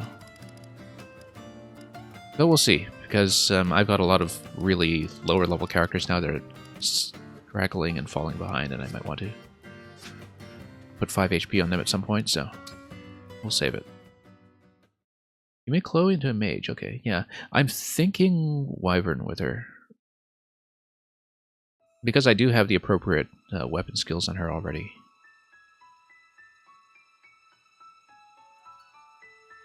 And, yeah, no, we don't want to do Chapter 14 yet. We want to go Paralog. So let's see how this goes. So yeah, recommendation here is much higher. It's Advanced Class Level 3. We'll see how it goes.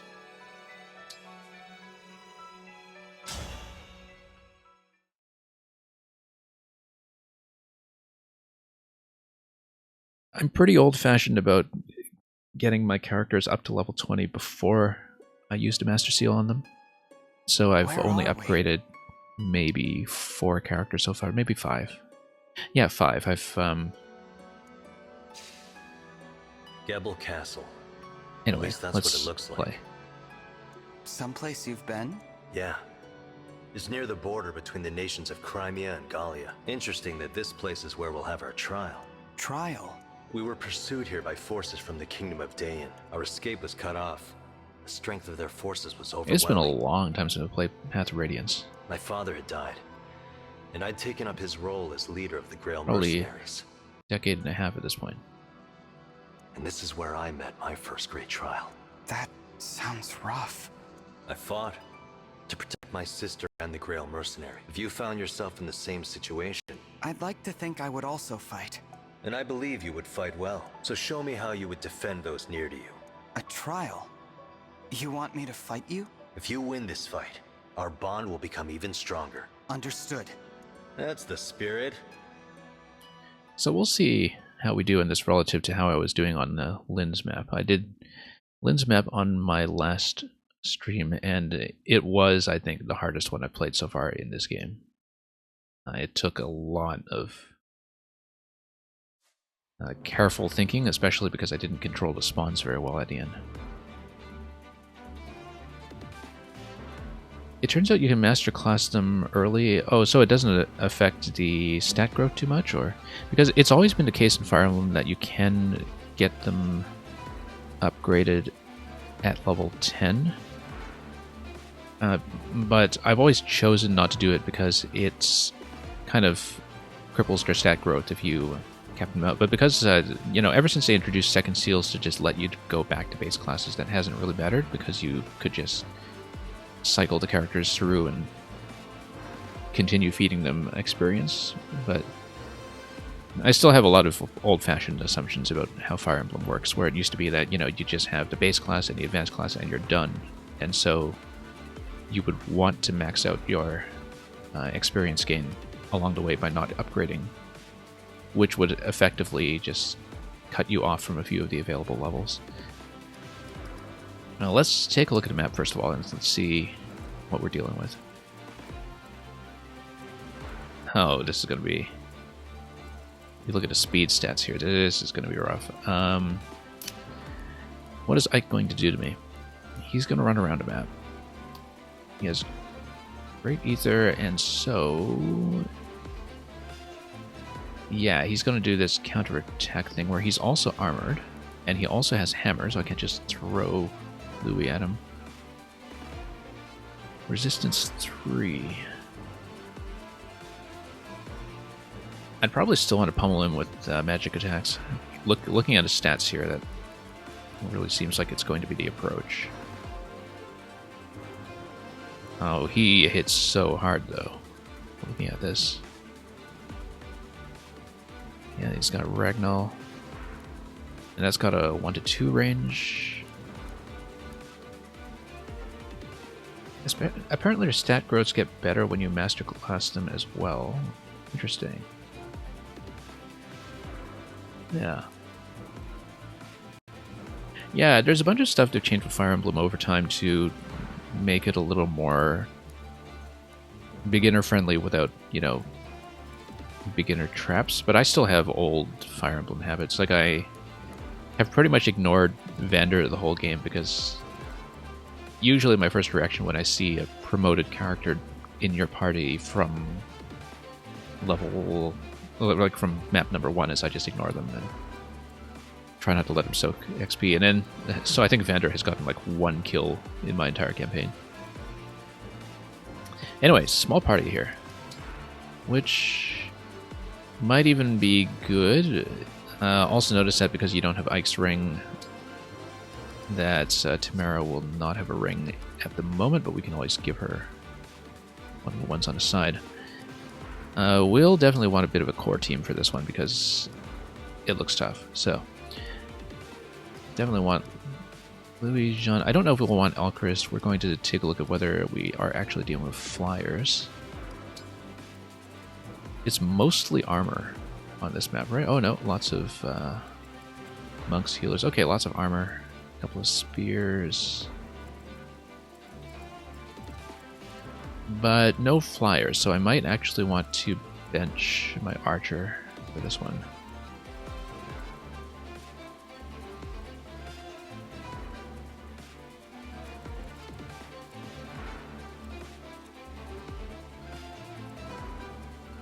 So yeah, I always take way too long with a setup phase, but I'm pretty careful about trying to map out the first turn. We have a couple of destructible walls. That's important to know because we'll probably need to bust out to have some of the spacing work out. Everybody hits pretty hard. I think we'll probably want to go down so we don't get flanked. And then kind of wrap our way back up. And just play a bit of keep away from Ike until we're ready to take him on. Yeah, I was keeping Edgy for a while, but then the kind of stat balancing for Alchrist worked out a little bit better for what I was doing. I've been generally really underusing the Lord characters. Alchrist is one of the few Lords that I've actually used. But for the most part, I've already been benching most of the Lords, even though that means that I haven't been seeing their unique upgrade paths. Whoops. Wrong button here. Sorry, just kind of taking my time to inspect the map here. Everything's really high speed. Let's take a look. But high speed characters do have low attack, obviously, so, you know, we just put tanks in front of them the way we usually do. Mages. Do we need to deal with mages? Yeah, there's this guy here. 34 magic. We need a proper mage tank against that kind of thing, but in general, that's maybe the only one who's significant here. So we might even just snipe this right away with Astra. If there's only one mage on the map, it makes sense that this is the one we try to snipe. And then... oh no, there's... okay, a second mage over here with Alt Thunder. Yeah, we'll snipe one of them. If at all possible. And just try to take it off the board early so we don't have to think about it. Yeah, as far as the cavalry goes, it's pretty hard, but then you just control choke point with a couple of tanks and then pummel them from that side. So we probably go down first, then try to use Lynn's ability to, you know, pick off one of these as best as we can.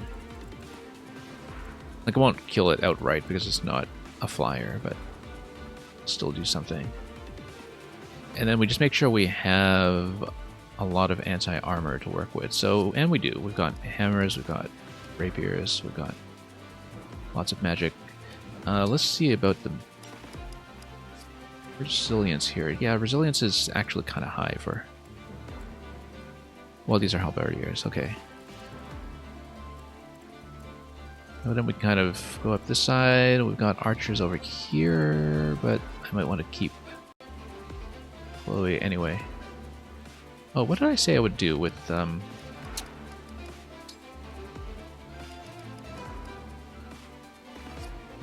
on. Emblem rings. I think I said that I might want to get up to Parthia here with Lucina. It's not going to make a big difference for this level though, because it's not like it's going to be very anti-magic or anti-flying. So yeah, maybe we'll be okay without it. Because I was wondering, should I just spend to rush her up to that?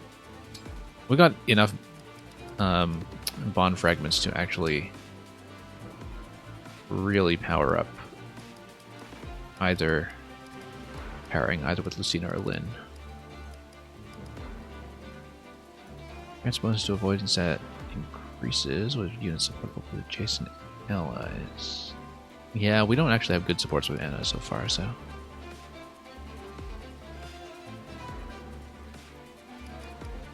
I'll have to consider some of this. I might rush some of these levels. But failing that, let's pick out our team. Definitely these three. I'm just going to make sure we have our essentials first. Whoops. Don't know yet if we'll run Alchrist. We might not. Don't know yet if we'll run Tamara either, although as an off-tank maybe. We probably need a second heal. We do have some off-heals with Citron and Ivy, but... might want to run Fram again. Or, actually, no. We want to run Andreo. Just to be safe. Because... yeah, I probably don't want to skimp on the power that I'm bringing in with me. We might want to give him a proper mend, though.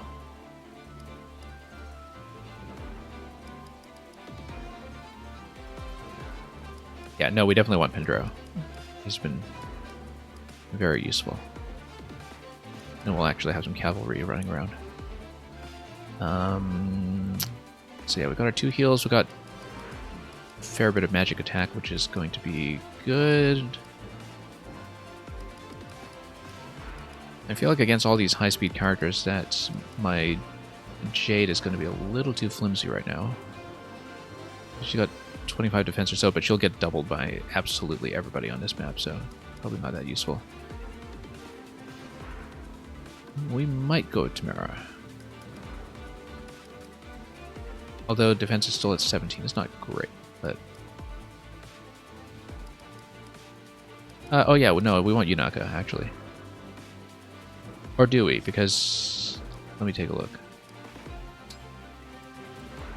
Because the armor is heavy enough that Yunaka might not be useful on this one. We don't have much armor penetration to speak of with her, so she might be a little bit weak.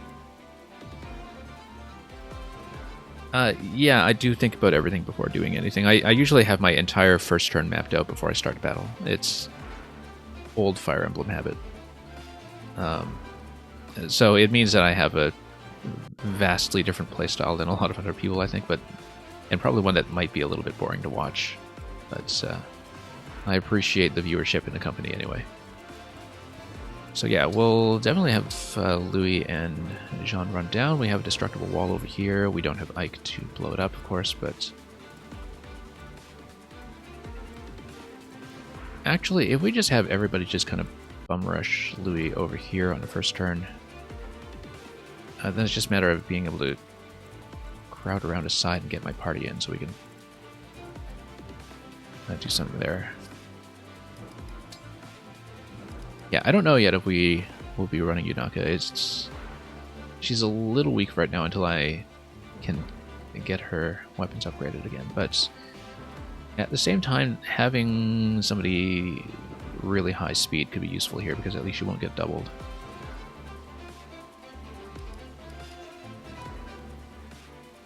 So yeah.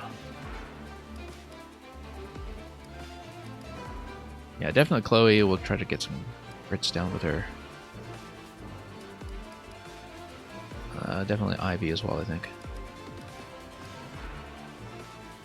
But right now it just means that I'm a little low on defensive characters.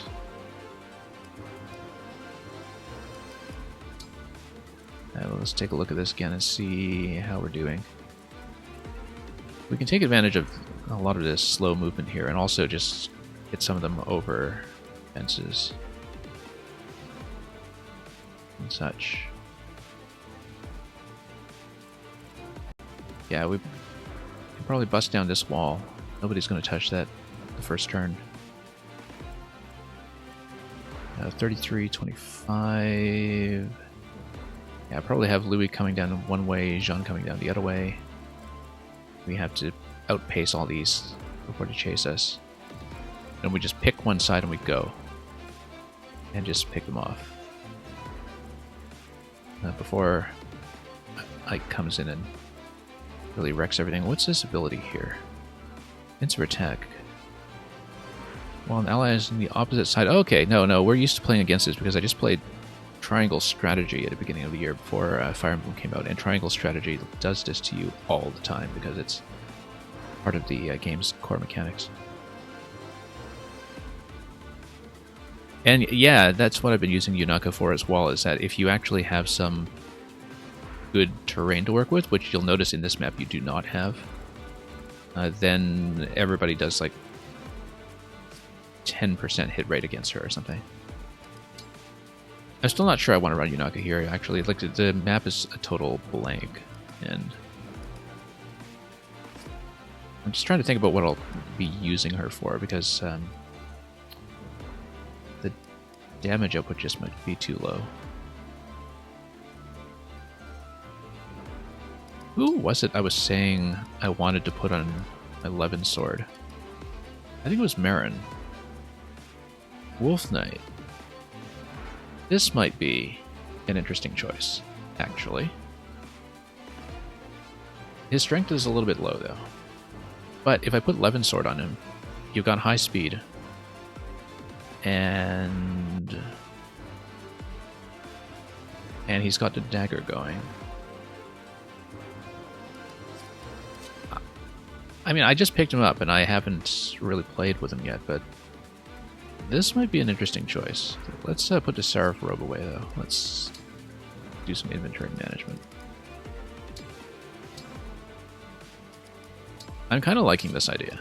I was thinking last map already that we'll bring over to 11.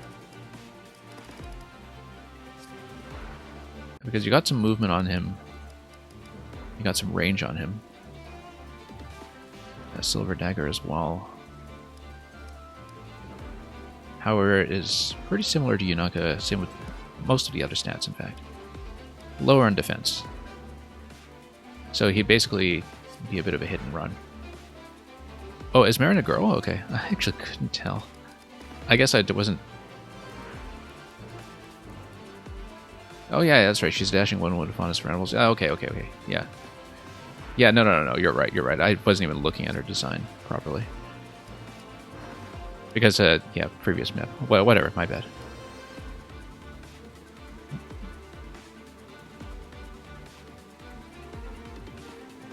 Yeah, I haven't actually gotten much in the way of hits from poison, to be honest. Marin's a little bit low in defense relative to Yunaka, though. Like, I've been using Yunaka partly because she's really good at kind of doubling as a resilience tank who is able to do physical damage, so I could kind of use her for anti-magic purposes. And she's actually been much better at doing anti-magic stuff than my Pegasus has, which is unusual. But we don't really have to worry too much about going anti-magic in this map, I think. Well, I mean, there are those two massive mages that will probably wreck me, but... You have Lucina and Yunaka, so she gets chain attacks with poison. That's interesting. That's interesting. Yeah, I had this thing going before, you know, Chapter 10 takes everything away from you. The thing I was running for much of the game was Sigurd with Louis.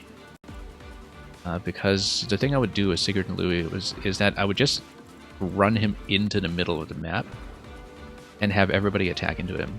And he'd get out unscathed. And basically I could just have Louis take half the map by himself. And I was doing quite a bit with Celica's Warp Ragnarok as well, but you know, where you could just basically use her as a para drop. Where you just drop somebody into the middle of the map and have them fend for themselves. That's what I did in the map where you pick up Anna, in fact, is that I just dropped somebody right next to the treasure chest, like right from turn 1. And had them kind of defend the point from there. And that was a lot of fun.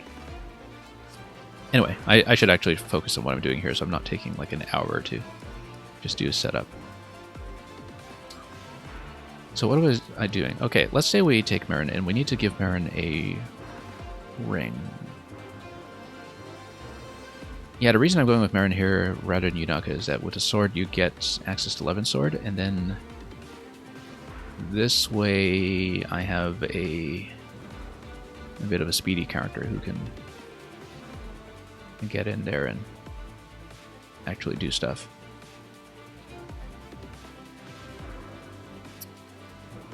I kind of like that idea. The defensive stats are a little worrisome, but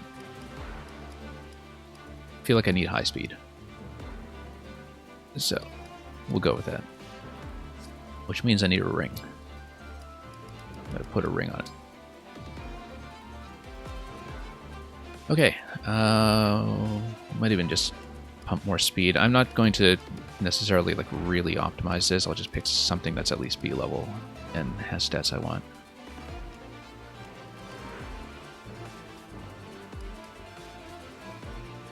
Yeah, strength and HP. I mean, I'm going for 11 sword strategy, right? So it makes sense to actually pump magic if I can. But strength and speed is fine too. We'll take a look. Dex and defense. Just gonna shop around a little bit. Dex and speed. You know what? We'll do this. Dex and speed.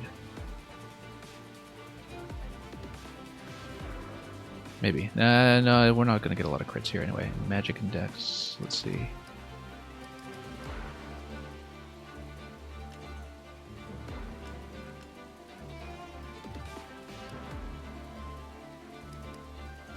Just going to shop around. It's going to take a little bit of time. I'll try to be quick.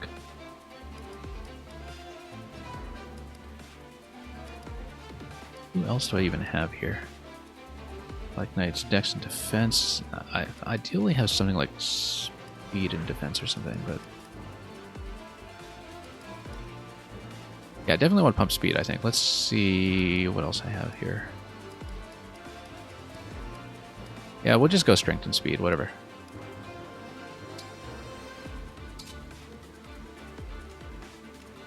Because we'll still be using the dagger. It's just... Probably. Okay, not going to be too picky. Anyway, let's do some placement. Pendro and a back line. A lot of the mounts in a back line, in fact. We've got archers down here, right? Yeah. I'll probably snipe a couple of things with Ivy early on, like, you know, coming down here for Thunder, or... Yeah, because they can't hit back.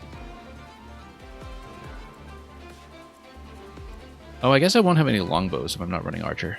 But the thing is, it's not going to do any damage anyway, with everything being this massive armor tank. So, yeah, we'll run... Maybe put Citrin in this corner in case she can snipe something here, because nobody's going to hit back. Oh yeah, this is a spear, of course it's going to hit back. What is it? The skill even? Swap, okay. Spear's going to do 31, speed 8. No, she can probably still kill it. I'm probably eventually going to put Alacrity on her so she can get double attacks with high speed without having to deal with the counter. Yeah, no, she'll survive even if I tap like that. So we can go with that. Yeah, we'll want Jean up front because the idea will be to run Jean through this side.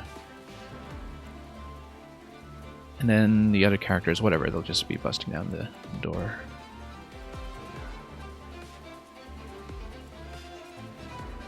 And, yeah.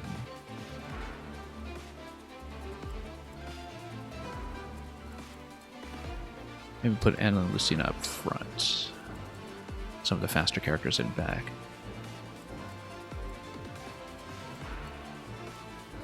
Let's just go with that. Except, let's see here. Can I still reach? Yeah. Yeah, put some of the high movement in back. And we'll have a bit of room. We're going to be a little bit scrunched up in here in the first turn anyway, so don't need to be too particular about it. Let's just run it. Let's do inventory check, first of all. I can probably grab an additional sword here, too. Oh yeah, because I spent all these torches in the last round, which means let's get rid of the torches.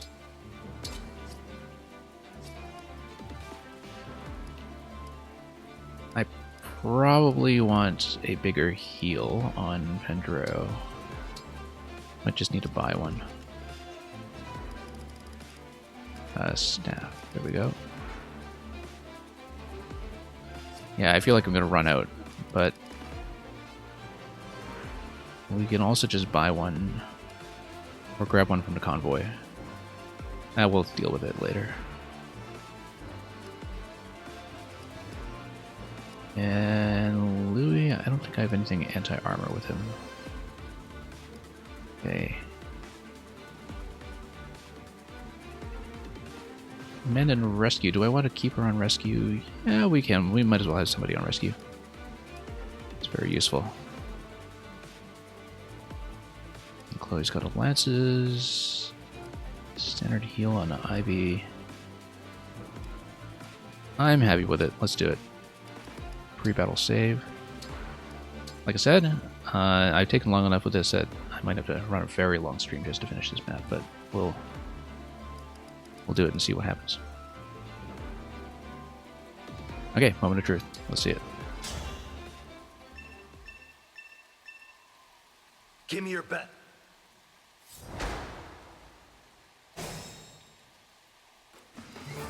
Okay. Let's mark the bows first of all, because that's important. And let's mark Ike. And let's just scan quickly for anything else like a hammer that I need to worry about. We need to worry about El Thunder. We need to worry about both mages actually. So. But El Thunder in particular. So yeah, we got Physic over here. Okay, so we've got a couple of ranged heals, so we can't just fire and forget. I don't even want to take out the healer first then. But there's going to be another one over here, so let's take a look. Spear over here, bow over here. The range marking doesn't seem quite as flexible as I remember from the 3DS games. It might just be because the colors blend a bit more than they used to. Yeah, so you got physic on both of these. Also, what's this skill?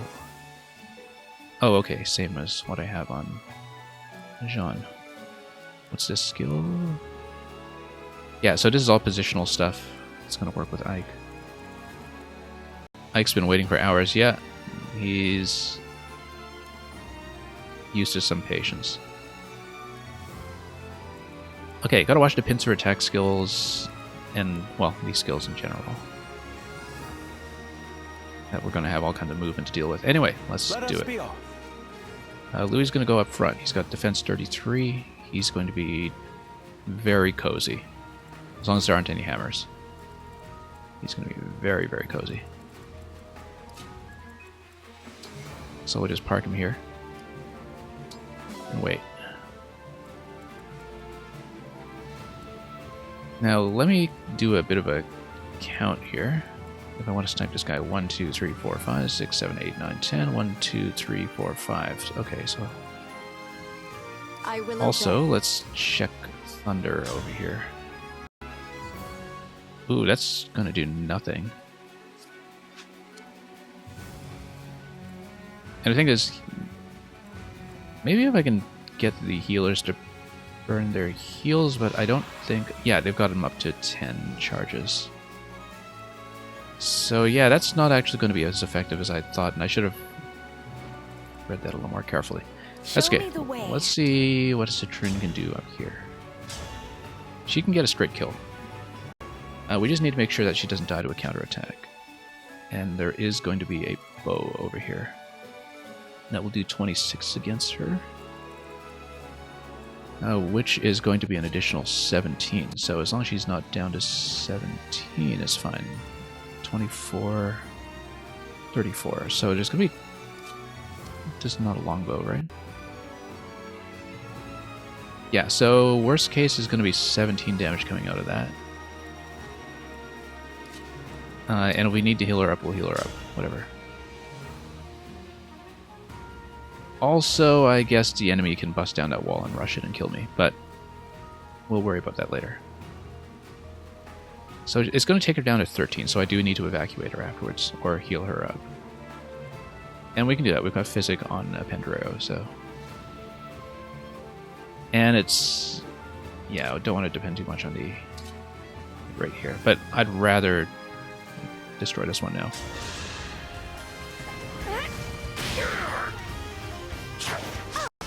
And dismiss. Great. Great. We'll just leave her as is. As long as they don't just bust down the wall. And there are things that the AI will or will not do. I'll okay. do my best. Let's position here. I want to test the engage to see who I can snipe with Astra. Particularly the mages. It's not going to do very much. It's almost going to kill that, but not quite. Unfortunately. Oh, it's so close to doing that. Well, maybe if the mage gets into range, we can kill it with Citrine the next turn. But the thing is, you have heals just sitting right beside them. I feel like it's not going to be useful. Like, if we can actually get a kill with it, that's ideal. So let's just scan around and see who the best target would be. I still don't really know how to mentally calculate what the Astra Storm damage is going to be. I don't really know the formula, so... I think the best thing we can hope for here is to just dump on the Thunder Mage, and if it forces some of the heals to stay back, then that's fine. Also, I can afford to move up an additional spot to do this. Lynn's Emblem was pretty good with sword users, yeah? Yeah. Because she's also got her complement of swords, and also just everything being speed-based with her, with Speed Taker and all that. I don't know that I have a way to buff my own damage this turn. I think I just have to go with this. Because I don't think I have any ally buffs that I can use. Let me check. Not to the damage number, anyway.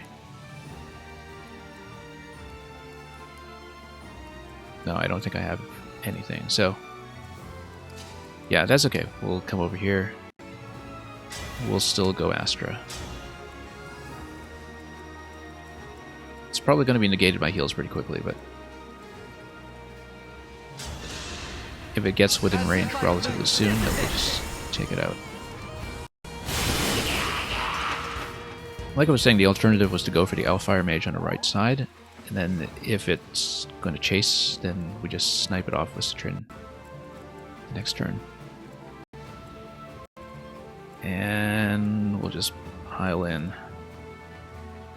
Louis actually needed 2 female allies. Okay, whatever. Yeah, so this is going to do basically nothing, and this guy is going to come in and hit 30. 30, however, speed 17 on me, even with Thunder.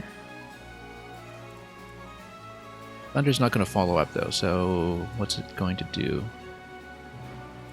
28 on 7, it's going to be 21. That's okay, you can kill the turn afterwards then. You can kind of bait it in. She's going to take a hit, but we'll just try to chip what we can. In fact, if I Chain Guard, then we'll just Chain Guard instead of running Jean True right away. That's probably what I'll do, in fact, is Chain Guard over here. And then she can hit back and you basically start to snipe off this guy. Okay. Let's bust down some doors. I don't want Pendreo to go too far because I need him for heals coverage. And this side is going to start rushing in, that's fine. Time to open up shop. Yeah, she's going to go up front. Some of these high movement characters can go left. And yeah, with Pendreo here, that we could potentially get some magic damage on the left side. Although he can't... Oh yes, he can. Destroy the door. With 1 hit? Great. Okay, now let's do range check down here.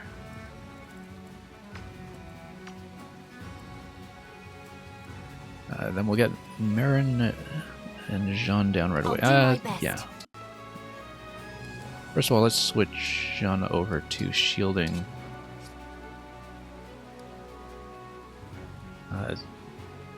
And we've got some heals to back him up here after the Chain Guard, so we'll do this.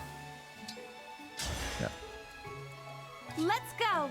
Then we'll just get the physical attackers ready to rush the first set down here, since we have some low defense characters waiting for us. What's Marin's ability again? Okay. We'll go Anna down here.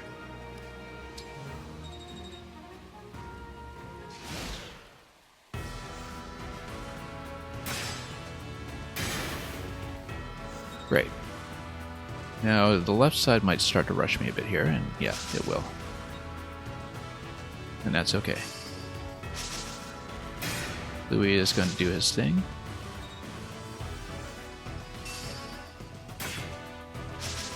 Oh, look at that. Actually chipped me with the follow-up. Very disappointing. Okay, that's fine. She'll live. Except she needs to get out of there afterwards before she gets mobbed.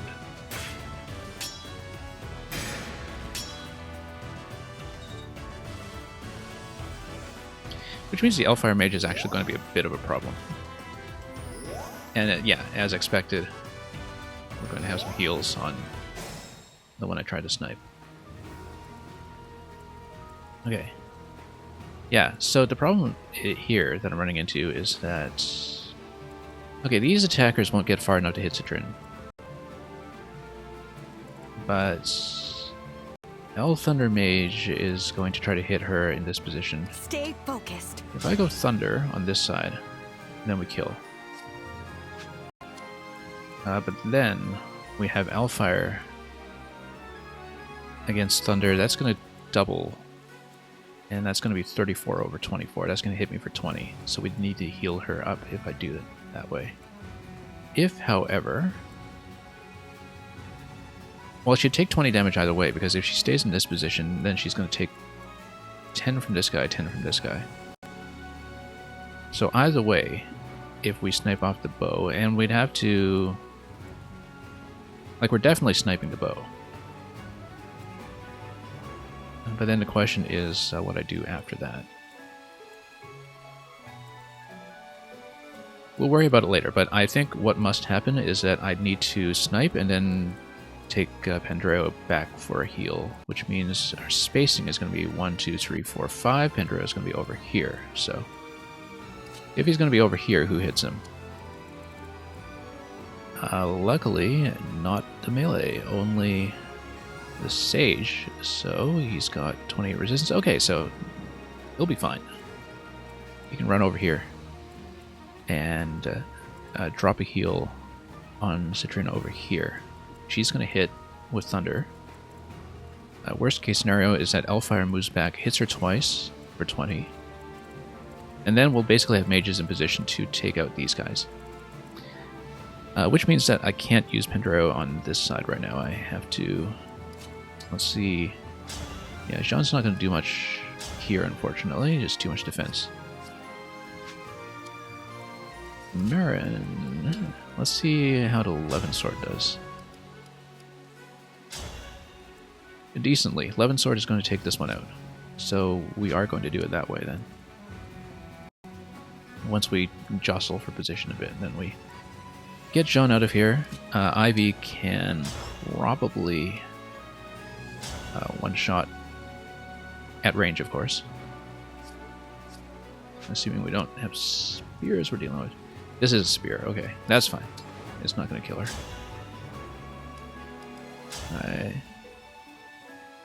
Yeah, in fact, what's going to minimize the opponent here? No, either way, that's fine. Anyway, we have a strategy. Marin and Ivy are going to take these two. Jean's going to run up and heal something, probably. I don't know. Actually, Jean could heal Ivy immediately after an L-Surge attack over here. That'll work. But then that would put Marin in melee range over here. That's not great. What Ivy can do is come over here to do this.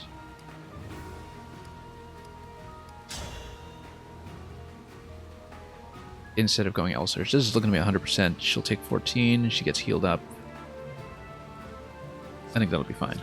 So, yeah. So these guys are all assigned to this cluster. Okay, now what do we do with Louis and Anna? Louis's got to make some space so the other characters can come in and start killing. Okay, this healer back here can't really snipe it from my position right now, but we'll see what Chloe can kill. Not accounting for the crit either. Break that. And with Javelin, she'll do nothing against that. Yeah, you got 4 characters here, and you can probably get 4 kills as long as you have somebody who's anti-armor taking this out, which will probably be Anna Lucina with Rapier. Or possibly even with a hammer. We'll see. Actually, Louis can just whack this guy as well. But that's going to take care of all of those. Okay, so I think we've got a plan, as long as we figure out the best way to do this bit here. It's basically Chloe can... No, she won't take this one. Defense 10, though. Yeah, you got a killer bow over here. Well, we need to make some room. We'll make some room. Whoops. Chloe. over here with Killer Lance.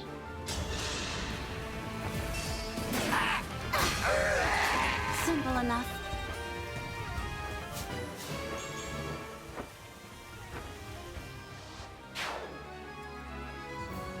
Let's see how we do with Louis. Louis doesn't quite kill. Let's see about Rapier.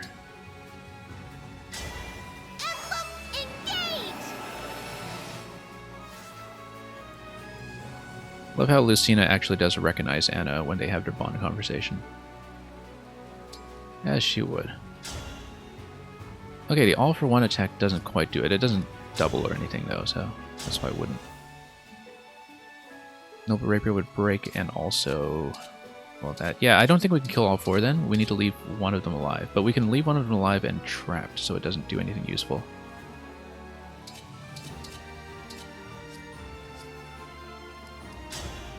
Go Killer Axe, but that won't do enough. We do need something anti-armor here. Alternately, let's see what we can do.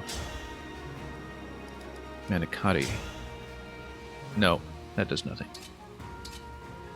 Armor Slayer doesn't do nearly enough. Yeah, it's going to have to be probably combined attack between these two over here, and we can just trap this guy in this corner as long as he doesn't do too much. And we just kill this one. You're going to have 33 damage incoming somehow. And we just need to make sure we don't die to it. You like that Anna has more personality in this game? Oh, I don't know. She always had some personality. Interesting gamble to kind of reimagine her this way, though, as a little bit brattier. As an X user rather than a trickster or anything. I think she was first playable in Awakening, if I recall. I think she was only the Secret Merchant before that, but my memory occasionally fails me. So yeah, I think we've got to do a 2-on-1 over here. And then have one of these guys locked out of killing anybody interesting. And we'll figure out who that's going to be. Either that, or we use the damage buff from where my avatar is standing. In case the extra... If we can squeeze out like an extra 6 damage from the +3 and +3, maybe that does it. So for example, let's see... Rapier... Hammer... No, it takes it down to 10. No, but Rapier takes it down to 16. Not quite it, but the break is going to be useful because then you at least don't have incoming damage, so... Yeah, we'll probably just break it with the Rapier. And then... Actually, no, we'll go Louis first because I like getting to kill with Anna given her on-kill ability.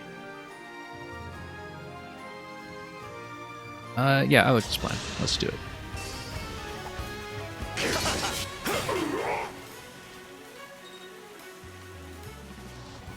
And the HP is low enough in these characters that I should be able to one-shot them.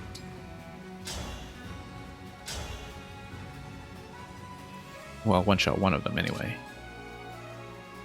This will get break. Yeah, we probably want to hit the big one. And then neither one of them will do enough to really hit me. And look at this, it's got 8% hit against me. We're going to be just fine. We're going to be very comfortable.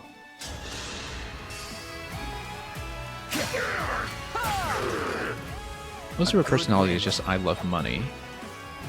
But now she is younger and separated from her family, aside from loving money. Oh yeah, but she's already thinking ahead to how to run everything independently. Now we don't have any meaningful attacks from this, right? No, we don't. Just healer. We got a spear coming in, but it's well out of range, so we're going to clean up this section pretty easily.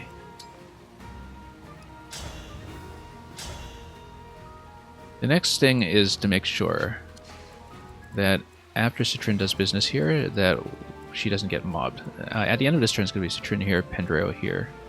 So we'll have 2 magic attackers taking on these characters here.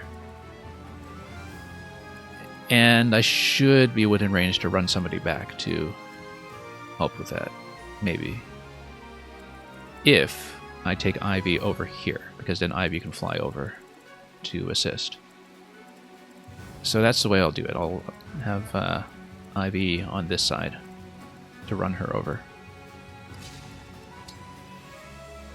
Anyway. Yeah, we can go hammer if we don't want to burn the engage right now. 90% hit though. Because if I burn the engage right now, it'll be quite a few turns before we actually get to a big fight, I think. I mean, it's got the 100% hit, and that's definitely a factor, but...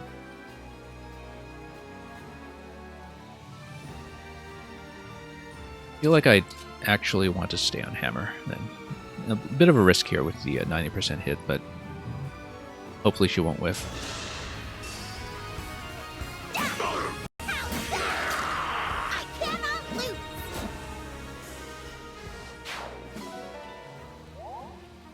Okay, speed 15 on that, and 33 attack on her, so that's going to be... yeah, everybody will live. Okay, let's do this little bit here.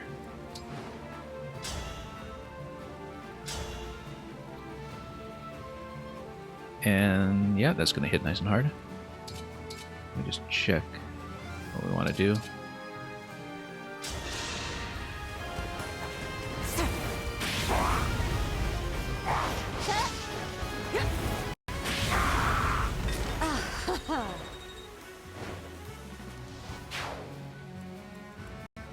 Okay, we're going to heal her up with Jean. No, we don't even need to heal her up with Jean because she only has 1 point missing. That's okay. That's great. Means we can get Jean into position for something else as well. Anyway, this is important. She'd better hit with this 93%. Otherwise, we're in trouble.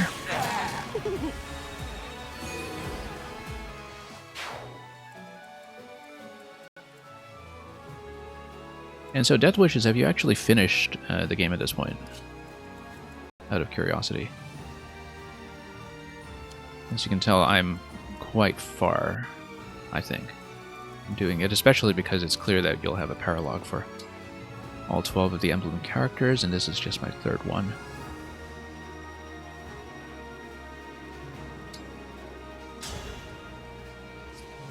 Now, is there any particular reason why I want to put shield arts?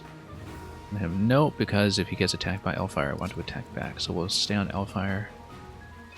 It's 31 against 23. Yeah, we'll stay on Elfire for this turn. You have not finished it yet, or at chapter 17. Okay.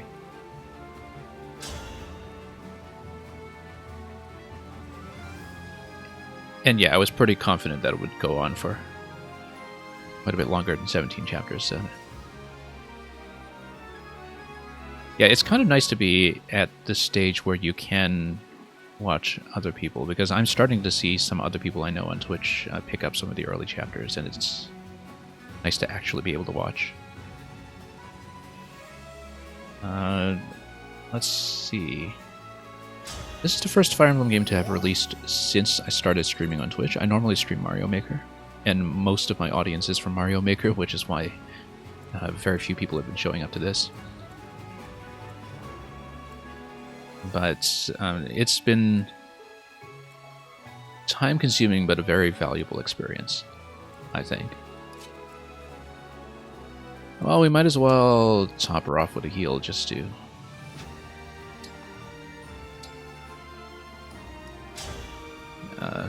get some XP from the heal, as I typically do. Also because... Oh no, you don't get the self-heal from this. That's fine. I don't think I'll be doing anything more useful with Jean, because we don't need to tank the bottom, we need to tank the right side, potentially. So yeah, we'll stay here in this position, actually. Because then if you need to rush over, Yeah, this position is best. Okay.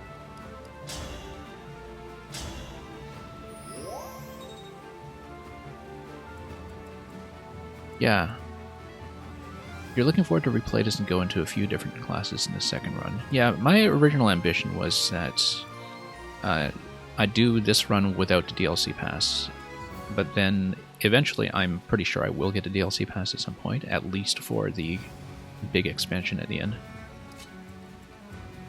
So I'll probably do another run at some point with that. But I said the same thing about Three Houses, and in Three Houses I only ever did 3 out of 4 routes. I never got around to finishing my 4th one. Just for lack of time. Because these games take me forever. Anyway, this is going to be 100% hit on 11th sword. We will take it. Ooh, I just spotted a rare bug.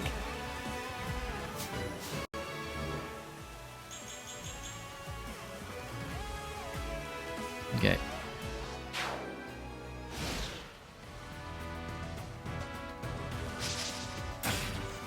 Okay, that's a total miss. Great. And we just pick off the rest. So they are going for the wall. That's okay. That's what I expected.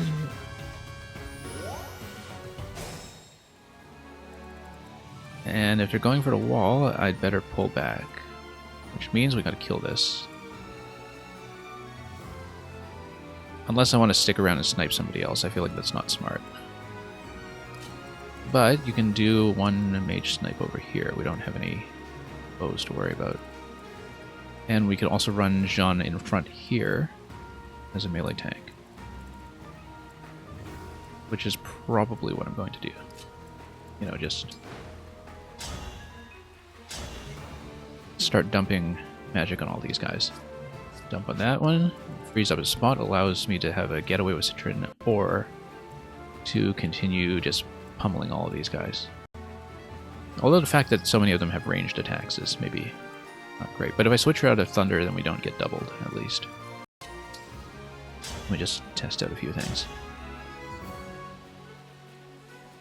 And yeah, that's just a healer, actually. That's not even important. Chain Guard. Oh, the healer is important because it has Chain Guard. Okay. And then this guy's a little too fast. We'll probably just pull her out this turn. Use some staves. And if this gets busted down, we need some kind of plan against it. That's the only thing, is that if we don't kill anything here, we need a strategy against a wall. Possibly we can do 2 magic attacks between her and Pandreo. We go El Thunder like this, and then Pandreo can go in for the kill. And then after that, you only have 1 character left to bust down a wall. And the other one can't make it in time. 1, 2, 3, 4, 5, yeah. And so you'll be okay as long as you find some way to drop a heal on Citrin to get her out of range. So I think that's how we'll do it. We'll go over here.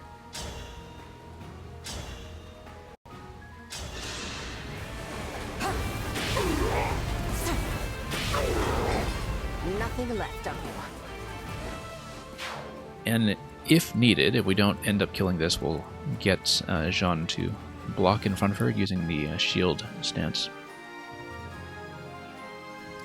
Let me see how much Pandreo does. Pandreo very nearly does a full kill. Which means that between him and Citrin doing Thunder back here, we'll just straight up kill this. Which is great because this is no damage, this will be out of range. We would need somebody to hit the wall.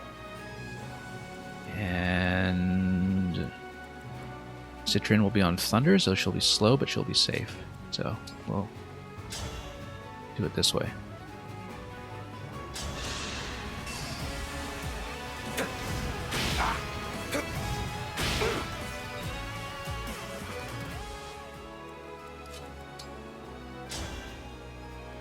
Okay. And here we go. I beg your pardon. Finally farming some cash too, which we've been very short on lately. Also, El Thunder is coming over here. We need some resilience against that. That's going to be, what, 10 speed? I gotta do a better range check here. Yeah, so El Thunder's character is pretty much solely responsible for this range check here. And that's fine, because if I have 23 resilience on this, then 34 is just going to do 11. I can probably stand Jean over here. Or even, if I had healed him up, he could do a chain guard, but I haven't healed him up, so he can't.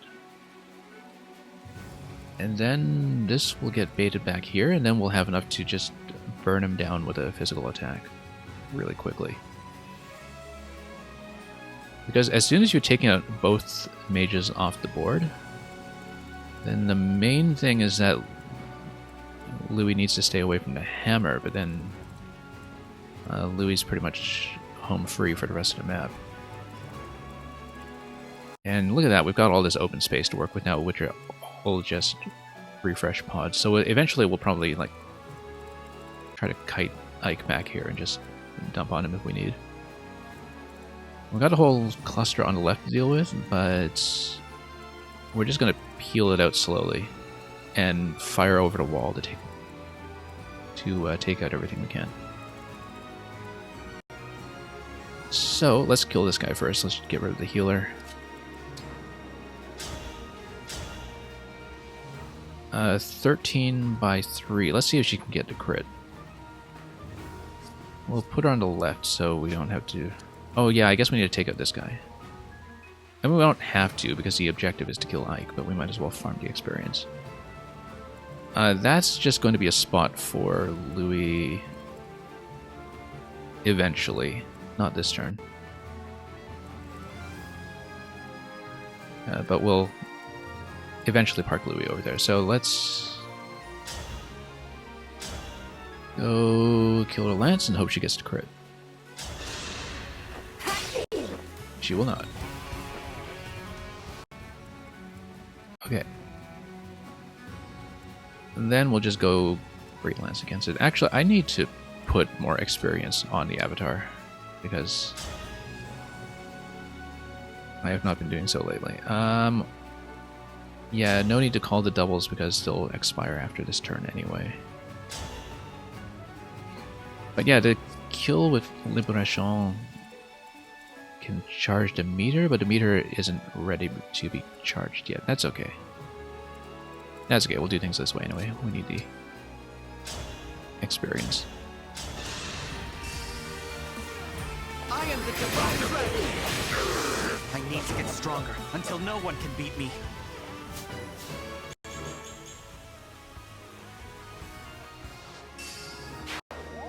And yeah, the more we stack Speed Taker, the better.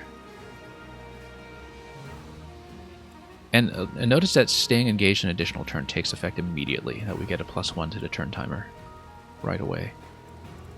We're not within range to have this guy rush over yet. Unless we want to let Lucina take a hit just to make things a little more efficient. I doubt we want to do that, but... However, 31 speed 8.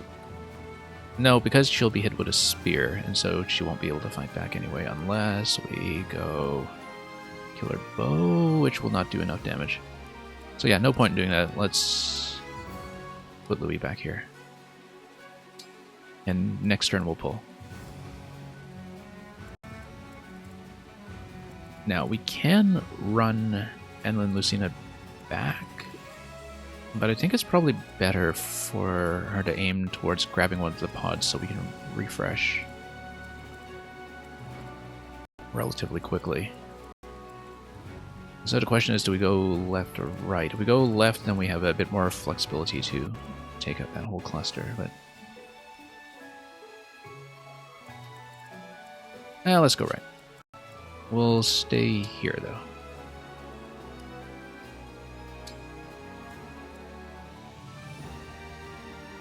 And we're kind of outpacing much of that turn. Okay, so Jean is going to stay here to pull the Thunder Mage as far as we can over to this position. I mean, this position works too, but then he's unable to really counterattack. And then we'll have Marin stand off to the side.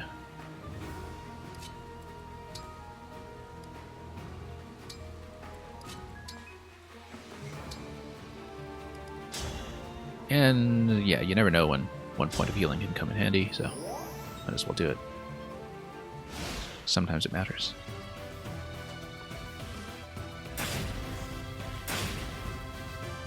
Yeah, almost.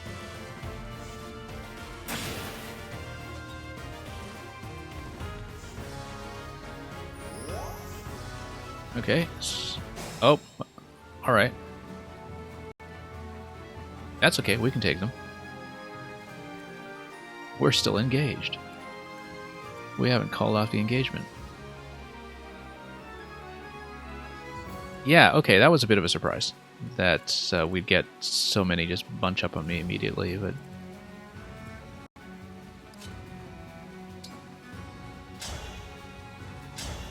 Eleven Sword is probably not what we want here. Let's see. That's okay, we'll back up, we'll take some of these out. I will endure. And yeah, I've got Thunder on her as well. Thunder can potentially simplify that.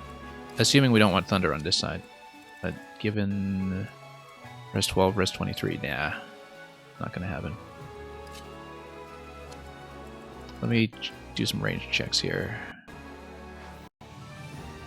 Yeah, we'll be fine. We can probably take out both if Marin has enough of a physical attack, which will not be the case. But Marin has enough of a physical attack to take the mage out, which is important. Because we take the mage out, then if we have Silver Spirit over here, we can actually mostly deal with that. We need some additional chip damage beyond that, but we'll figure it out. We'll figure it out. Anyway, Pendreo. I wonder if Pendreo can just go fists here.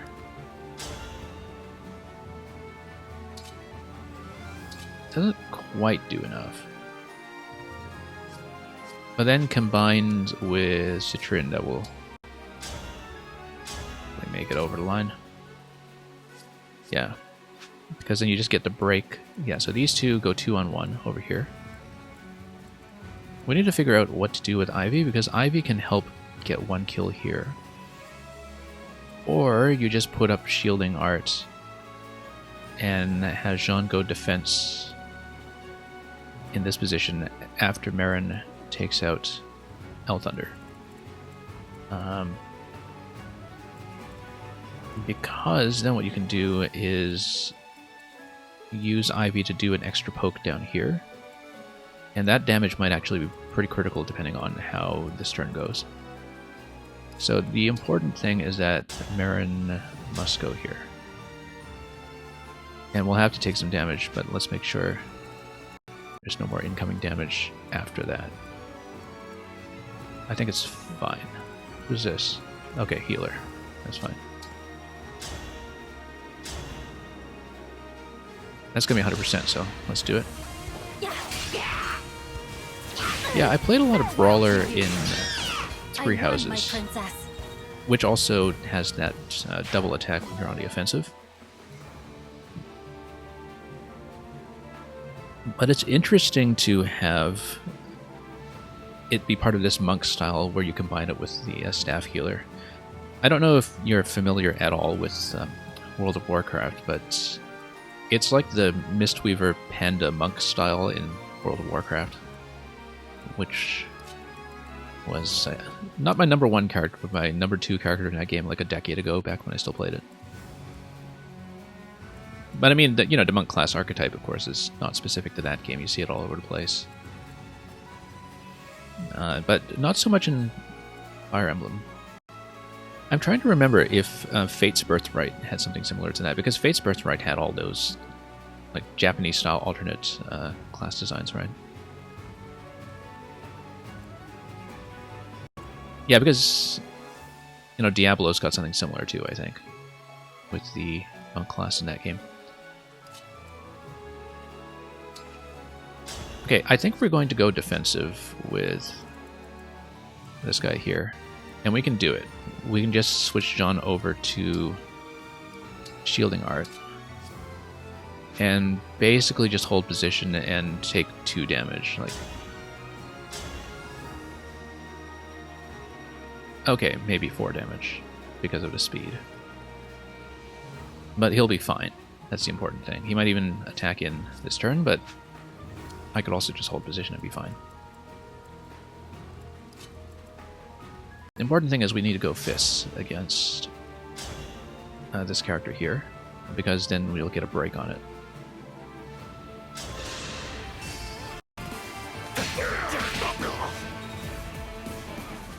And then we'll use Citrin to do a bit of a dunk.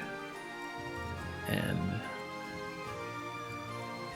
maybe even get her down in this position in case we need to run over to anything down here next turn. Or even run over to this side. So we'll take her down here. We'll go Elfire. Please forgive me.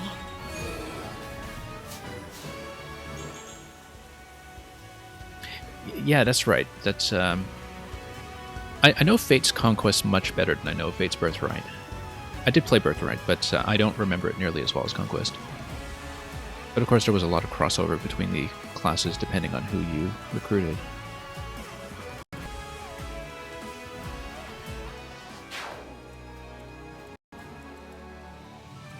Yeah, it's really interesting just how much in this game follows up on ideas in Fates. Like they were taking a second crack at the whole My Castle concept with the Somniel. And I mean, Three Houses felt like a vastly different style of Fire Emblem in terms of how the movement worked and how the unit placement was encouraged. But this game feels like it's much more of a continuation of the tactical style in Fates when it comes to how units are clustering together and so forth. Okay, the main weakness here right now is that Chloe's not really able to do anything. She's basically a somewhat vulnerable blocking piece. But that's okay, because this spear isn't going to do anything at 2 range if we have this formation blocking everything. So I'm kind of fine with that. Let's see. But you can probably take him out. I don't know if we can kill all 3, but then the question is which one we leave alive, right? And also noting that whoever comes here is vulnerable potentially to this guy coming in with the other spear, which means we would probably need to kill one of these first, and then move Louis over to the right side to punch this guy, who also has a spear. That's a lot of spears. So, I think the most important thing here is that we know this will be a move. There's no alternative move, and it can only be beneficial, so we'll do it. The first one's free! Yeah, the thing that stuck out at me about Three Houses was how spread out it is, in that you had so much flexibility to build movement skills into characters, you know, like swapping this way and pushing this way and all that. And because of all the 2x2 bosses, or 3x3 bosses that were all over the game, that there was a reason to kind of spread out rather than just cluster units in defensive lines all the time. Whereas this is much more akin to older Fire Emblem games where the skills on your characters are constantly encouraging you to pack them tightly, like, you know, Lewis's whole ability is kind of like that, and everything is about adjacency buffs, right? Or just building tight formations, which was the only thing that got me through Conquest. Was, you know, in Conquest you had to make tight formations or you just die, right? And, okay, what was I doing? Yes, we got this. Manicotti is not doing much for me. Armor Slayer would get the kill. And would get the kill before I take any counter damage, which is good. Then you basically use these two to kill this, and then you just hold position here. And then potentially you get 2 attackers in here. So the main danger we'd have to be aware of is that you could have 2 spears hitting one target, and potentially hitting this target. So that's the main thing I would be concerned about. Now let's check. Rapier, hammer. Yeah, because you would kind of need 2 characters here to do this. Unless, of course, I put Chloe up front just as a blocking piece, but even though so that then she would still be vulnerable to taking damage from 2 attacks. So that's not good. So that's the current... no, actually, no. This is out of range of the spears. Whoever's here is out of range of the spears, so that's okay. She'll only take 1 attack. If we remain in position, kill this guy, stay here, and leave 1 blank slot. This unit can attack in, this unit is out of range. Okay, we're fine. We are perfectly fine.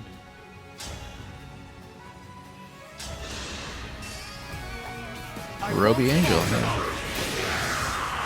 Good wind.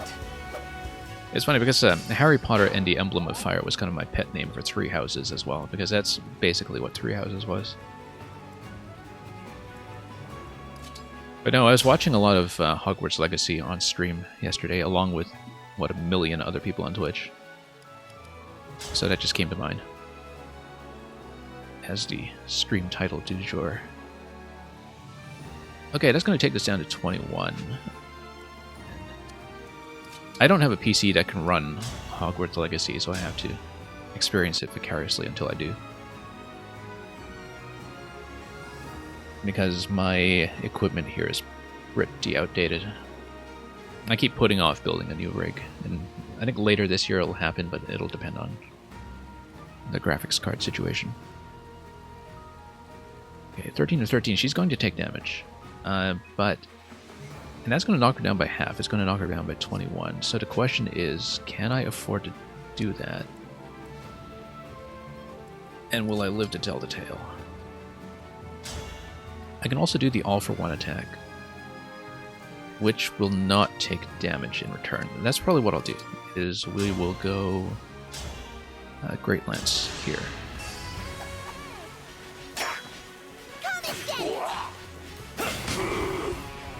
You got Hermione and Ron in this game with Ivy and Citrine. Yeah, you basically do.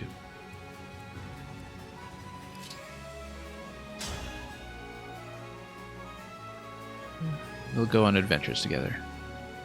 Oh, also this guy's broken now, so... we don't even need to use the all-for-one... this is the all-for-one attack. Hang on. We don't need to, but we'll do it for style. Because Engage is expiring this turn anyway, so... Also, we don't want to depend on that 80% on the chain attack, so whatever does not depend on the 80% is what we should do, because I actually had a lot of those 80% chain attacks whiff, so maybe we should not use that. So yeah, we want to maximize our chances. That's the general rubric here. I win this one. The Fire Emblem has made me very paranoid about hit rate. Not as much as, say, XCOM, but... because I have a lot of moves here in this game where I think, 85%, that's not good enough. We need to rethink this. We need to do a little better.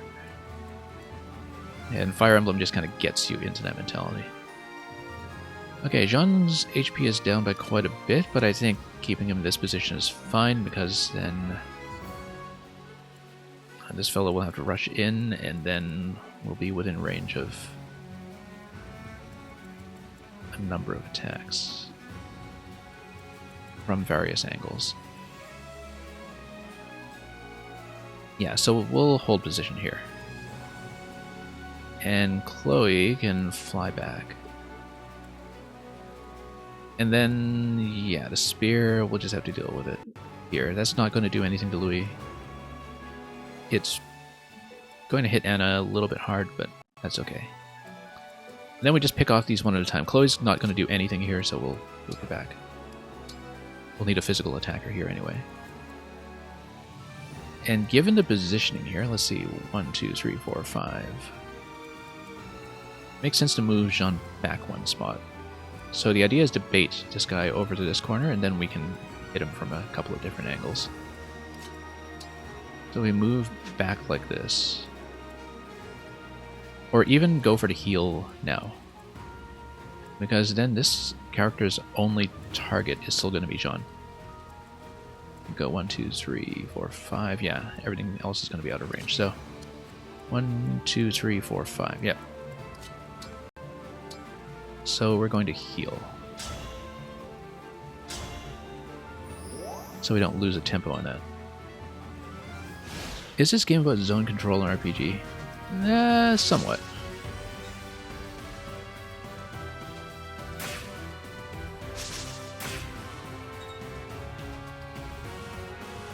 Everything is zone control if you stare at it for long enough. My turn now. You're saying anything over 50% is a go for you, yeah. Well, then you'll like how I'm building my killer axe here on Anna, where she's got 67% crit, so you might as well just assume it's triple damage every time.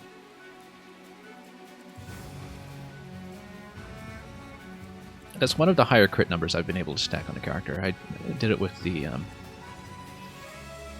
Emblem engraving, naturally.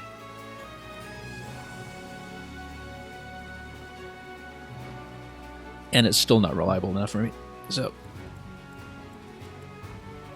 okay, what are we doing? We'll bait this character in next. Yeah, we'll just continue to defend with Jean, especially now that we can concentrate things and heal him up. We've got 20 resilience on healer here, so we probably can't hit it too hard.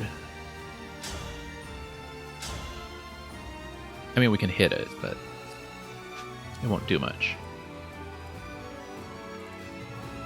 But yeah, let's take care of this side. We also have mage on this side now, too. Potentially just one-shot this. At range, of course. Actually, no, it doesn't matter if I do it at range because it has a spear, so... It really does not matter.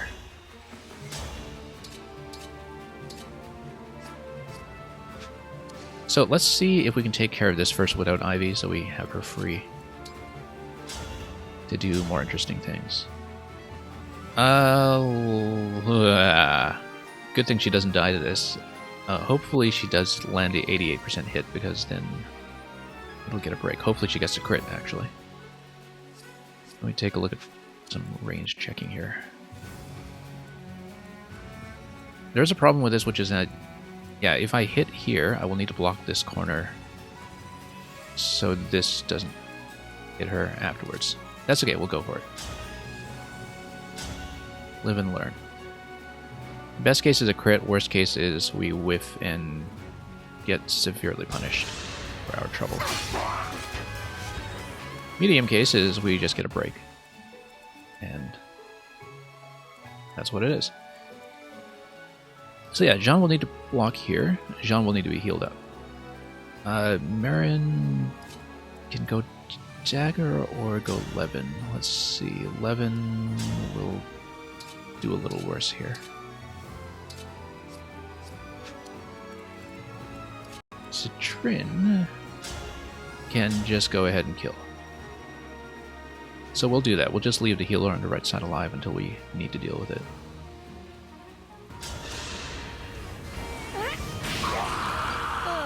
You thought this game was a dating sim? Yeah, well, with your emblem rings. It's oddly reminiscent of Xenoblade 2 conceptually. Because Xenoblade 2 is all about, you know, partnerships with your weapons who are all living beings, and the entire story is just kind of premised on that, as well as all the mechanics. Okay. We probably don't want to come in here and rush down right away, but let's see who the attacker is if we do that. There's a steel bow for 26. We might be able to rush this down. Let's take a look. Silver Spirit will go like this. And Pandreo can just do a heal up afterwards. Or even before. And it's a 26% hit percentage from the enemy here, so it's not even really much of a risk. Because if you rush it down like this, it's got 16 remaining, and then Marin can come in and take it out. Take it out very easily, in fact. In fact, if Marin goes first, then we don't even need to worry about follow-up. Because the follow-up will just... Actually, you're doing 19 by 2 right away, so yeah, it makes sense to go Marin first. But then who's attacking in here? It's the bow, right? And it's only the bow. The bow's going to do 26. 26 on 20. Speed is 16. Okay, so that's just going to do 6. So we're fine. I don't want to waste physics, so I'm just going to heal up the normal way with Pandreo. And then we'll do this whole sequence.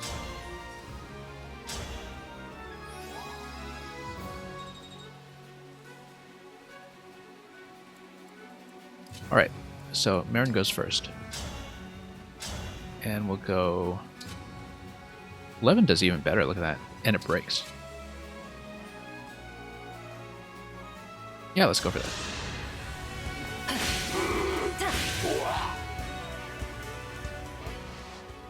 I've been underusing swords this entire campaign, so it's finally nice to have a sword user who has a non-trivial magic stat, so I can actually do stuff like 11 sword plays. Okay, not quite enough for me to kill with shielding art, but we'll massively overkill with Silver Spirit. Won't suffer long.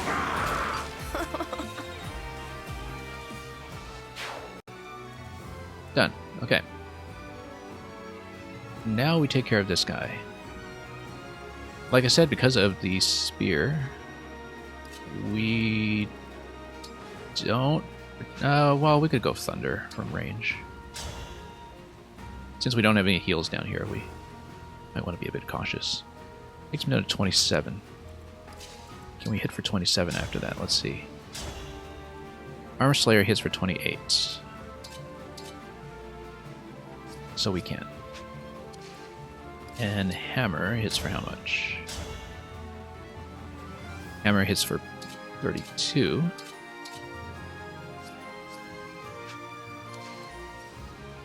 Well, I've got a level 18 here. In the interest of getting my speed taker going, I think I'll let the Avatar get the kill. Let's position here. Minor optimizations.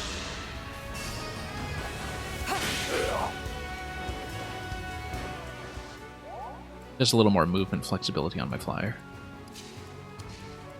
Oh, this is impassable though. Okay. Never mind that. No, we need Armor Slayer.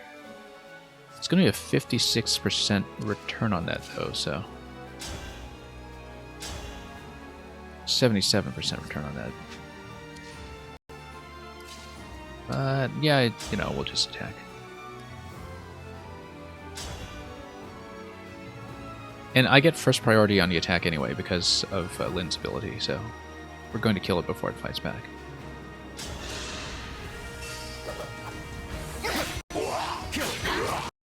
I won't forget you. Now, 31.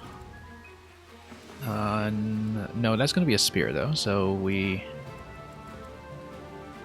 want to stand in front and probably switch to a spear ourselves. Like this. Then we can hit back. 40, speed 9. It's going to be okay, I guess. It'll do 10 damage, which is not that useful, but... I mean, it's a spear. It's going to attack at range at minimum, so we'll go spear. And he should be okay. We'll definitely get the kill on this next turn with something. So that's all taken care of. Which means Anna and Lucina... Oh yeah, the whole point of Anna and Lucina here was that we wanted to run them over to an orb, right? So we'll keep them here for now.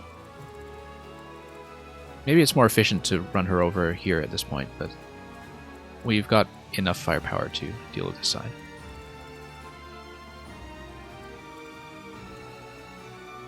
Were these additional cavalry always behind Ike, or did I only just notice them? Ah, okay, foes do not earn experience fighting this unit, so I guess they are probably just additional respawns.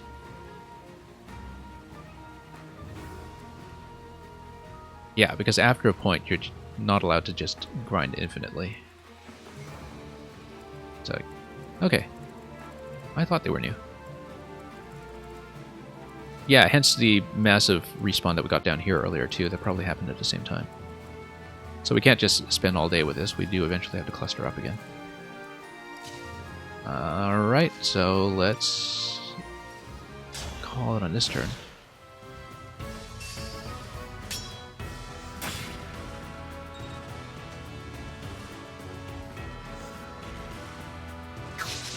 Okay, that will do nothing.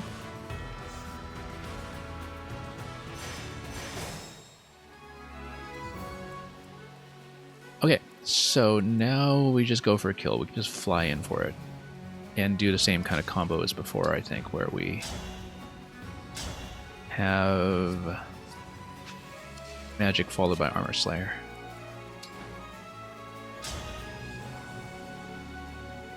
Yeah, because you have a little bit more movement on her, you can start driving the rest of the party back now.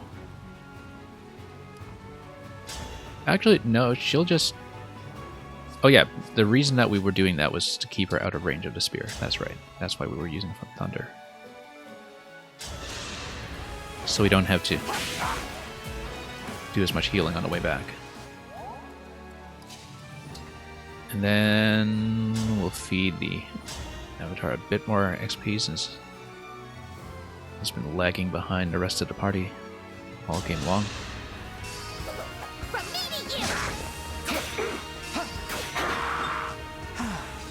And Anna's long-range follow-up totally whiffed. What are we doing on that speed taker anyway? Let's take a look. Effect plus 10. So I guess it's maxed out? Yeah. Unless there was already a cooking effect inside. But anyway, effect plus 10, which is why even Armor Slayer is doubling. Okay, let's get Louis back. Let's get Anna over here so she can pick up orbs. Same with our Avatar, actually. We'll get orbs on both of them, so they're powered up. And then we'll hopefully keep them powered up until we're ready to take on Ike. Although, the nice thing is that I can spend Astra right away, and after 3 turns just pick up another orb and just keep doing long-range Astra to pick off as much as I can. But we'd have to kill the healers to make that effective, otherwise they all just heal up immediately. Speaking of which, we have someone coming in this side, so let's watch out for that. We got bows over here. Lances over here. It's just a healer. Okay, this is not much to deal with.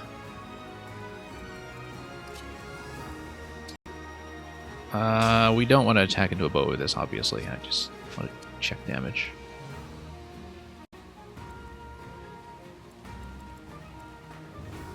We looted Thunder here. We need to grab that off of them, though. Thunder will do that on the bow. You can also just go melee range and almost kill. That'll break it.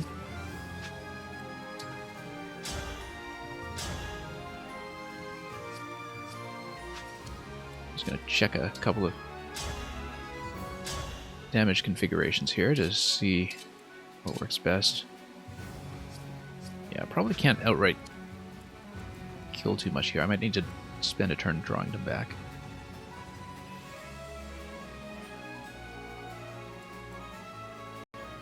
But let's see, 1, 2, 3, 4, 5. If you...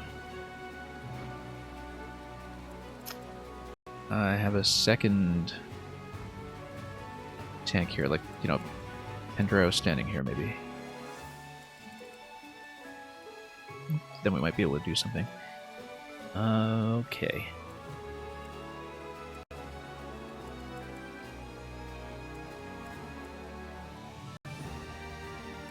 Right, because it's just 2 melee attackers, that's not going to be a problem. What we should do then is Citrin over here. And dump on the bow. Electro dude, welcome.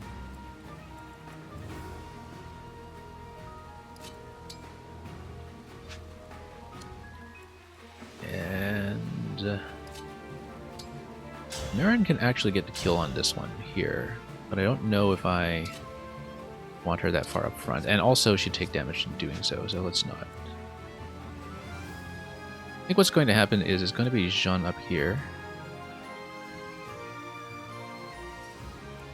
And we'll kind of block using Pendreo, who would have to potentially soak one hit, but that's okay. It's not a big deal. Unless I could push the line even further up. No. First things first, let's take care of this guy. Actually, if I go shielding art here, and then I do a shot from Marin in back, and then I block this position with Pendreo, then we're fine, because then we have a line defense against melee.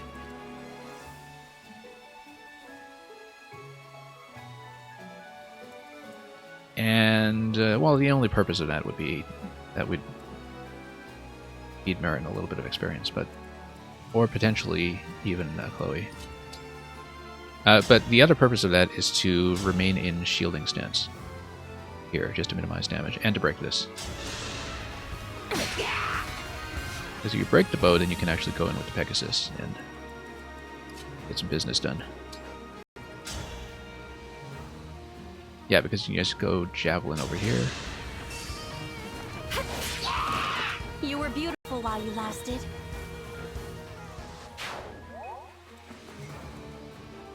And you got defense 13 on this guy. I'm just going to do a damage check against these other characters just to see what I'm dealing with. It's going to be 16 incoming.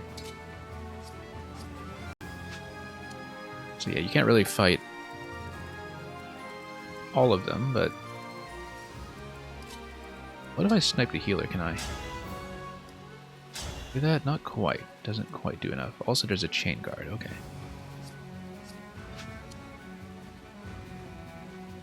But I might even just use Marin to tank then, because if I do, then we can get some hits off with 11 sword.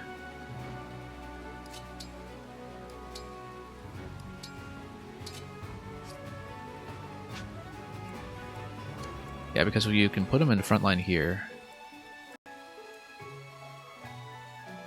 And then if the Lancer comes in... oh, the Lancer will break, though.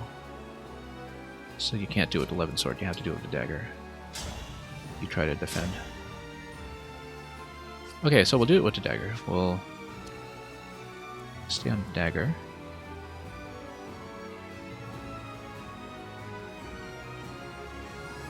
And then, yeah, we'll just heal over here. And we still have a swordsman coming into the right side, but we'll very easily be able to pick that off, I think. So Marin can just stay here. Or even preemptively hit with a dagger. Because what's the worst case? Worst case against spears here is you got 16 damage in from one character. Oh, but they're backups, and I never remember how to calculate the chain attack. So I think it's probably better if we don't mess around too much with incoming damage. Let's just say... Yeah, because in my mind I'm thinking, oh, this will be simple. He's just going to take 16 and 16, and he's going to live with 5 HP. But the reality is because of the follow-up attacks, which I never remember to calculate. That will be a bit trickier. So we'll leave Marin in this position. Or even pull out completely. No, because that would expose Chloe. So let's do it like this. Okay, now things are starting to blow up a bit. So we probably want to retreat a bit before Ike gets too close. Because he's making a move. And things are really blowing up. Wow. Okay, this is not great. All bows, and my Pegasus is right here. That's really quite bad, in fact. She's got to pull out. Must retreat. We don't really have a plan for Ike yet, either. I might need to rush him down instead of picking off the other elements around him. Because this is where it gets tricky, and this is where it got tricky with Lyn as well, where once Lyn was actually on the move in her map, I spent, what, like 2 hours on the critical turn, which was maybe a bit too much. Okay, so we're just going to back up, and yeah, we need to be aware of the cavalry here. It's going to be 25 with speed 16. Yeah, we need to retreat, for sure. Chloe must go back, so we'll go. The question is, along the retreat, can we actually kill anything? Maybe we can. With thunder. My pleasure. But then you got sword over here. That's okay. We'll have Jean probably tank on this side. Then this is going to go 1, 2, 3, 4, 5. Yeah, not great.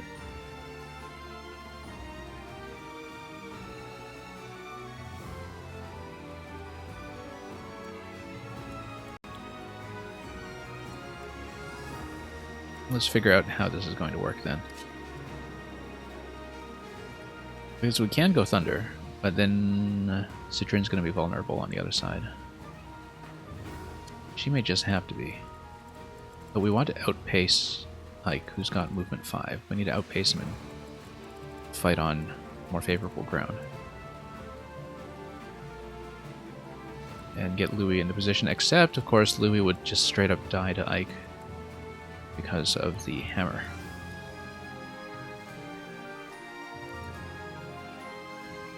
So we can't get Louis to just block him indefinitely either. So anyway, we've got to combine the party. That's the short of it before we really run into trouble. Also notice that, yeah, every time you have these additional reinforcements spawn, they don't give you experience. So we'll keep that in mind. We'll need to take out the healer. I think I've been putting that off at my peril. But anyway, 25 and 17. I think if we just attack in here with Pendreo. Oh, chain guard. Okay, not good. So we need to pick away at the other one first. Or we just attack into this side. Take out everything we can. Main risk with that is that you have potentially 2 bow hits. Like if you're on the left side, then you're going to be hit with a longbow and a bow. That would do like 23 and 26. And if you're on Thunder, then the speed is an issue as well, so probably not viable to just fight here.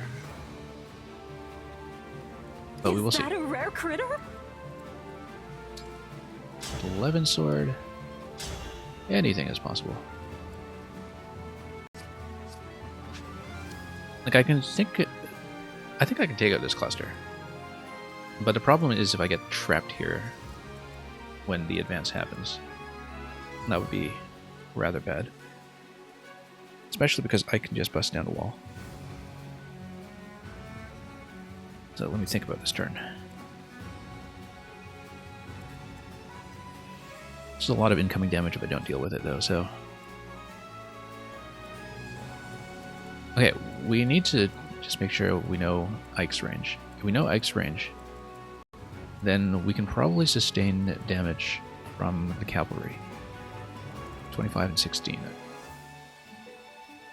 Yeah, we can sustain damage from the cavalry, which means that I can probably come back here. What's going to hit me here? More cavalry. Okay, never mind. But then we can come back here, speed 9. Ugh. Yeah, this Swordmaster is going to be a problem, actually.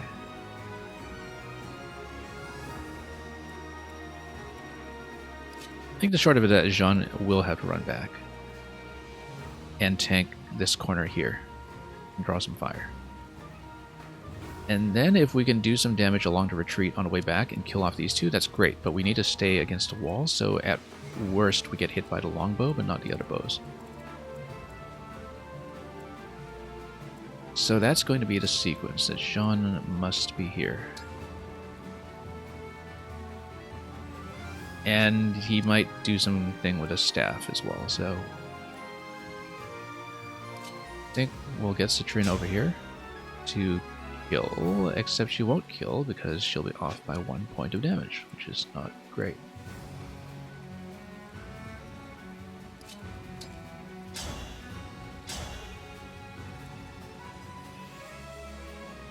Okay, we know Marin can get this kill.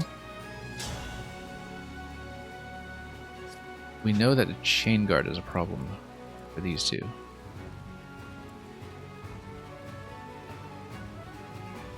But at the very least we should get this kill. And then we'd need to deal with the 29 over here.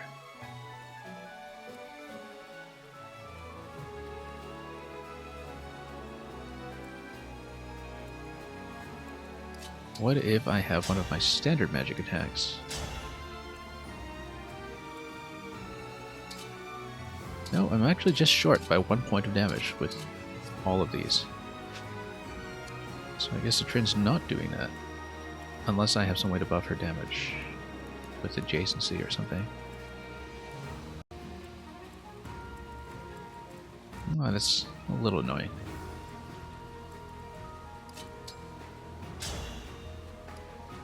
And then this fellow here will need physical damage. Yeah, no, I've got to pull back. I may as well pull her all the way back because I won't really be using her for much else. Unless I go Thunder over here, which will not happen because of Chain Guard. Okay. Yeah, we pull her back. She's not going to be useful. Except for heals. She might potentially do a heal.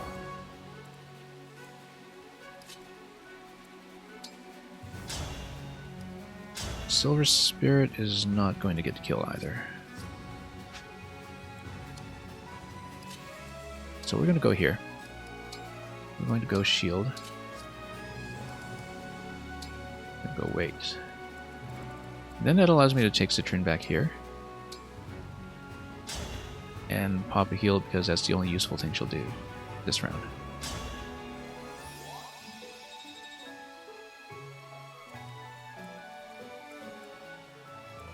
And then all my stuff is way out of position. We have to... I wanted to grab the orb with Anna. I wanted to grab the orb with both characters actually, but we may not have time. And, what's my meter looking like? Almost full, so I maybe Maybe we should just refresh with some kills. But no, we want Astra, actually. So we'll go with both orbs. We'll run back. And we'll run these two back as well. So we can cluster up around here. We're going to fight around this area.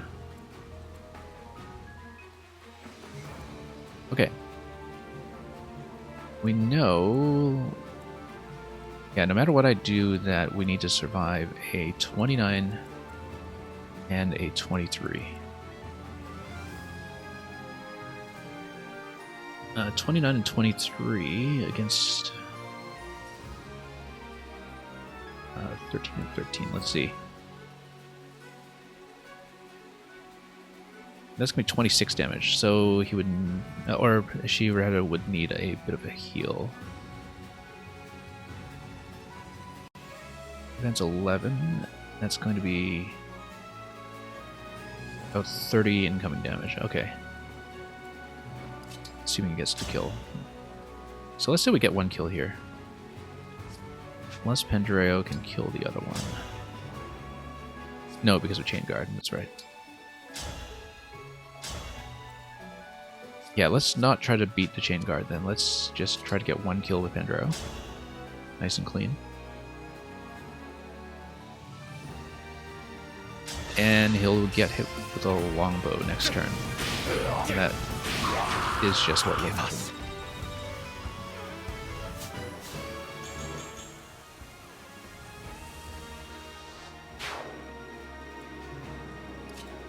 Let's take a look at this. I'm not actually going to do this because he's way out of position. Or she, rather. Marin is going to be way out of position. I don't know why I keep thinking Marin is a boy or something, but... I mean, we've only had her for one map. I have had no conversations with her whatsoever. Okay. Oh yeah, Chain Guard on this side. We can't do that. Let's pull Marin back so we could potentially get her a heal next turn. Possibly stick around for some kind of supports as well.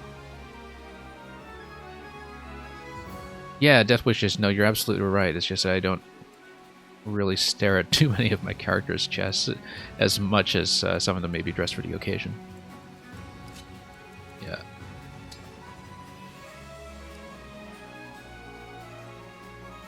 Let's and some of them, believe me, are really dressed for the occasion.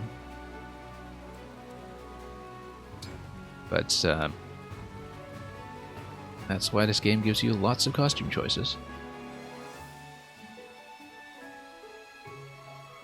Yeah, Electra Dude, no, it's only a Fire Emblem moment if you also get distracted enough that you lose a character in the process to a critical hit at a critical moment. Let's see. Anyway, we're very distracted in this play. So let's wait over here out of range and hope that this will actually survive 2 attacks. Did I read this? No. Okay. Pendraeo's going to take some punishment, but we'll dish some punishment in return. So, although not to the longbow. Longbow's just going to hit and emerge unscathed. So, Ivy and... Speaking of... Well, anyway. Ivy's going to heal Louis. And we're going to run Louis in range up here, although Louis will eventually have to deal with running away from Ike. Do we need range here? This is just a sword, right? No, we'll just go Great Lance.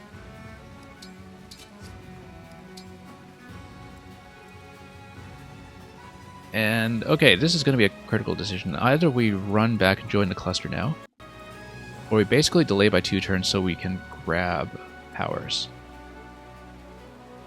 I kind of feel like we're going to need it. And that, regardless, we'll be retreating back to this position anyway, so we'll join up there.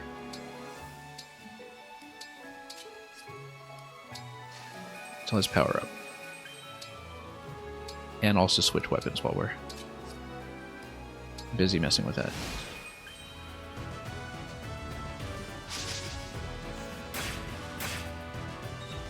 Anyway, Ike is coming. I doubt realistically we'll be able to kill very many of Ike's minions. I think that we just need to be in position to rush him down in one turn. Because we kind of had to learn that the hard way in Lynn's map. Although in Lynn's map I ultimately did burn down everybody on the map anyway, but at what cost? Okay, more mages over here. Also, yeah, they are no XP reinforcements. So we're going to drop Astra right away. And probably just stay at range with my main character until we can snipe off everything we want. Ike is over here. He's going to go 1, 2, 3, 4, 5, and he's got 2 range on Ragnall, which is okay because Ragnall at least is not in the hammer, and Louis can tank it. But we basically need to do some 3-range thunder attacks on these guys here, maybe, to stay out of the action. 1, 2, 3, 4, 5. So Ike's range is going to go basically up to here once I retreat. We need to heal up as well, because Pandreo's kind of in a bit of trouble.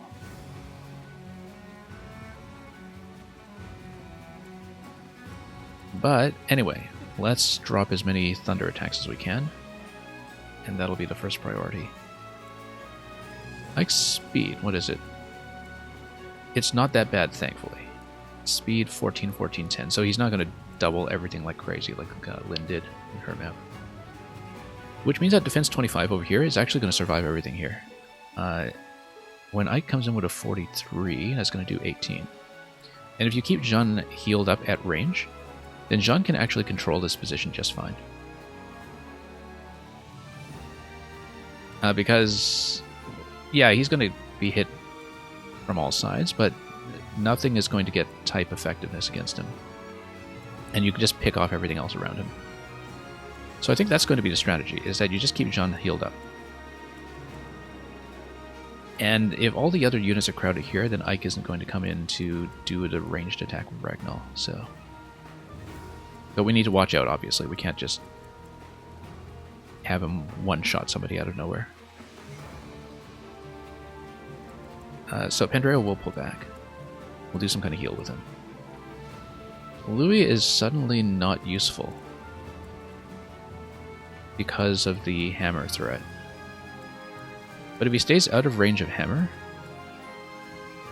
then if somebody else comes in and pokes him, then that's fine. Then potentially he stays in this position to draw some fire. But anyway, let's start thundering. It's not going to do very much.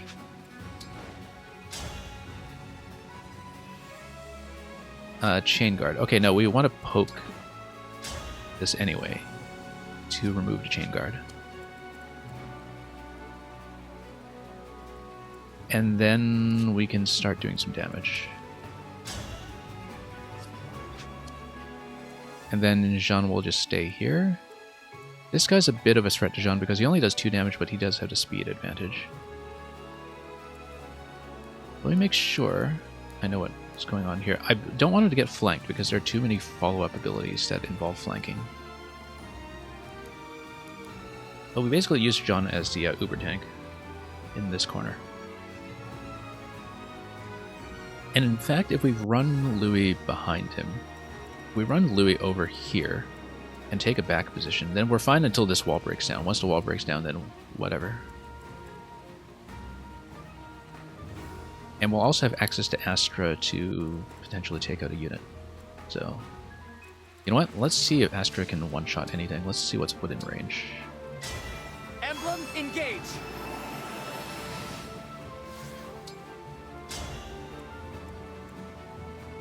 Okay, so that'll take healer down a little bit. That'll also pick off mages on the side eventually, but we want to basically win this map before these mages become relevant. Otherwise, they're going to be a pain. Alright, Astra, I think I need to save it for a turn. It's not going to be too useful this turn. Potentially, however, it would do 15, but the main thing is we want to remove Chain Guard. And if we're doing that, the best way to do that is to just poke with Ivy over here. Assuming she doesn't miss. That should release the guard, I think. And if you release the guard, then Citrin can go down here and do something huge. 24. Yeah, because then you can just poke using Jean. And then you're fine, until Ike comes along and whacks you in the face. Jean can also do a heal on Pendreo, and Pendreo can defend in the back, but we'll work that out.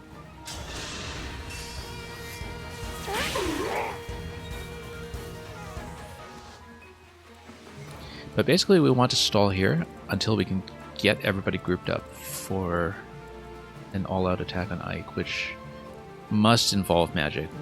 You're not going to kill him physically. And if you are killing him with magic, you have to break him somehow. No, you can't break him because he's armored.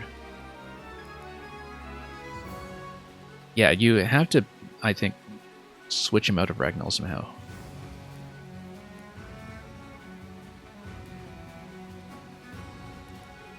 Because the 2 range is a problem, unless you just drop Thunder on him repeatedly or something. But I think using Jean de stall is a potentially viable strategy around this corner. Oh yeah, and you need your flyers to be out of bow range as well, that's important. Anyway, Jean is going to go Shielding Art over here and kill. And that'll be good. Goodbye.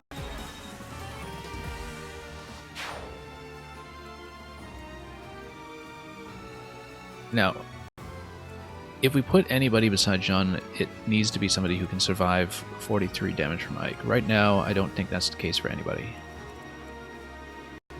But we need to deal with the flanking that's going to come from this side, because, and we can't put a flyer anywhere here because the longbow will kill.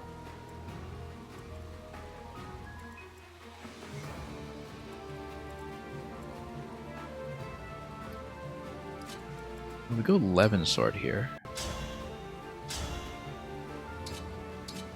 Yeah, neither one of them will do too well.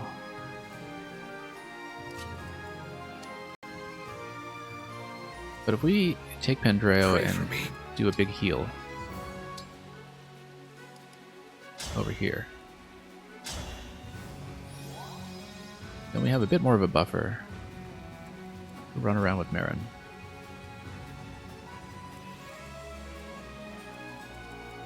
And then, with pride, if you take Marin over here, Chain Guard. That's annoying. What about the dagger? That'll do 22. That's still going to be very vulnerable damage, because the 43 from Ike is going to do 30. I think I just need to stay out of range of Ike and then pull in other enemies some other way.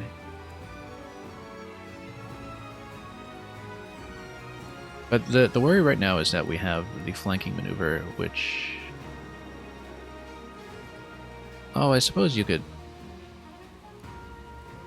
Yeah, because it could flip over and do all kinds of things. Yeah, because that's the thing about the Swordmaster, is that you cannot just do a one-row wall against it, because it will just jump over the wall.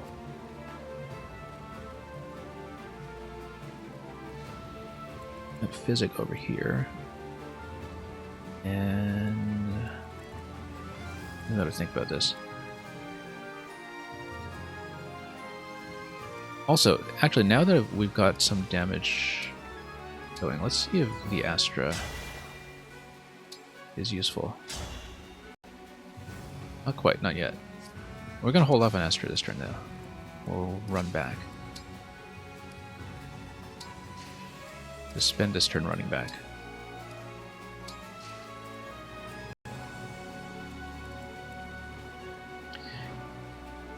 I don't know about the damage calculation too on armor in terms of weapon effectiveness, because I used to know the formula for this, but it has something to do with the base stat on the weapon, right?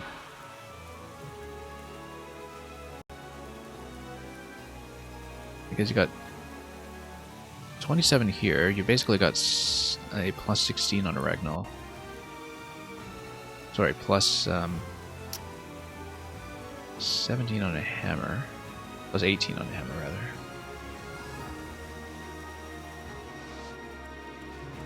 And isn't it like a triple weapon damage or something like that? I don't remember. Because there's a particular point in the calculation when the weapon effectiveness is taken into account. And I used to know this. But I'm trying to calculate whether it's survivable for Louis, and I think I have to assume it isn't. Because the hammer will just eat him alive. Even with a single hit. So I think we just need to let Jean potentially get surrounded and flanked. And we'll just maintain this position, except we move Chloe out of the way. We'll move her back here, actually. She's not going to be useful right there.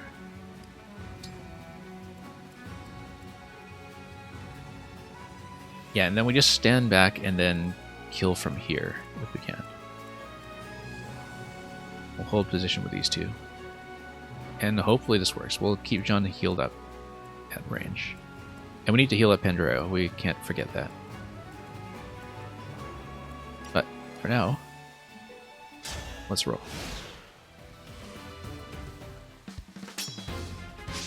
Yeah. Oh, he's gonna whiff. Great. Great. Low hit percentages on the enemy are my friend.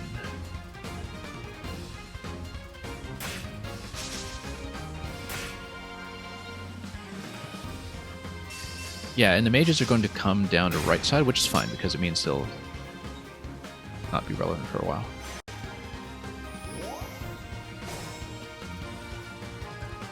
Okay, here's the problem that we're running into here, is that if we kill this guy, then we've got range issue with Ike again. 1, 2, 3, 4, 5. We have to stay at a distance and probably kill this with Thunder.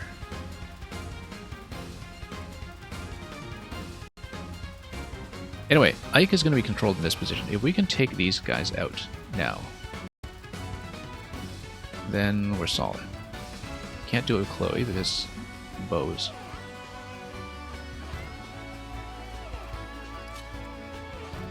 And somebody needs to heal Pandreo at some point. Probably Citrin over here with a mend. Although Citrin can also totally dump on Ike.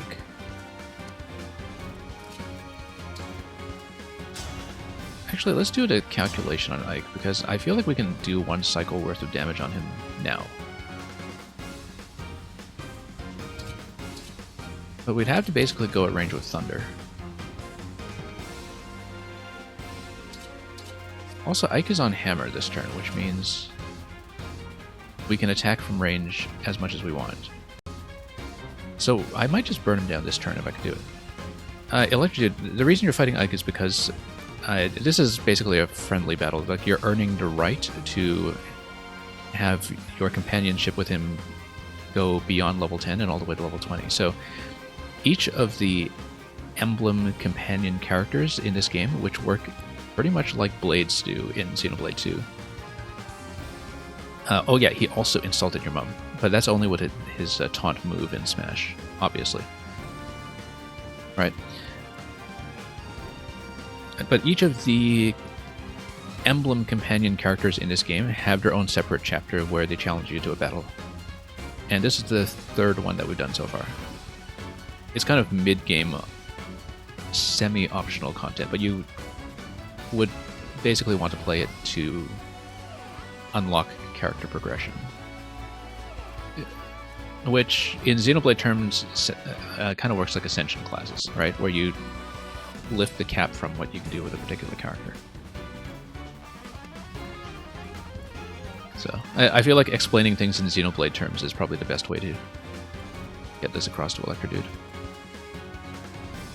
Anyway, if we can get enough characters bunched up here to do magic damage at range, we might be able to kill Ike this turn.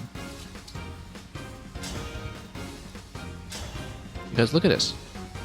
Levin's sword is going to do 30. Because he's on hammer right now, he can't fight back. Levin's sword would do 30.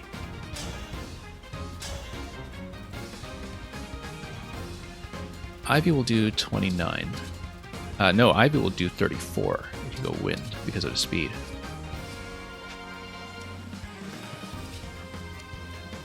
Citrin will do how much?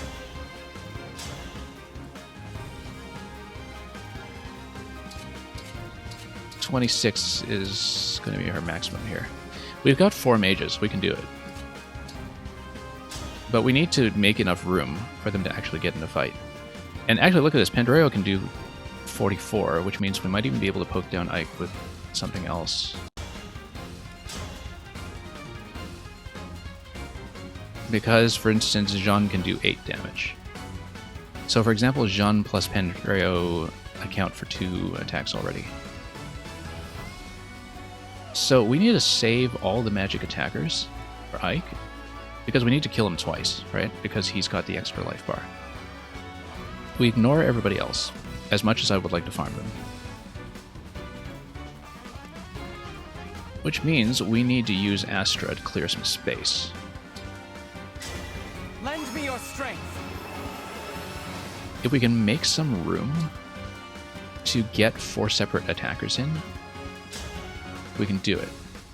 And even if we don't make room, we can potentially have somebody on Thunder to hit at 3 range, and that would partly solve the problem.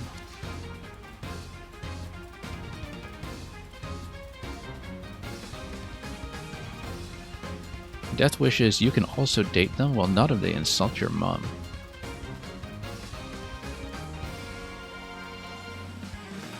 Okay, let's see how much the thunder damage does, because that'll determine who attacks from 3 range rather than 2.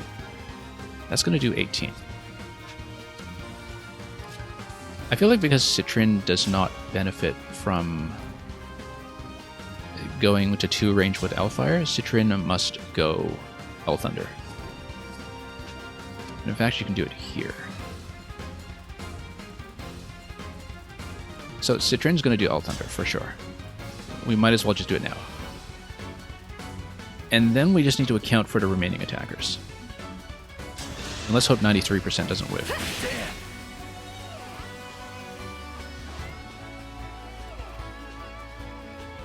Now we need to think about positioning for the remaining attackers, because we basically need...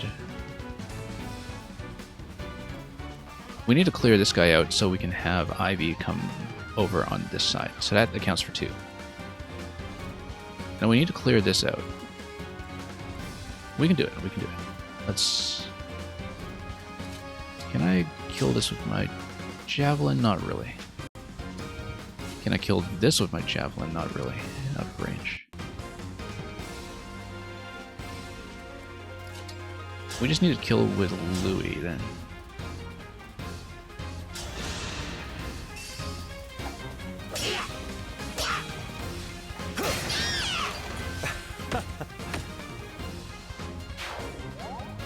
Okay. Now we're in good shape, because actually, yeah, no, Citrin is done. Also, if we're really stuck, we can always trade the El Thunder Tome to have 1 additional attack from 3 range. So, how much did Marin do? Not enough. Marin only does a little bit. 16. But Marin could potentially clear space, right? Because then we have... We still have Pandreo and Ivy. Yeah, no, I hope I didn't miscalculate this. If so, we're in for our first rewind of the night. But we know that Jean can do 8 damage just attacking directly in. I don't know if we can do anything with a javelin here. Probably not. No.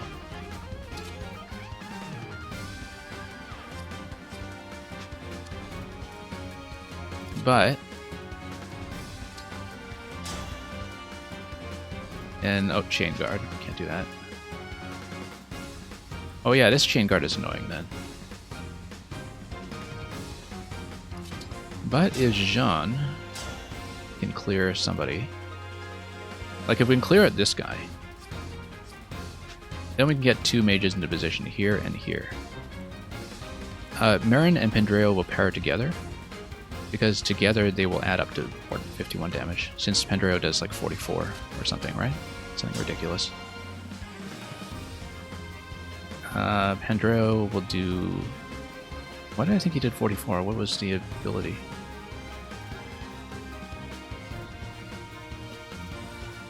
Maybe I'm wrong. Oh no, I think it was Ivy who did it, right?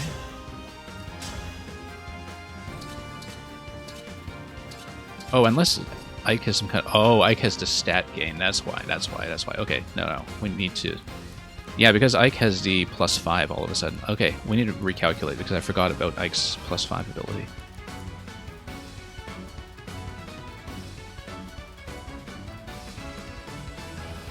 Yeah, actually, he gets +7. He gets +7. I completely forgot about that, so we need to recalculate. Because I had enough, and then I didn't. So we should have hit him harder as the first attack. That was a mistake. However, we might still be able to do it. Because we always have Jean available for a bit of extra poke damage. Maybe. We might have messed this up because I didn't read Ike's ability.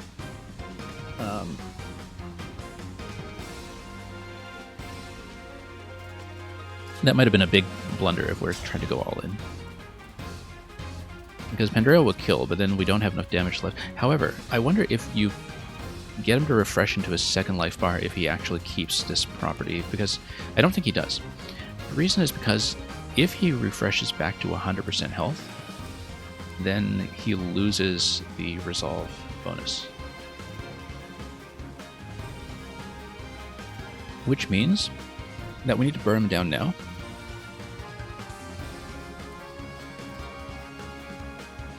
And then Marin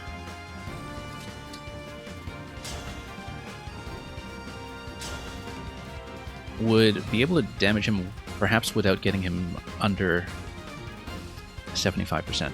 Yeah, no, we needed to do a tiny bit of damage to him so he stays above 75%, and then we basically blitz him down with Pendreo, who would do 22 and 22 rather than 15 and 15. But then we need to figure out how we'll do that, because right now that's tricky. Positionally speaking, that's tricky. I would need to kill something here. Let's... Like, potentially... Yeah, no, the Chain Guard guy is really annoying. Because that's totally wrecking my positioning.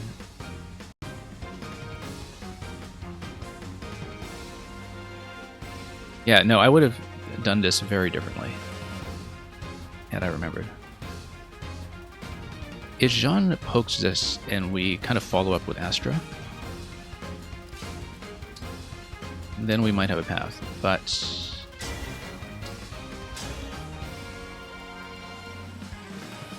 Astra will do nothing to Ike. But it could potentially burn down one of these characters here. Also, it will also blow up the Chain Guard. That's the important thing. Because Astra Storm, I think, cuts through Chain Guard, right? But no matter what, we need to kill that. And we can bring Chloe back, basically, to Javelin this guy. But we need to take out the Chain Guard first. And Astra, I think, just ignores Chain Guard, but it doesn't actually remove it. You'd need to kill this one first. Alternative is if we... Yeah, because the problem is that Ivy can come over here. And Ivy has Thunder. I think we need Pendreo on Thunder. But then Thunder won't be able to double, and that's a problem.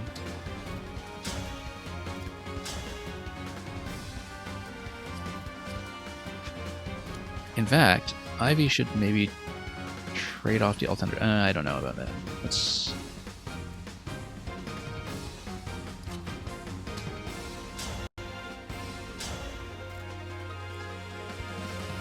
Yeah, this is tricky all of a sudden because we miscalculated.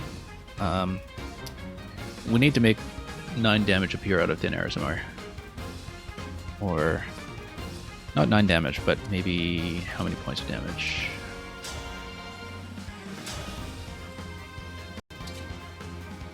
$22.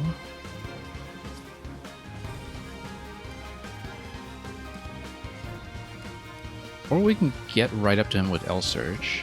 That would be 19 speed against 14 speed. Yes, yes, this is a way to do it. We have to take out... Yes, this is how to do it. We kill this one.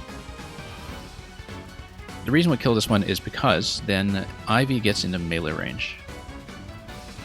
Except she can't do that because she'll die in melee range to the melee weapon, which does 43.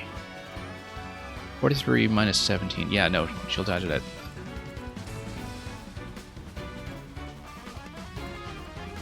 Oh, what a tangled web we weave. But her best bet right now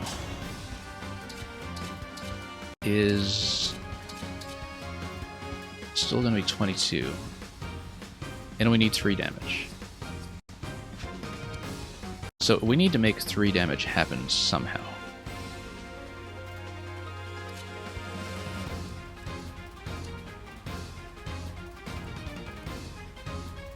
Do I have a weapon that can do that?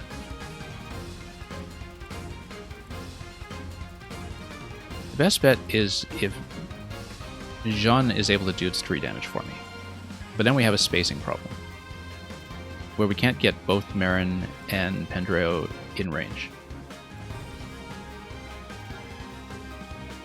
Unless Pendreo goes lightning here. I don't know how much he does with lightning, that's the thing.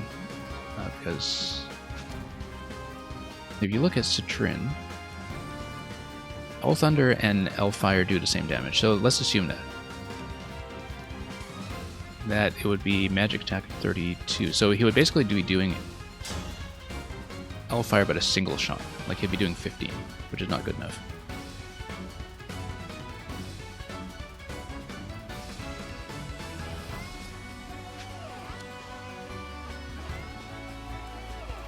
But basically, if you do Love and Sword over here,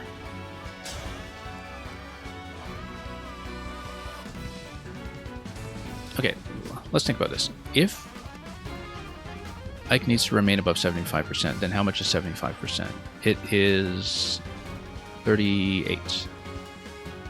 Roughly, 37 out of 51. So you basically need to poke him for about 10 damage. And then... And then Pendreo's got to get the kill. Because he's the only one with enough speed. I might wind up backing up in this turn because I might need to change the move order just to accommodate the little wrinkle we have here.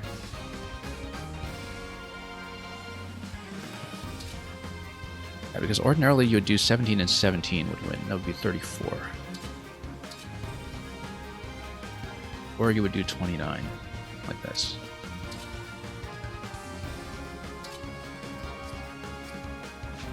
Instead, we have a very serious wrinkle.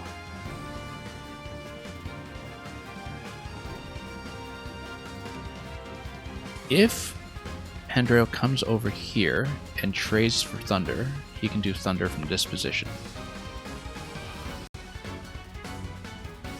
After Ivy is hit.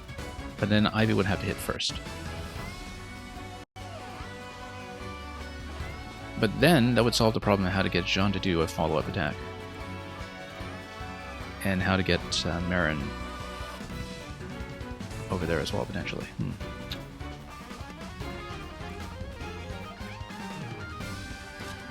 I feel like the solution has to involve using Chloe and Astra.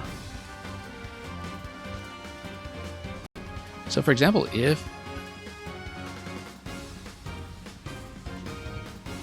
Ivy winds up getting some kind of massive kill shot on Ike, it doesn't matter if Ike would hit back for 45 damage, right?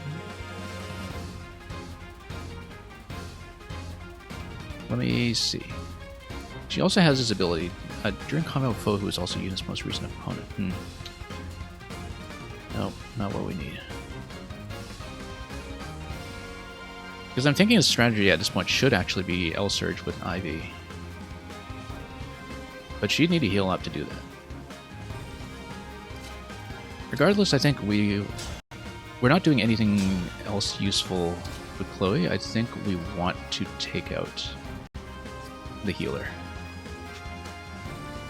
And we can get Astra in there to do that too. Because how much is Astra going to do?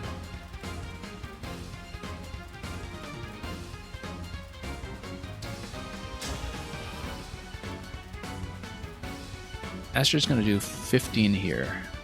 Does Chloe do 16?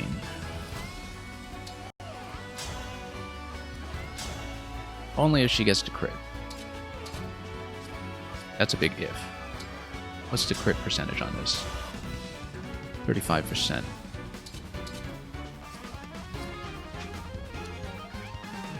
Yeah, ideally we want to take out this guy with something like a big crit. Like if you got 29 on Killer Lance, then it does 16 to him. 16 by 3 would be 48. So you'd need to relieve the chain guard. Like you'd need to hit the chain guard with something.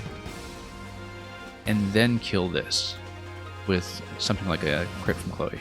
And then that frees up the whole position. And then you're good. But we don't have that right now. However, do we have anybody else who can carry a sword? And because maybe the idea is to trade off to Levin Sword. No.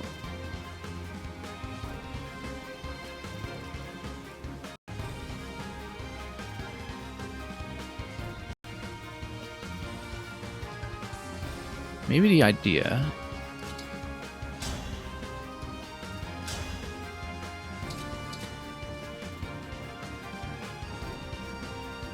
is to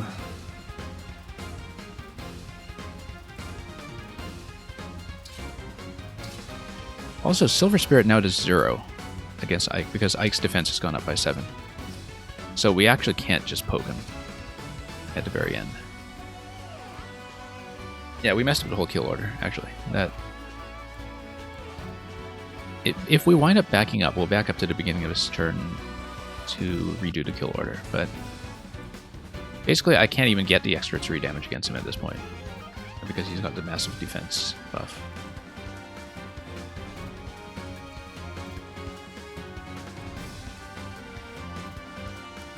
Let's see what I can do.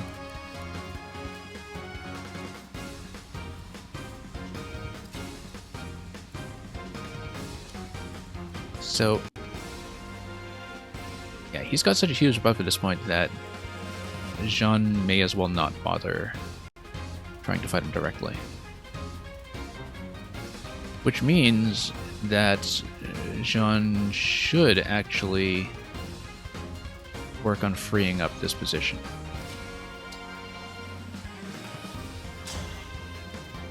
Now, we know Pendreo can get the kill on this round, so I think that has to be part of the pattern. No matter what we do, Pendreo has to kill. Then Ike revives. And then we figure out what to do from there. But he has to be the one to do it, I think. But then the question is, whether we have enough damage after that, and I'm not convinced we do. Because it seems like I was depending pretty heavily on Pendreo being able to do the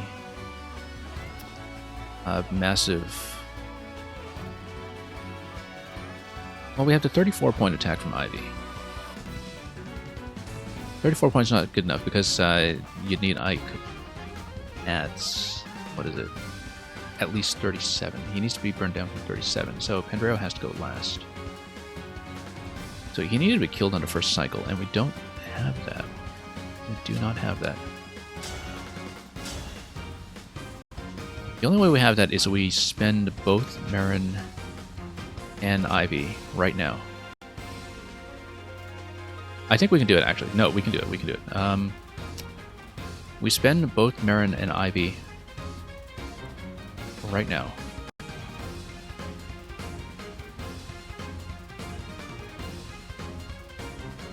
And then the next set of attacks needs to be from Pandreo and Jean. The problem is Pandreo can't get in position to do that.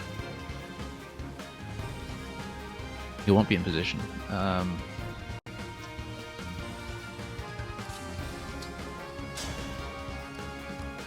What's the thunder damage on her? 14. We gotta figure this out. Poison is good for this kind of stuff you were saying a few minutes ago. Yeah, it actually really is. But we don't have it, so.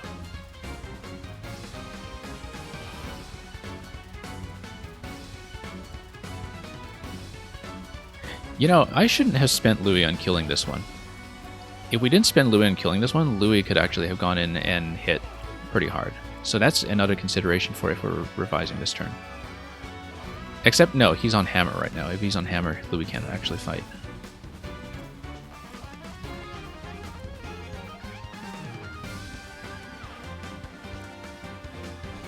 I don't know if I can make it work. I think we'll go in with Pandreo and we'll kill. And we'll see how the damage numbers add up once we've freed up that part of the position. I feel like it has to be Chloe plus Astra. You know what? We're going to roll the dice on this. We're going to go Astra on the chain guard. Unless there's another way to poke the chain guard. We're going to go Astra on the chain guard and then Chloe on sword to see if we crit. And if we get no, we can't because it's going to be javelin range. It's not going to be able to kill her sword.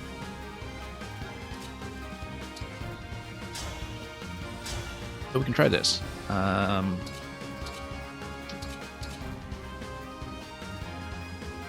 Because maybe if we're lucky, Ike's hit percentage with the hammer will be low enough that it's not a problem to have Ivy get up there in melee range.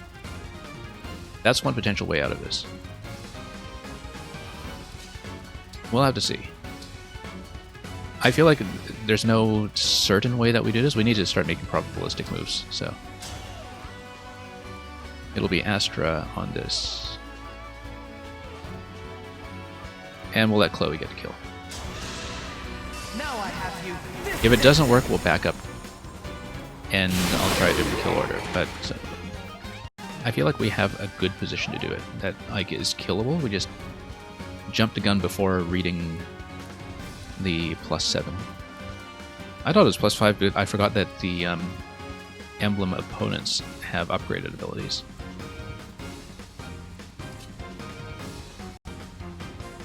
Okay, Chloe's gonna go here. Oh, and she needs to get the crit on this one too. I've had my eye. Which she will. Why, thank you, Chloe. Very helpful. Now, here's the problem. She'll die to hammer, if she tries to go L-Surge. But it's a 59% hit from the hammer.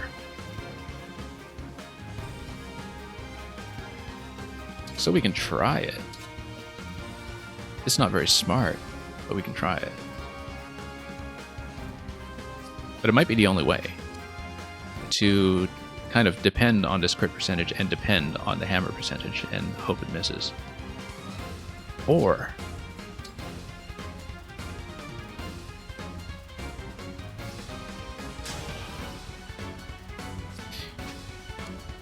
we know we can still kill with Pandreo.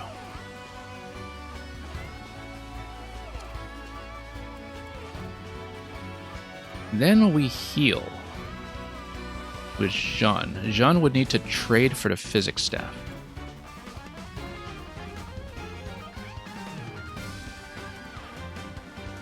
Positionally, this is going to be a little bit awkward, because Pandreo would have to be here, Jean would need to be here, trade for the physics staff, and then Marin would have a little bit of trouble getting in position.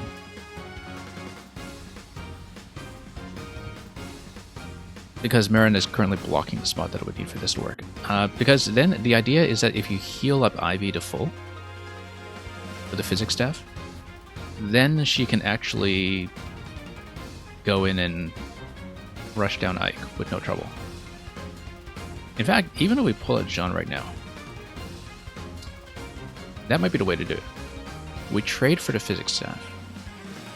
We heal Ivy. Ivy goes in and kills. Then we have the double move with Marin and Pandreo, assuming that Marin does not get Ike under 37 HP. Also, Marin would need to survive against Ike himself, which 45 against 13 is doable, as long as we don't get a crit in the face. So yeah, Marin would need to survive herself against Ike at melee range. Marin's going to fight from melee range with 11 sword. And yeah, let's do it this way. This is going to be a crazy play, but we'll do it. We'll do it. But then the question is, does Pandreo hit first or does Ivy hit first? Let's take a look at Ivy. Big play incoming. I think I figured it out, actually. But it is partly dependent on one thing, which is that the crit percentage from Ike. And moreover, whether Marin is able to survive direct combat with Ike. So let's see. Okay, so normally if Ivy goes L Surge, she's going to go 19 and 19, which means that with 7 on top of that. What's 19 and 7? That's going to be 26 and 26. She can just kill Ike directly after this cycle. Because she'll do 52, right? So we're fine. We're actually perfectly fine. But the first thing we must do, then, is get Jean out of here. So he's not trapped in a position later after Pandreo attacks. We're going to trade. Physic. Doesn't matter what we trade it for, we'll go rewarp. We use Physic. We heal Ivy. Ready and able.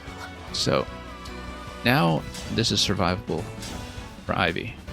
And it's going to be 100% hit because that's what L-Surge does. Assuming that the 30% crit from Ike doesn't become a problem. Now the fancy thing is that now we can go in with Pandreo. And we can kill.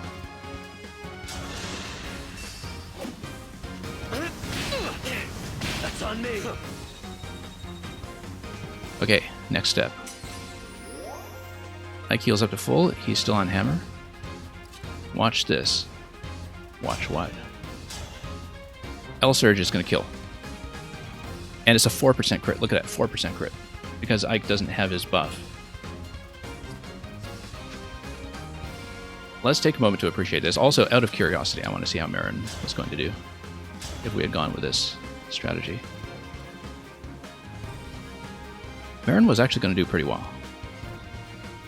50% hit and no crit. So actually, we have some breathing room, even.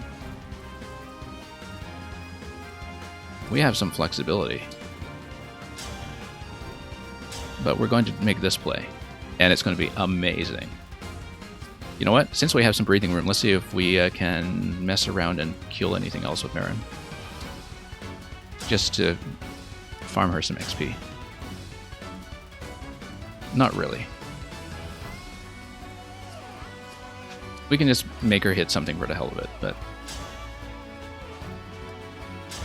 she's not really going to get the kill on anything, so yeah, whatever. I don't care. In case of disaster, let's do it this way. As planned. So 59% hit, 4% crit. Let's hope it doesn't happen. It was a good fight. There you go. There you go. That's Fire Emblem. I have no complaints. She said exactly what I was thinking. I have no complaints.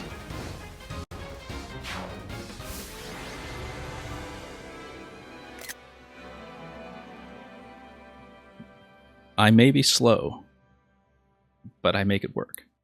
We make it happen.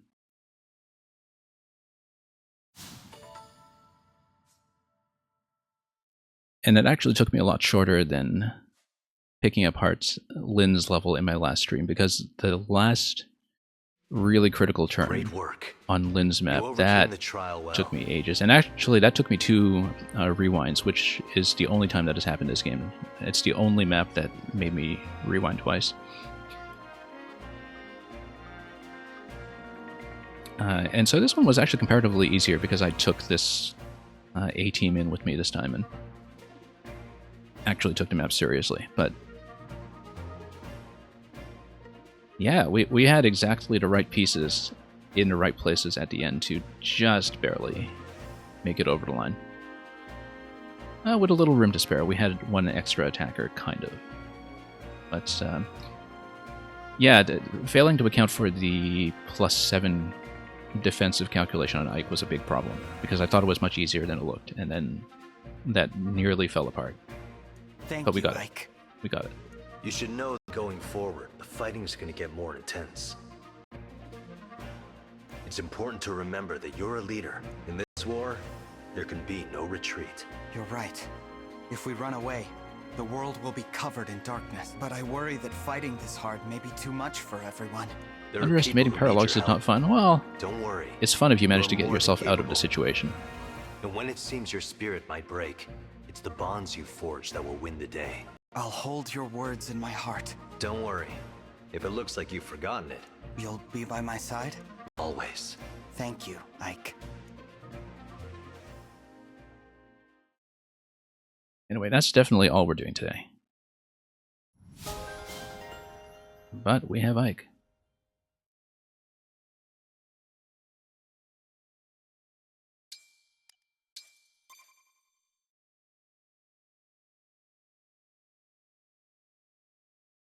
Anyway, I am streaming this game as much as I can. It won't be every night, but I've been trying to do it once every 2 days or so, at least.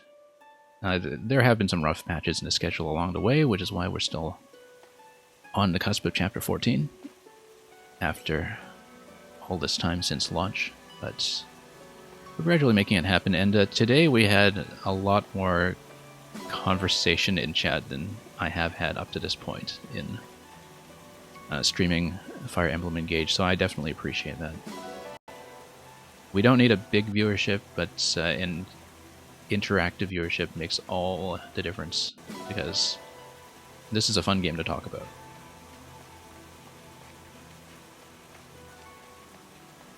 So, yeah, I will be logging off probably after I check supports. We'll watch the supports, I think.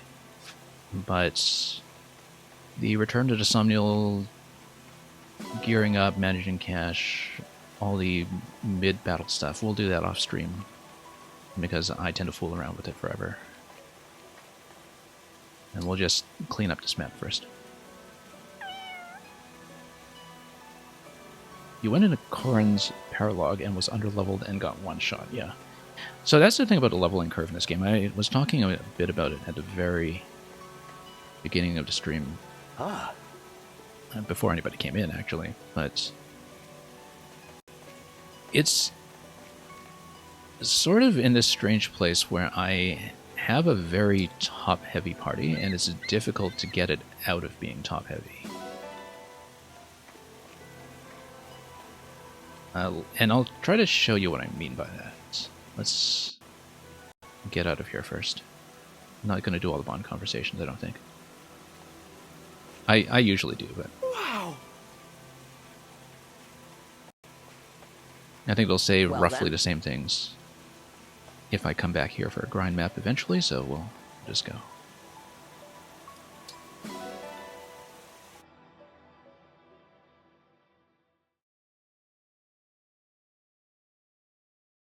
So yeah, I've been doing very few skirmishes. I do one or two sometimes to just, you know, maybe get a level 19 character up to 20 just to not have them capped out for a whole mission. But what I've noticed is that it seems like the skirmishes do scale roughly with the state of your party. So the ones I'm getting now are all saying advanced class, pretty much. This one's base class 20, but most of them are saying advanced class recommended. And it's consistently about 5 levels over the main quest, which I think is still just recommending level 17 now, maybe? Where is it? Where's our next destination? Chapter 14, where are you? Yeah, so that's recommending level 17. Chapter 13 was recommending level 15. So the issue that I've been having is that there hasn't been a good opportunity to level up my backline. And I know that people who play Fire Emblem usually swear by this mantra of really developing a core team. I don't tend to do that. I tend to try to trade people out. But in this game, I really have been funneled towards developing a core team because they've so far outpaced a lot of the characters that I picked up and didn't use much after recruitment or didn't use at all. Like, you have basically most of my roster hanging around level 10.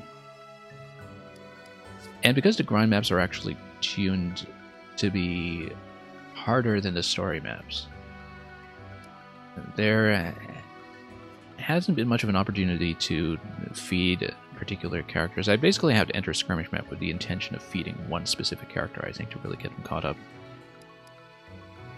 Oddly enough, this is something that Triangle Strategy, which I played recently, handled really well because the catch-up experience in Triangle Strategy is actually really quick. So it basically lets you get any party member in the mix, even if they're under level, because they just get up to speed in the course of one mission, basically. So you can just kind of pick based on abilities rather than pick based on who you've been using. Well, that's the only thing. I mean, I haven't had much of an incentive to develop my backline either, which means I'm very short on stuff like cavalry. But yeah, next time we will be looking at... what is it? Where are you? Yeah, next time we'll be looking at Solemn Palace over here.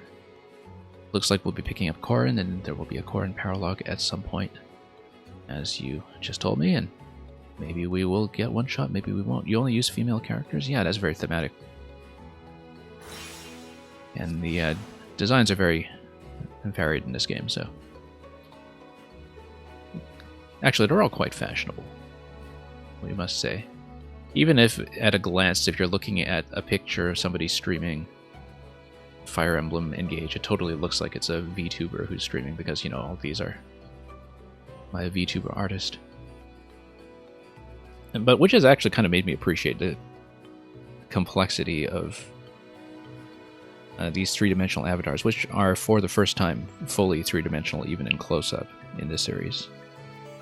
And I think it blends together really well. I was more impressed with the artwork than I expected going in, given how the game looked in trailers. And I've warmed to the style considerably.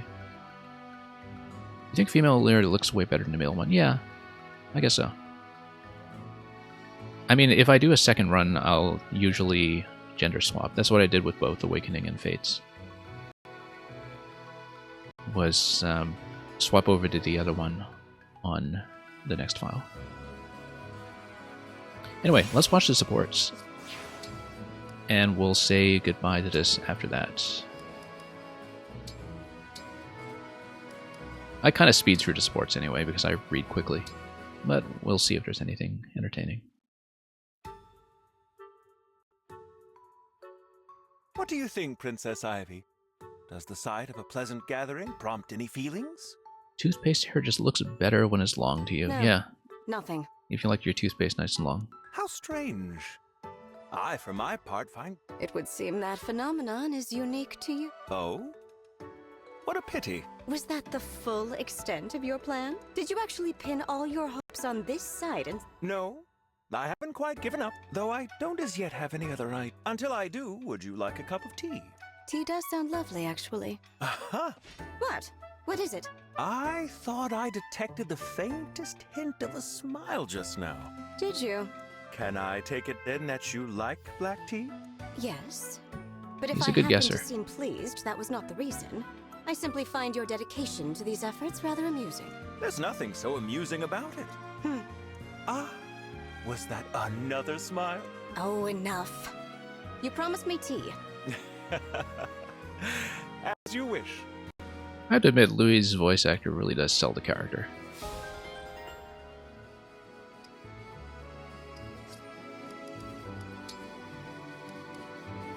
Okay, Tamara and Marin. Let's see what they're up to. Hey, Marin! You look like you're lost in thought. You could say that, Princess Given that Tamara wasn't in this fight, I think this was a leftover support from the cooking that I did pre-battle. Well, what's on your mind? I was thinking about why I left my village. Ah, yeah. Yes, that's right. It was decided I had to take my mother's place. The whole thing was unreasonable. You were a free spirit, even back then. I wouldn't call myself a free spirit, but after traveling on my own for a while, I met a fearless woman riding on a wolf. Free spirit may not even cover it. And out of nowhere, you charged in to help. Neither will I. I didn't realize it then, but...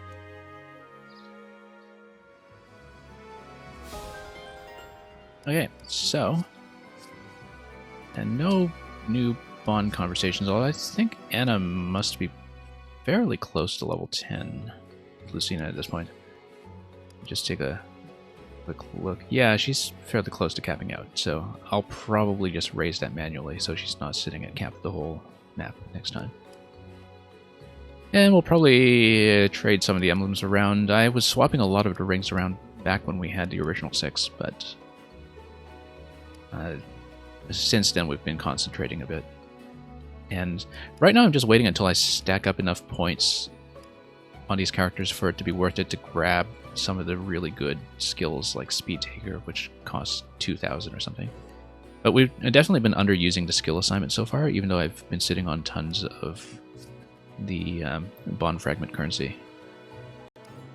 Because I'm basically waiting to get my Emblem Ring collection back in order so we can really pick and choose the skills that I want for the later maps. So until then, though, that is going to be all for today, and we'll continue next time with Chapter 14. So thank you so much for joining me, and Fire Emblem will continue. We'll try to intersperse it with Mario Maker, which I've said for weeks, but should finally happen, especially because there will be a new Mario Maker puzzle contest to announce that I'll be participating in as a streamer in March.